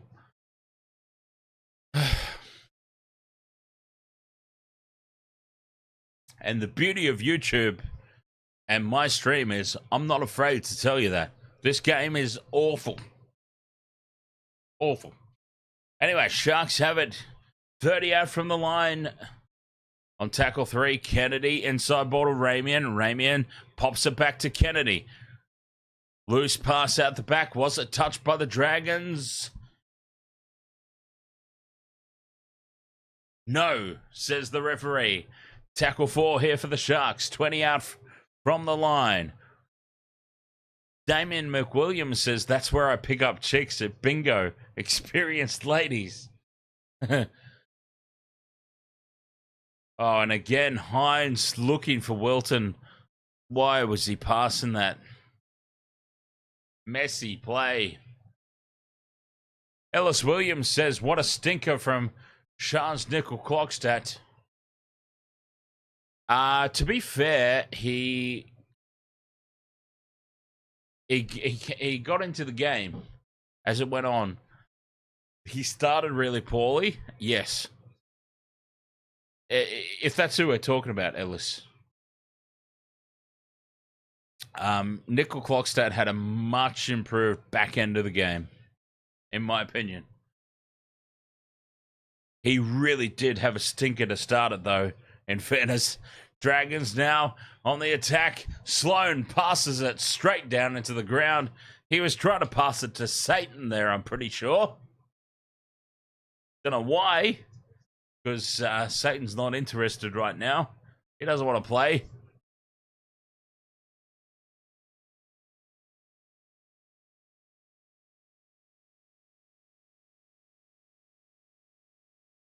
And the Sharks will get this ball back. 12 points to 10. This has been an absolute stinker of a game. It really has. I mean, this is my team.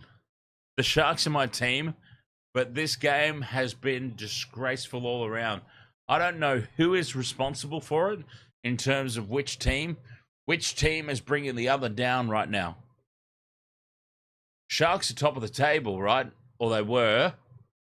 And they will be again if they win this game. Sharks are top of the table. Dragons are not. So I'm thinking maybe, possibly, it's the Dragons pulling the Sharks down to their miserable level right at the moment. Is all maybe. Don't know.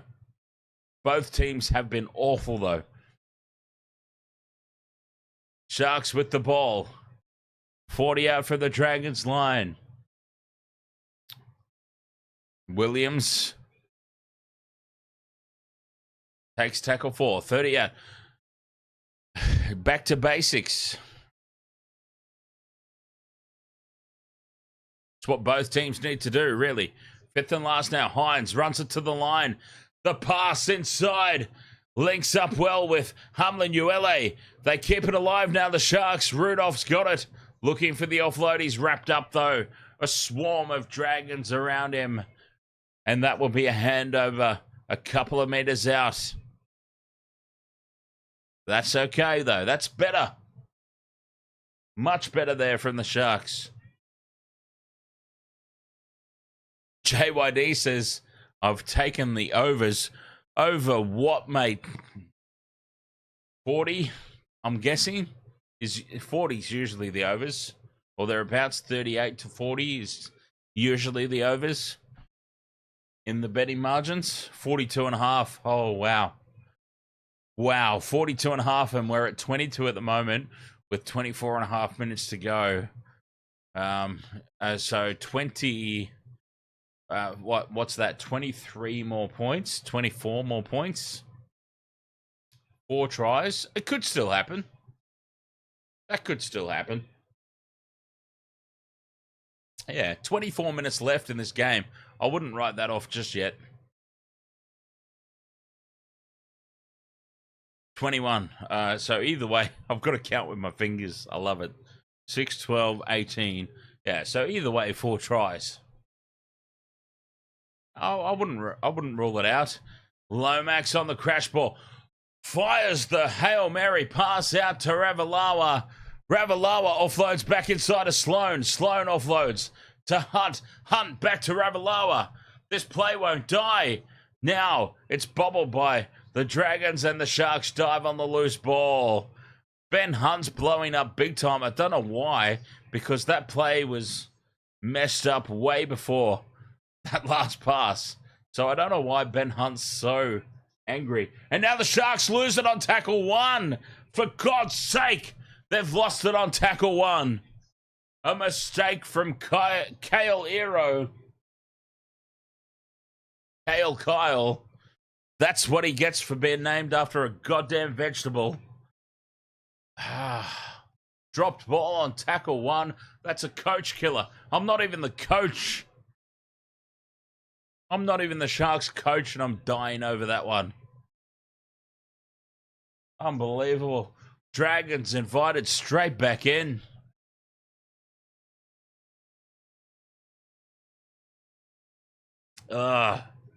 This is painful stuff. Dragons scrum down. 20 out from the Sharks line. Change of direction here. Jack Bird, a former Shark, of course. A former Shark, a former Bronco. But he was good when he was at the Sharks, is what I'm saying. That's what I'm suggesting. And he actually was. In fairness, Jack Bird was an absolute gun when he was at the Sharks. He's been terrible everywhere since. Numbers to the left here for the Dragons. Sharks slide across in defense and shut that play down. Tackle 3, they're a meter out. Dragons still with the ball. Flanagan. Oh, the pass out the back to Eisenhuth. Eisenhuth is lined up by Teague Wilton. Tackle 4. Batala Mariner stands. Almost goes through. 5th and last. They're a meter out. Dragons. DeBellin in at first receiver. Why?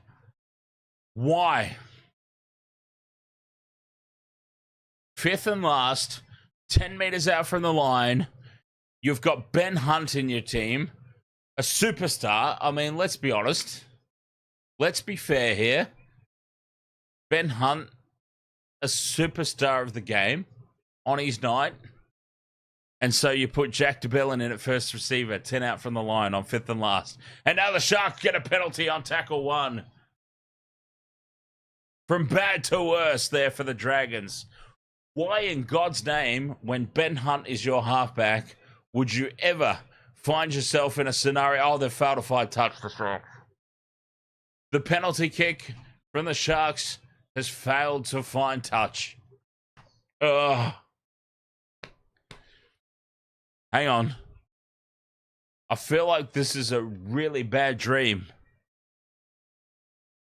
Really bad dream. Hang on. Is it a dream? No, I feel like this is reality. We're stuck with it. They suck. Jeez. Dragons on the attack again. 30 out. Lomax to Ravalawa spills it. This is a bloody shambles of a game. Ravalawa has dropped the ball under no pressure on the sideline, and both teams are just in an absolute shambles.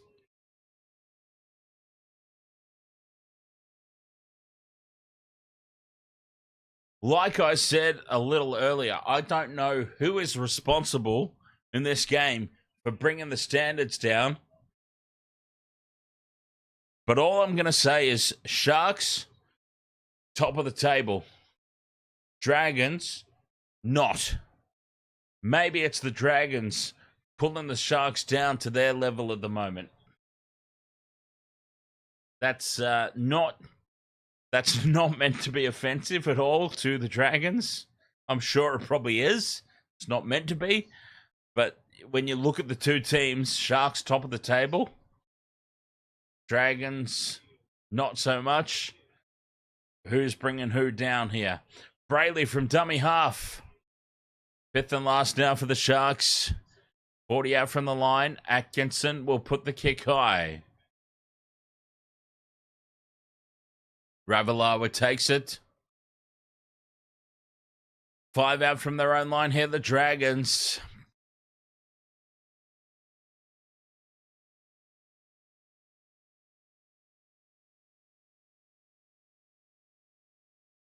JYD asks if it's raining.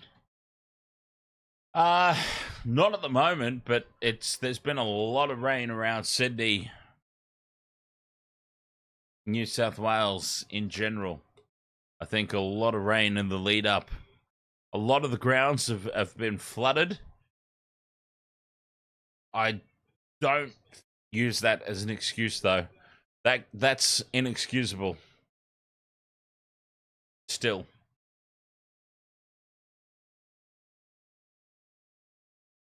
Sharks with the ball back. Oh, and breaking away is Keolairo.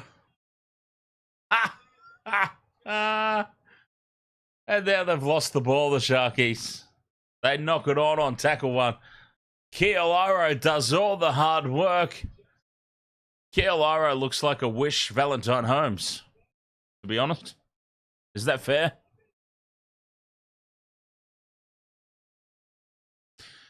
Rod says bring on the harp.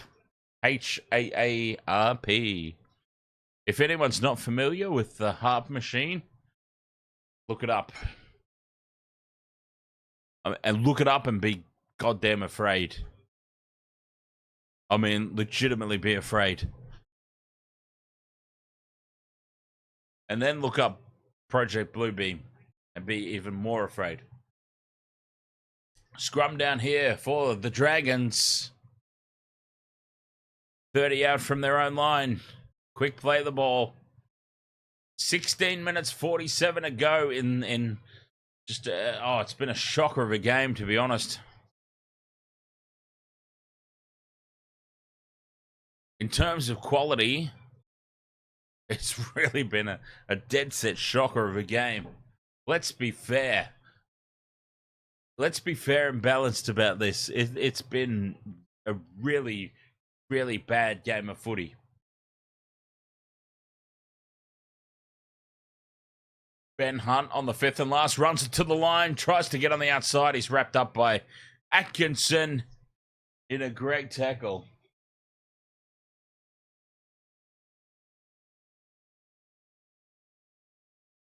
Sharks earn the turnover. 20 out from their own line. 16 minutes to go.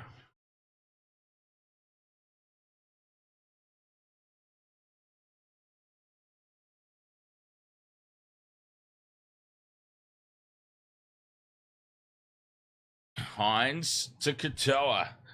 Sione Katoa, nowhere to go. Wrapped up. Shane Flanagan looks so... I don't know what that look is, honestly.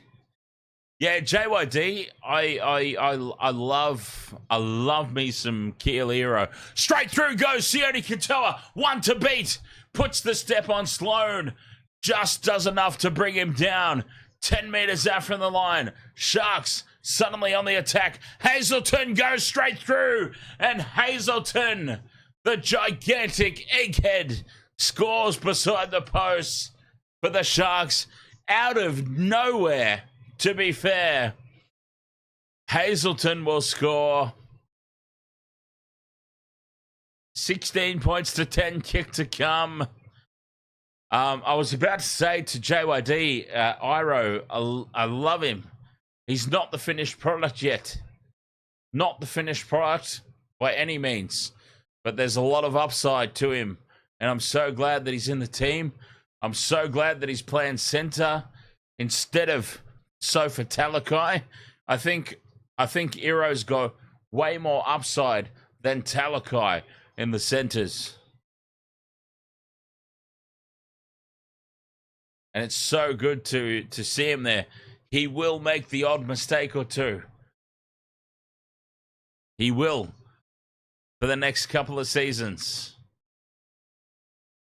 Hazelton try confirmed.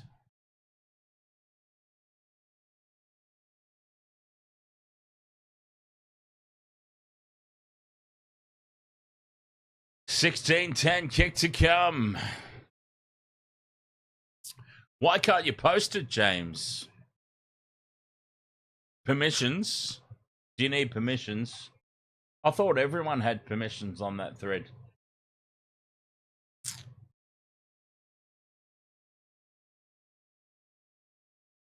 Oh, I'll honestly, I'll worry about it later. Oh, excuse me. Nico Hines from right beside the post here. Sharks to make it an 8-point lead. Surely it's converted. And it is. Oh, it's been a rough old contest. But the Sharks now comfortable with an 8-point lead with 13.5 minutes remaining. Yeah, I love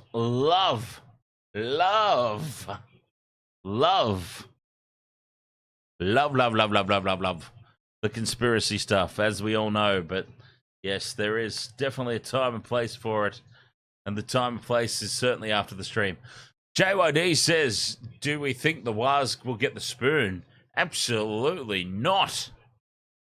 Notice this, ahoy there, mate, as the Sharks take the kickoff. Gaz, here's some us. Are you vaxxed, bro? I mean, COVID. I got one. They got me for one. Because for anyone who's in Australia, I don't know how it was everywhere else, but here in Australia, I avoided the vaccine for as long as I possibly could. As long as I possibly could. And then they banned entry into all my favorite places unless you had the vaccine. So I pretty much went, you know what? they got me very, very easily with the vaccine. They got me so easy. But yeah, it was just that one. As soon as time went by and they sort of went, oh yeah, everyone's starting to realize this whole COVID thing's not as bad as we're making it out to be. We can't really enforce this bollocks anymore. I never had any of the other ones. But yeah, they definitely got me with the first ones, man. They got me with the first one. you weren't allowed to go and see a band play live unless you had the vaccine. And that's my life. That's my life, man. That's my life. I love bars and clubs and seeing bands play live and going to the casino and like all these places that they cut me off of unless I had the vaccine. So that admittedly they got me pretty easy. Do I regret it?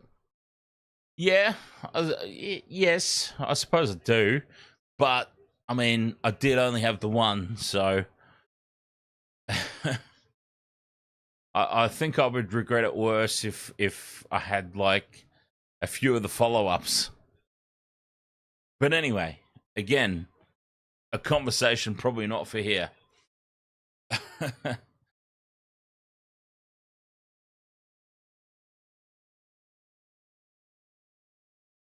Sharks with the ball here, 11 minutes to go.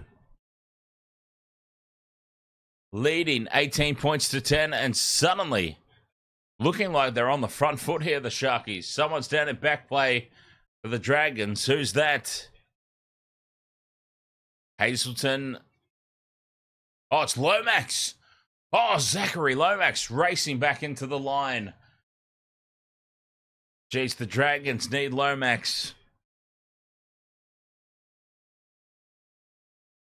Fifth and last Sharks. Hines runs it to the line. Links up with McInnes. McInnes will take the tackle and meter out. That's fine. That's all good. Sharks not really needing to do anything beyond that at this point.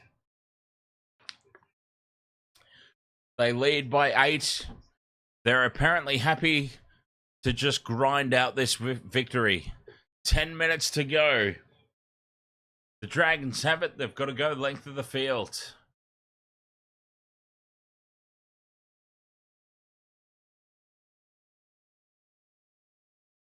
Can the Sharks hold on?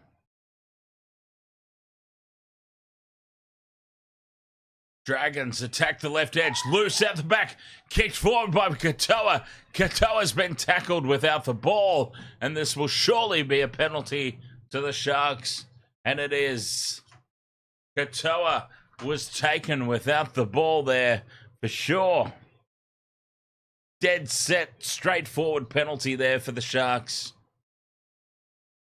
That was an easy call, that one, for the referee. Easy as you like.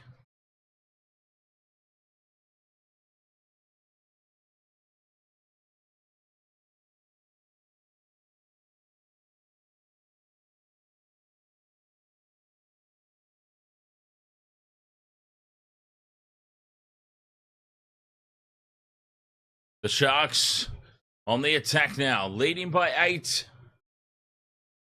10 meters out from the line. Big opportunity here to seal this game. Hines onto Kennedy. Kennedy steps back inside, beats 1, 2, 3, runs crossfield, surrenders in front of the posts. They stay on the left. Atkinson to Wilton. Teague Wilton held up over the line. Or just short. They're on tackle 4. Atkinson in a first receiver. To McInnes. Hines grubbers in. Looking for space behind the line. Dragons. They dive on it. Jack Bird has it. They're still in it. The Dragons. Not over.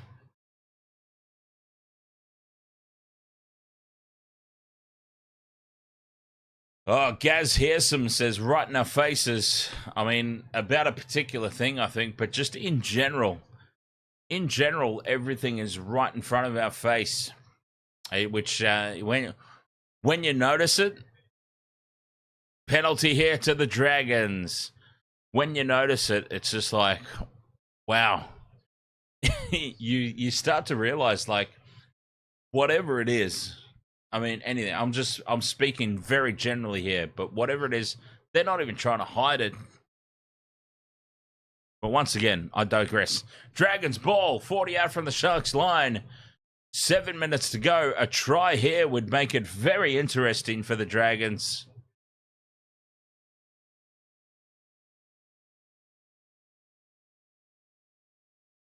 Francis Molo with a big charge. They're only 20 out from the line here. Dragons, 3 tackles left up their sleeve, 2 now. 10 out. Flanagan, flat pass. Popped up there for Eisenhuth. Eisenhuth gets the arms free. Back to Flanagan. To Sloan. Out wide they go to the right now for Taylor Mariner. Goes to ground on his own. 5th and last. Ben Hunt puts the grubber kick in. Taken perfectly. Straight onto the chest of... that was either Nikora or Keel Iro. It's Nikora. And a penalty on top of it. A penalty to boot for the Sharks. That's a huge moment, that one. What a take in the slips from Nikora.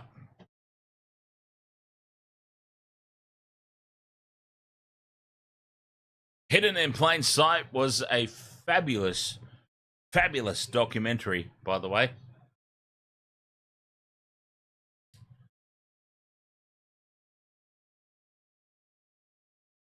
Yes, indeed, Rod. That is some relation to Tony Iro.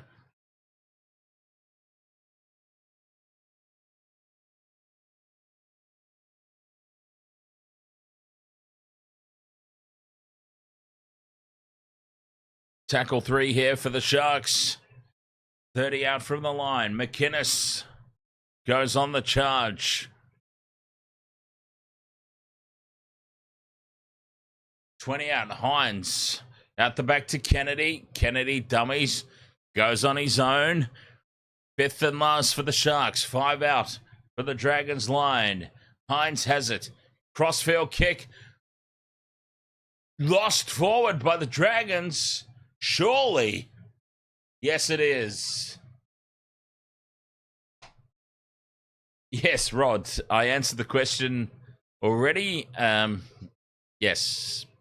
Big Tony Iro. I don't know what relation, though, to be honest. But, yeah, definitely related. Gaz asks if have you guys seen Eyes Wide Shut? Oh, what? The Nicole Kidman, Tom Cruise sex video. I haven't seen it, actually, surprisingly. I've usually seen all the celebrity sex videos. Penalty here for the Sharks. Right out in front. Take the 2. Take the 2. Take the 2. Take the 2. Take the 2. Take the 2. Yes. The Sharks point to the posts, and they will have the 2 points here to stretch the lead 20 points to 10 with 3 minutes 40 to go.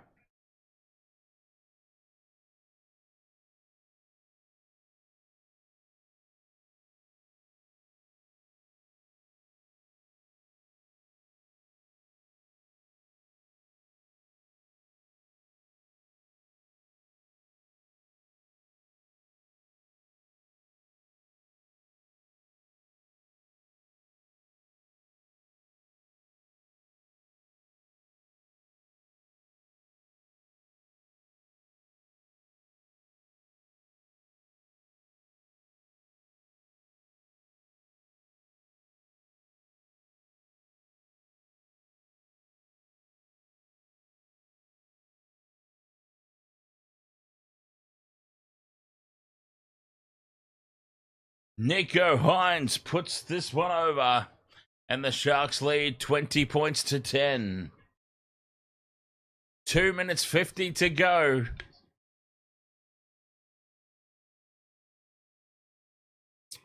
Notice this says, have you seen the YouTube program Uncharted X? You remind me of him. I've not seen it or heard of it. Notice this, to be honest.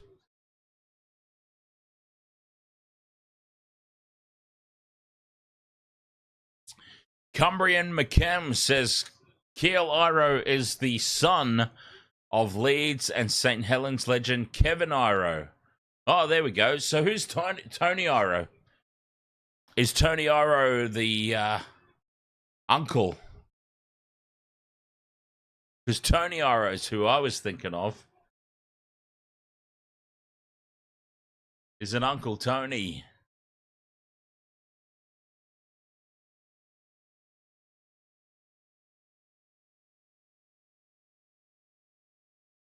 Uncle, there we go. Ollie is the best, says it's my girlfriend Jakayla's birthday today. Piss off. Is it really? It's not. Honestly, how many birthdays? That is fabulous. All right.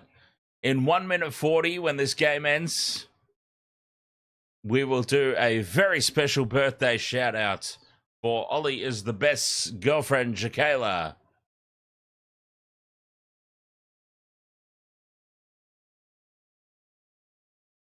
I just can't believe how many birthdays there are. I feel like every time we go live, it's someone's birthday. All right. DJ Shaq has got more information for us on this NRL bingo. It's in a Word document. It works on the same basic premise. Oh, I'll tell you what, DJ Shaq. Okay. Hey, DJ Shaq, if you're not able to share it on the Discord, I will I'll add you to the Waste of Water Sports Microsoft Office 365 account. And then you can just share the Word document with me. That'd be a way to do it.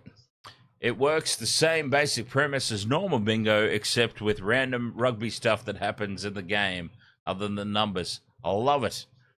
I love it. I reckon we... Jesus Christ almighty. I reckon we play some NRL bingo in the rounds ahead.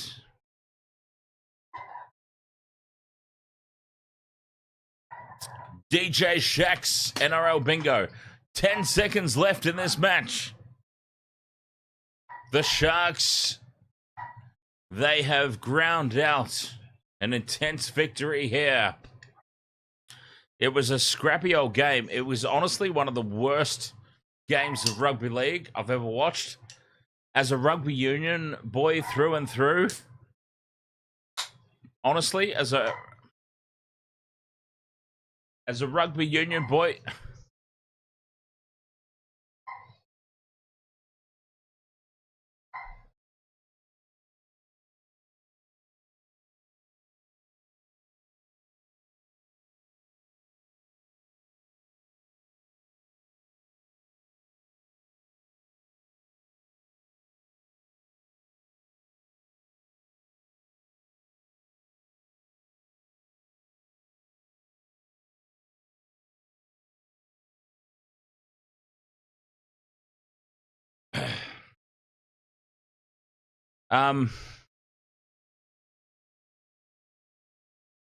yeah, so as a rugby union boy through and through,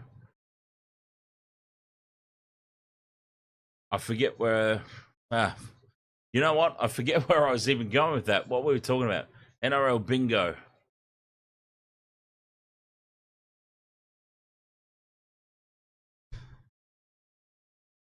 Oh, well, yeah. Honestly, I don't remember. All right. Because you distracted me, hey? What was that all about? What was happening out there? What was the commotion? Was that the neighbours? Everybody needs good neighbours. Was it cats? Cats! Was it, other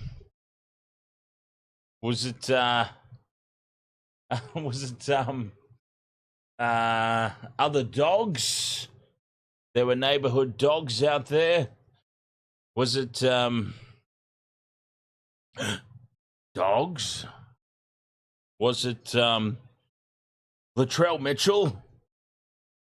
No, no reaction to that. Was it Reece Walsh? No, no reaction to that. Was it Jackson Hastings? Oh, put me down, she says. Put me down. Jackson Hastings, no, put me down. All right, I completely forget what we were on about with Was it Harp? Oi, come back. Harp. It mustn't have been Harp.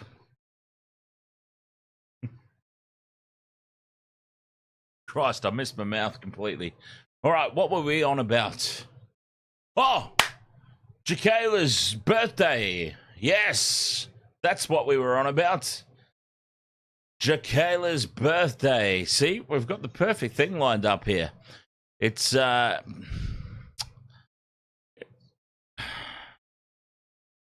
always someone's birthday, apparently. I'm honestly starting to call shenanigans on these birthdays. I mean, I appreciate that we're starting to get a lot of you out there now on the Waste of Water Sports. And I very much appreciate each and every one of you, but I am starting to call shenanigans on these birthdays because it feels like every stream, it's somebody's goddamn birthday, which is fine. I mean, everyone's got to be born sometime, right? I suppose. So, all right. What's the occasion, Ollie? What I mean by that is Jacayla's birthday, happy birthday, happy generic birthday. Are we comfortable sharing? You know, because it's rude to ask a lady their age.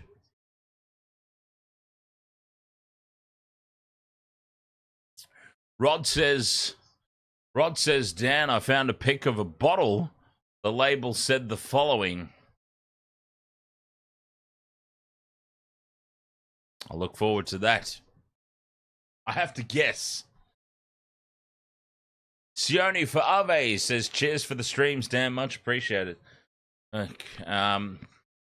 What? The bottle says Old Panther piss. I need a photo of that.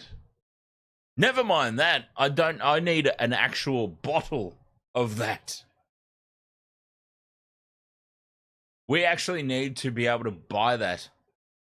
Distilled in Redwood City. I need to purchase a bottle of that for the Old Panther. That'd be a fantastic, birthday or Christmas present. Never mind, never mind the video call from MG, the big Mark Geyer. Never mind that. I'll be like, Old Panther, here you go. Happy birthday or Merry Christmas, whatever it may be. Here is a gigantic bottle of Old Panther piss.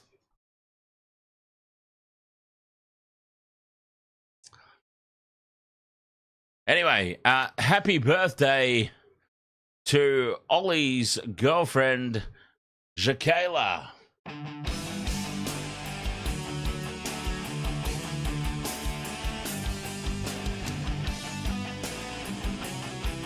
We've got to guess the age, apparently. I have no goddamn idea how old you guys are. But regardless of how old you are, a very happy birthday to Ollie's girlfriend, Jacayla. Cheers and ahoy.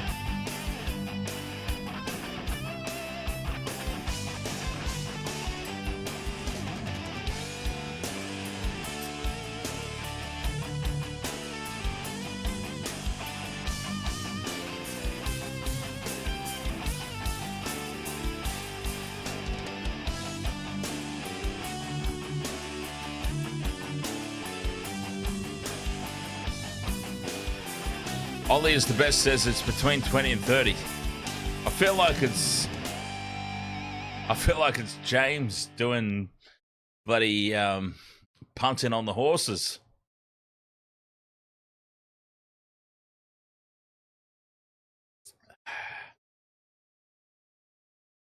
Happy birthday, Jacayla.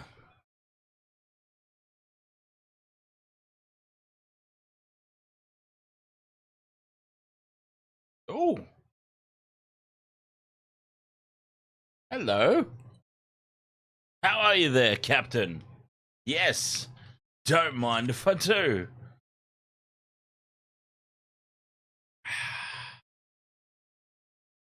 Rod says, happy beer day to all. Happy beer day. I love it. Oh, wow. Well, the Sharks have got the win here tonight, 20 points to 10.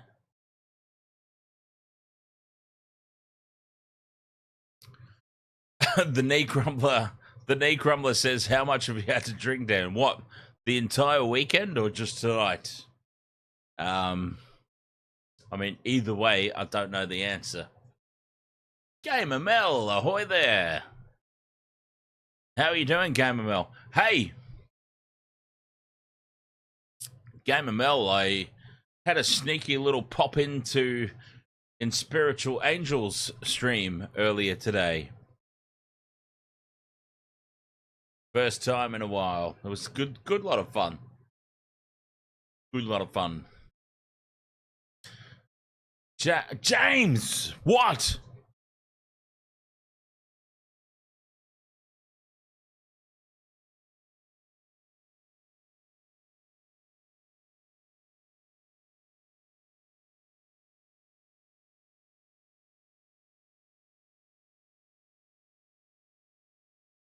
I always know I've missed something in the chat room when James is just like, Dan,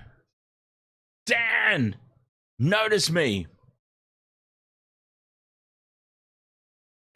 Mitchell Proctor says, do you think Litwell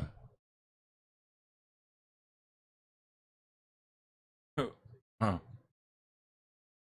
4 bottles? Oh. No. No.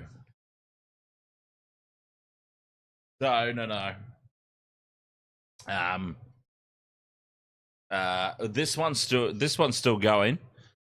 This is my swig bottle. See, I've got a swig bottle and a pour bottle. The pour bottle's empty, and that's why the swig bottle's still going. But then I've also got, I've also got, like, as I said, I was on the Mercuries tonight. So I've got, there's 2 there. There's another 2.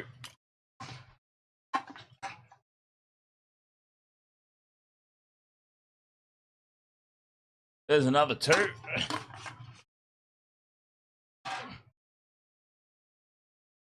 This is gonna get awkward. This is gonna get awkward in a second. There's another one. Oh. The tower's about to crumble. And there's the one. Oh, Jesus. There's the one I'm still going on. There. All right. Can I put this stuff back down? Hang on.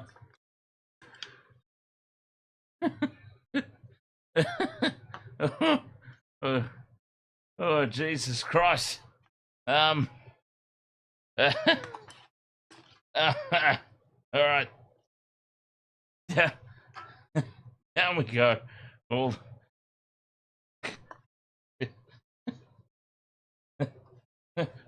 Oh, that one nearly went. All right. I think we've got it under control. And the beauty of it too is just this completely random piece of shit here. Ugh. Horrible. Sorry, yeah, really not a fan of the Jim Beams. Ugh. Disaster of a drink, the Jim Beams. Ugh. But yeah, there is a random one there. Okay, now, in amongst all of that, where the fuck have I actually put the one? Oh, there it is. All right. Mitchell Proctor says, do you think Latrell Mitchell is going to retire or get removed from fullback? Well, he has to be removed from fullback. Pretty much. Oh, Rodney. Sorry. I've just called you Rodney for the first time ever. My bad. Rod with the 999. Call for shots.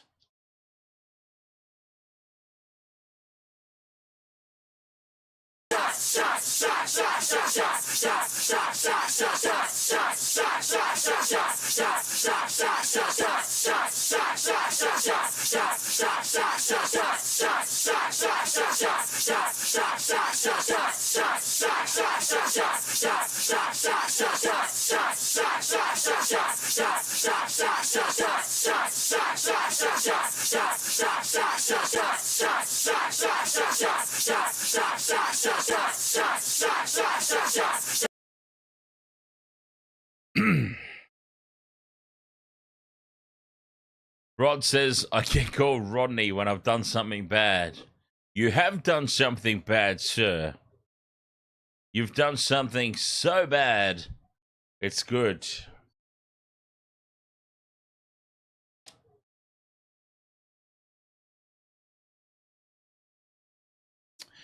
Dan, when can I send you my bingo card?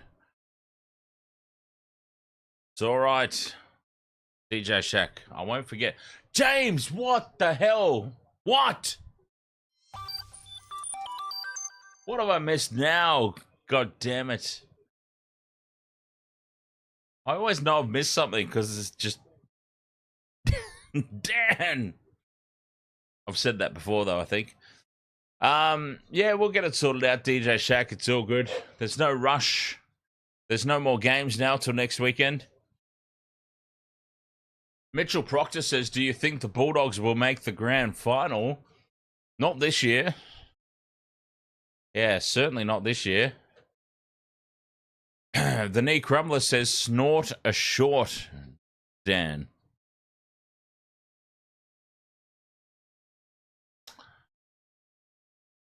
No, actually, let's sort it out now because I want to take a look at it. I want to see what's on there.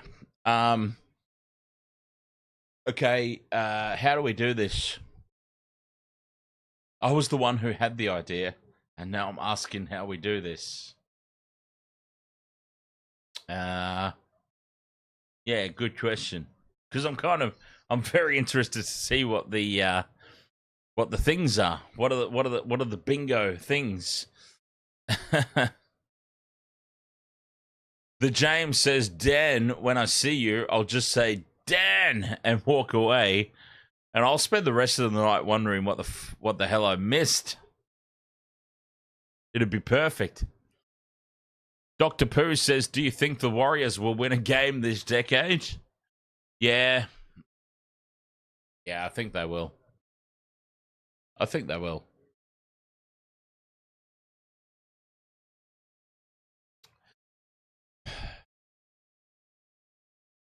I think they will.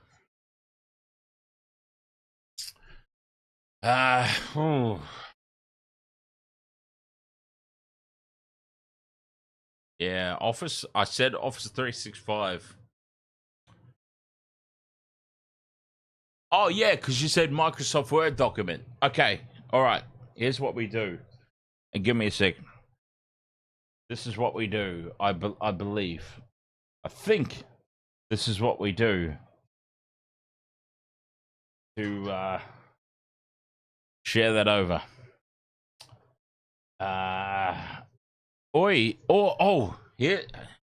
Here's conspiracy time. Hang on. Wasted. I'm such a horrible person. I am such a horrible human being. I'm about to create a poll here in the chat room. All right. Chat room poll. I'm going to start a poll. I'm such an asshole. All right.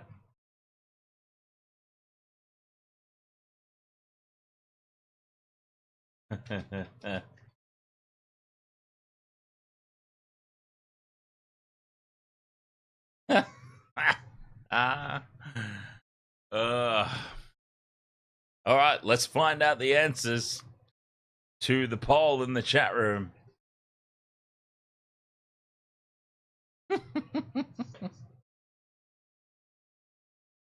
Dear. Terrible. Terrible. The Knee Crumbler says you should create a fund to get you over to New Zealand to watch the Bledisloe Cup. Bucket list, Knee Crumbler. Bucket list. And the funny thing is, I can almost guarantee that since it's on my bucket list, I can almost guarantee that the one time that I actually made it would be the year that they lose it back. I mean, it's got to happen at some point, right? It has to happen at some point. Yes, I think we can all agree on that. It has to happen at some point. Rod's paying for it at the moment, that's for sure.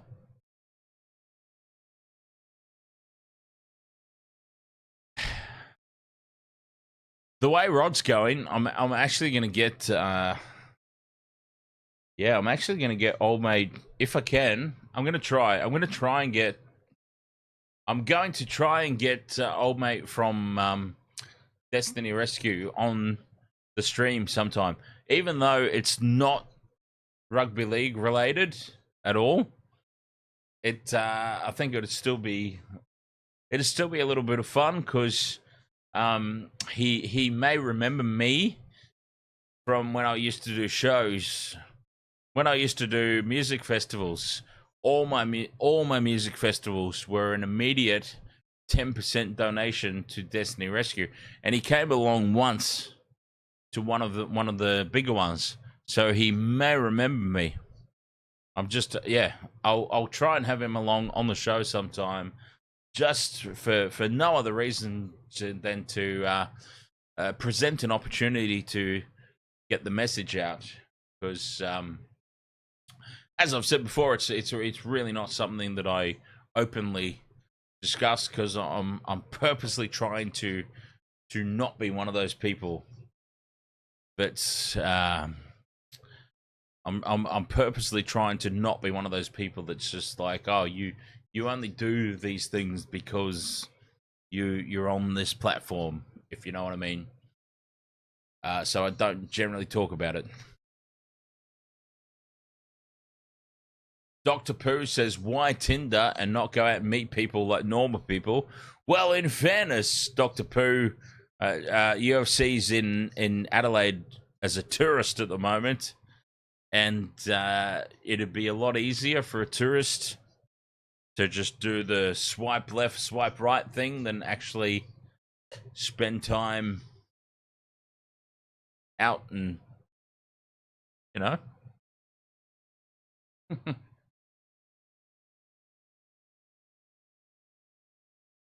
UFC's actually from New Zealand, so yeah, he's over here in Australia Tindering up for girls in Adelaide.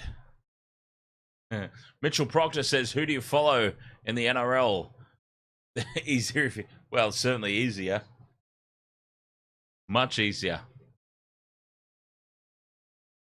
And sometimes without the murder charges.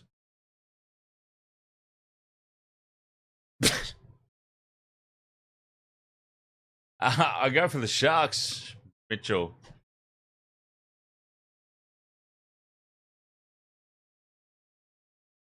All right. Calm down, DJ Shaq.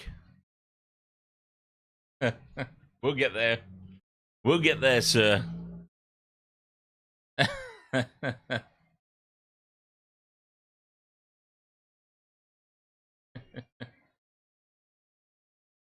I don't think I've ever seen DJ Shaq get angry at me before. Like, I mean, I know he's not angry, but I don't think I've ever...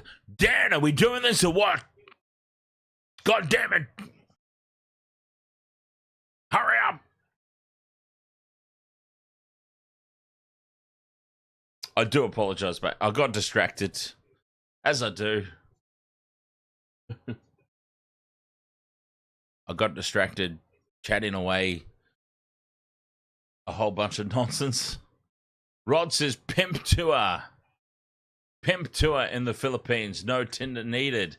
Like fishing with dynamites.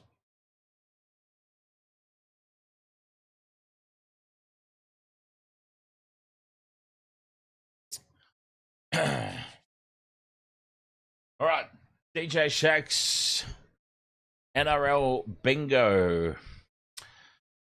Okay, so I need to. How do you share this with me?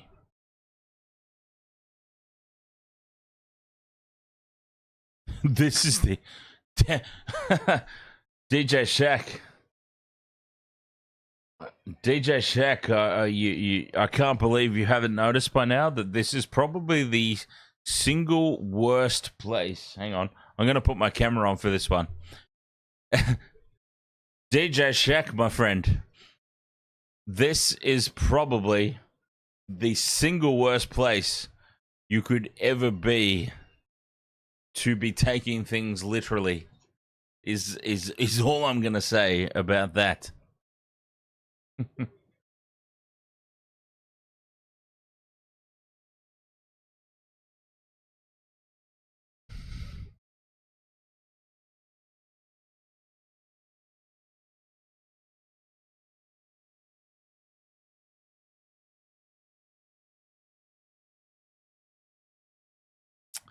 This is Arcade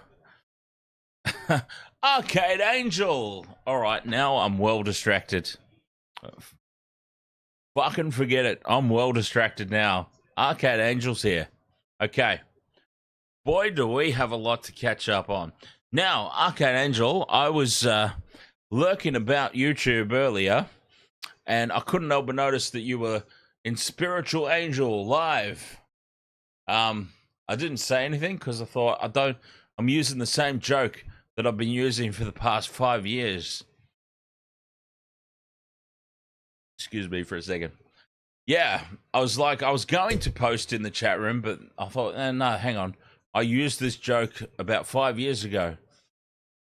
I'm going to ask in Spiritual Angel, will I be satisfactorily wasted tonight?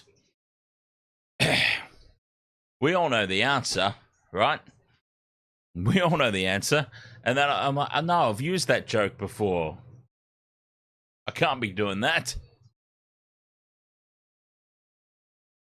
But anyway, it's nice to see you. It feels like the old times. There's going to be a really unhappy DJ Shack because we're now even further distracted from the bingo. But the James says Arcade Angel times her chat perfectly when UFC isn't here. Well done. Yes. Yeah, Arcade Angel. You don't want to. There's also a blue spinner. His name's UFC Only Fams, and pretty much any sort of hint of a female name in the chat room, he'll be all over that. Oh, he'd be into you, I'm sure. Angel sounds female-y. Gonna suss this one out. You're a drag queen. Ah. Well, there you go. There you go. Now, you, Arcade Angel, you were at a some form of TikTok event, if I'm not mistaken. See, I still see all your stuff, even if I don't comment. I'm still there. I'm like that weird guy who we haven't really talked anymore, but like I'm still observing from the bushes. Ah, TikTok party. Good for her.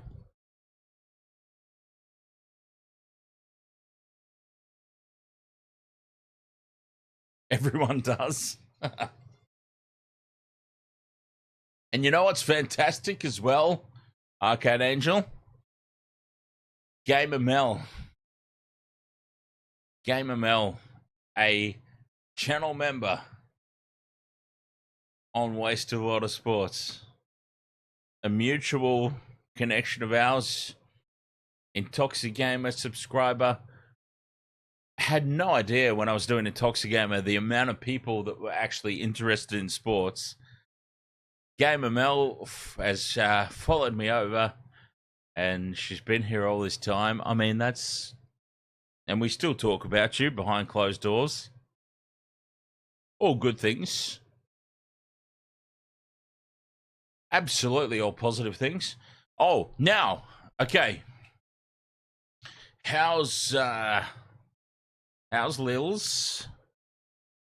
Try not to reveal. I want to ask questions, but I don't want to. I want to ask questions, but I also don't want to reveal too much of the past. But I will ask how is that one that used to like virtually jump on my head every chance they got?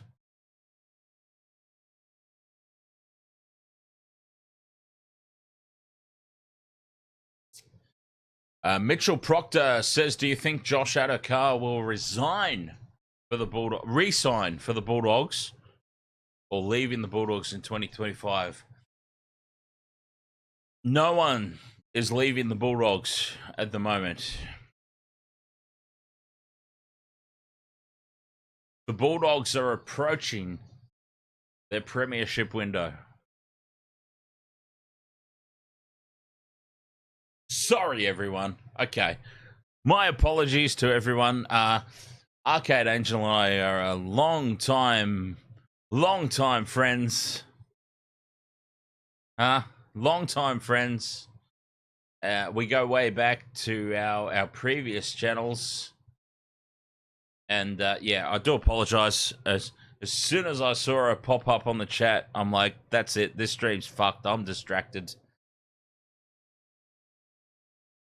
Probably should be a little bit more professional than that, but yeah, I got a little bit excited, overexcited perhaps, and the last time, oh Jesus Christ, the last time that I actually had a good and proper conversation with Arcade Angel, I still had a mohawk. I didn't have the samurai look.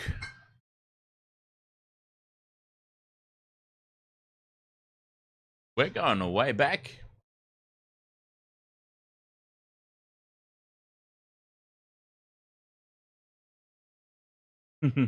So there you go. I do apologize. Rod says the Bulldogs need a better 7, and then they're going to be a top 4 team. James Strong says, whoa, do we need pictures of this? Or do we have pictures of this? Dan with a mohawk. There's videos of it. I started the channel with a mohawk. We don't need pictures of it. There's video of it. It's not hard to find if one seeks it out.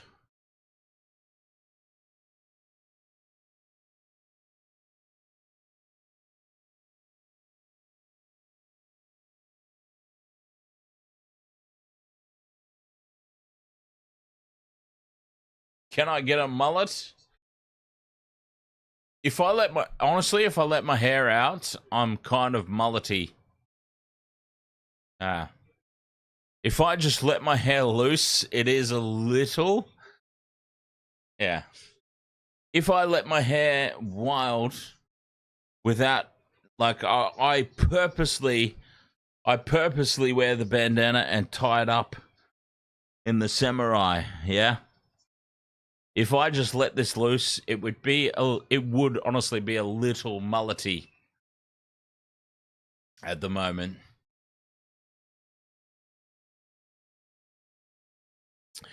Dr. Pooh says, yes, he looks like a Day Lewis Mohican. I don't know what that means, but it sounds cool. Sounds really cool. Oh, I just can't believe Arcade Angel's here. That's just like...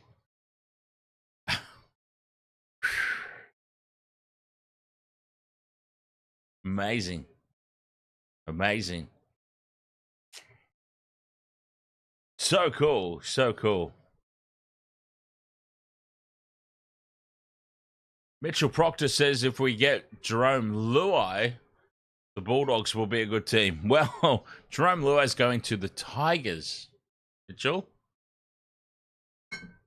The Tigers have Jerome Luai. I'll tell you what else. The last time that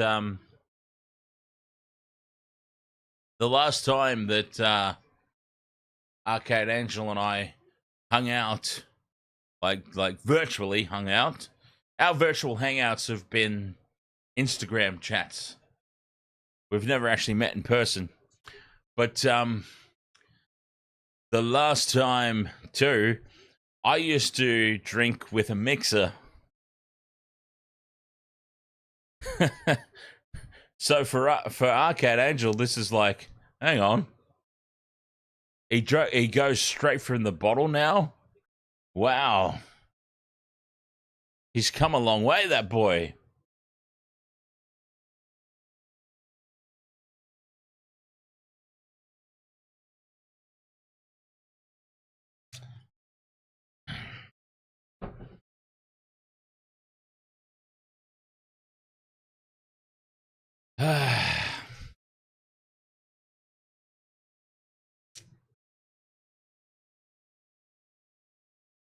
The Fun Dan is back. Back? When did I ever leave? When did I ever leave?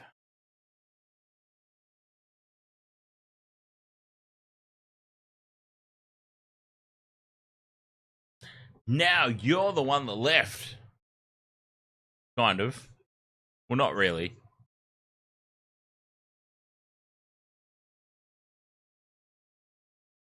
No one really left.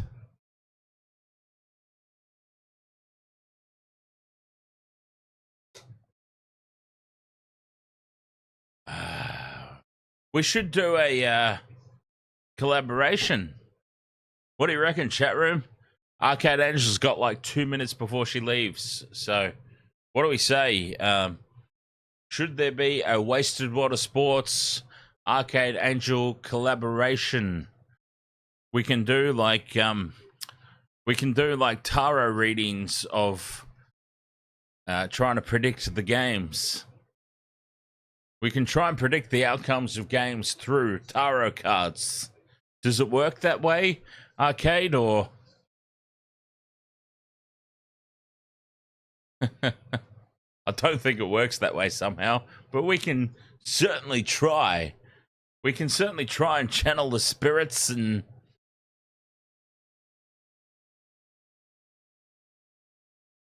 We've actually never done a collaboration. Can you believe it?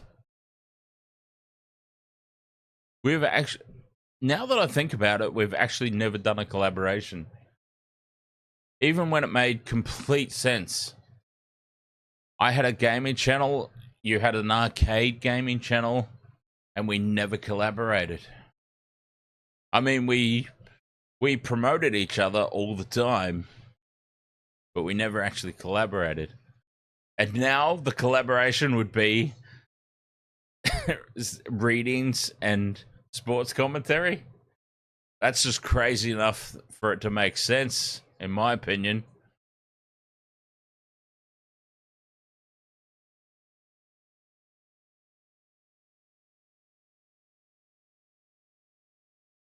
All right, God bless you, Arcade Angel. It's so nice to see you again. It really is. I mean, words cannot even describe how good it is to see you again. So much so that I even felt the need to do some visual effects. That's how nice it is to see you again. We'll tee something up, I'm sure. But, I think DJ Shaq's getting very, very upset that we haven't read out his... We haven't figured out his NRL bingo at the moment. I've never seen DJ Shaq get so salty before. It's actually quite hilarious. I'm not gonna lie.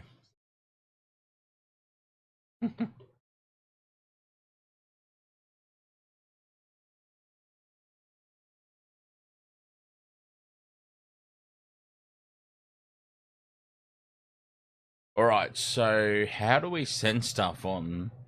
I know that this was my idea, but I want to figure it out. How do we send stuff on Office?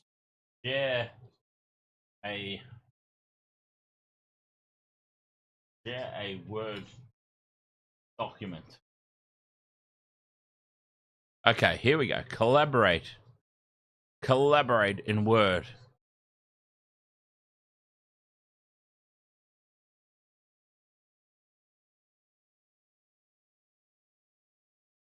Collaborate in Word. Select share on the ribbon or select file share. Select who you want to share with from the drop down or enter a name or email. Okay, so that's where he needs my email. Okay. So I'm wasted. Okay, I'll type it in the chat room. Wasted World of Sports.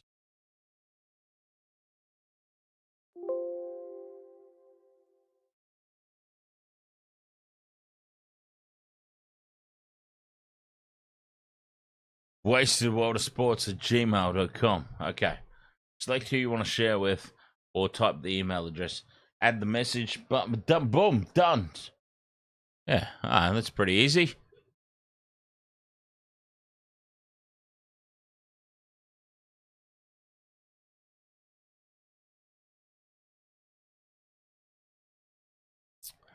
Fairly simple.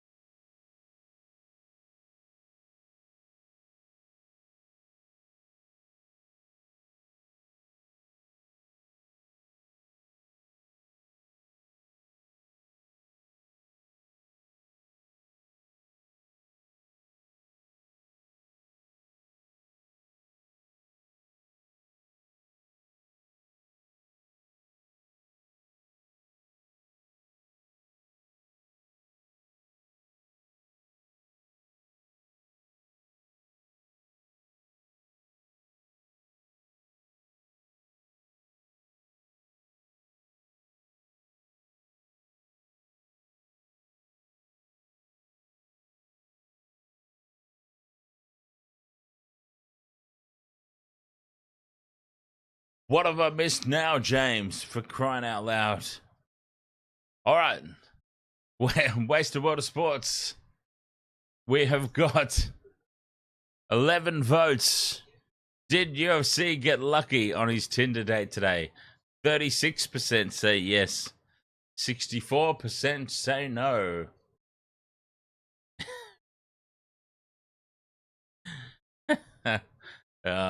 Very interesting. Oh. Starting to level up. We better end it.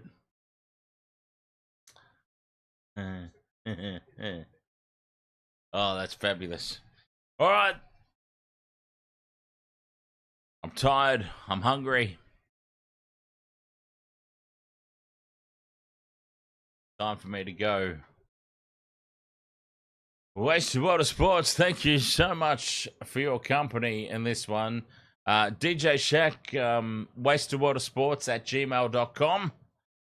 That is the Office 365 invitation. Otherwise, I'll give you access on the Discord. No, you could DM me on the Discord. I think you can direct message it to me on the Discord. The NRL bingo. There's ways that we can sort it out anyway. Okay. Thank you so much for your company as always. Very much appreciated. Oh, there's the birthday music. Why? Oh, Shakayla. Happy birthday once more to Jaquela, even though she's not there. Ollie's not there, I'm sure. Thank you so much. I'll catch you guys next time. Yes, until then, a very big cheers.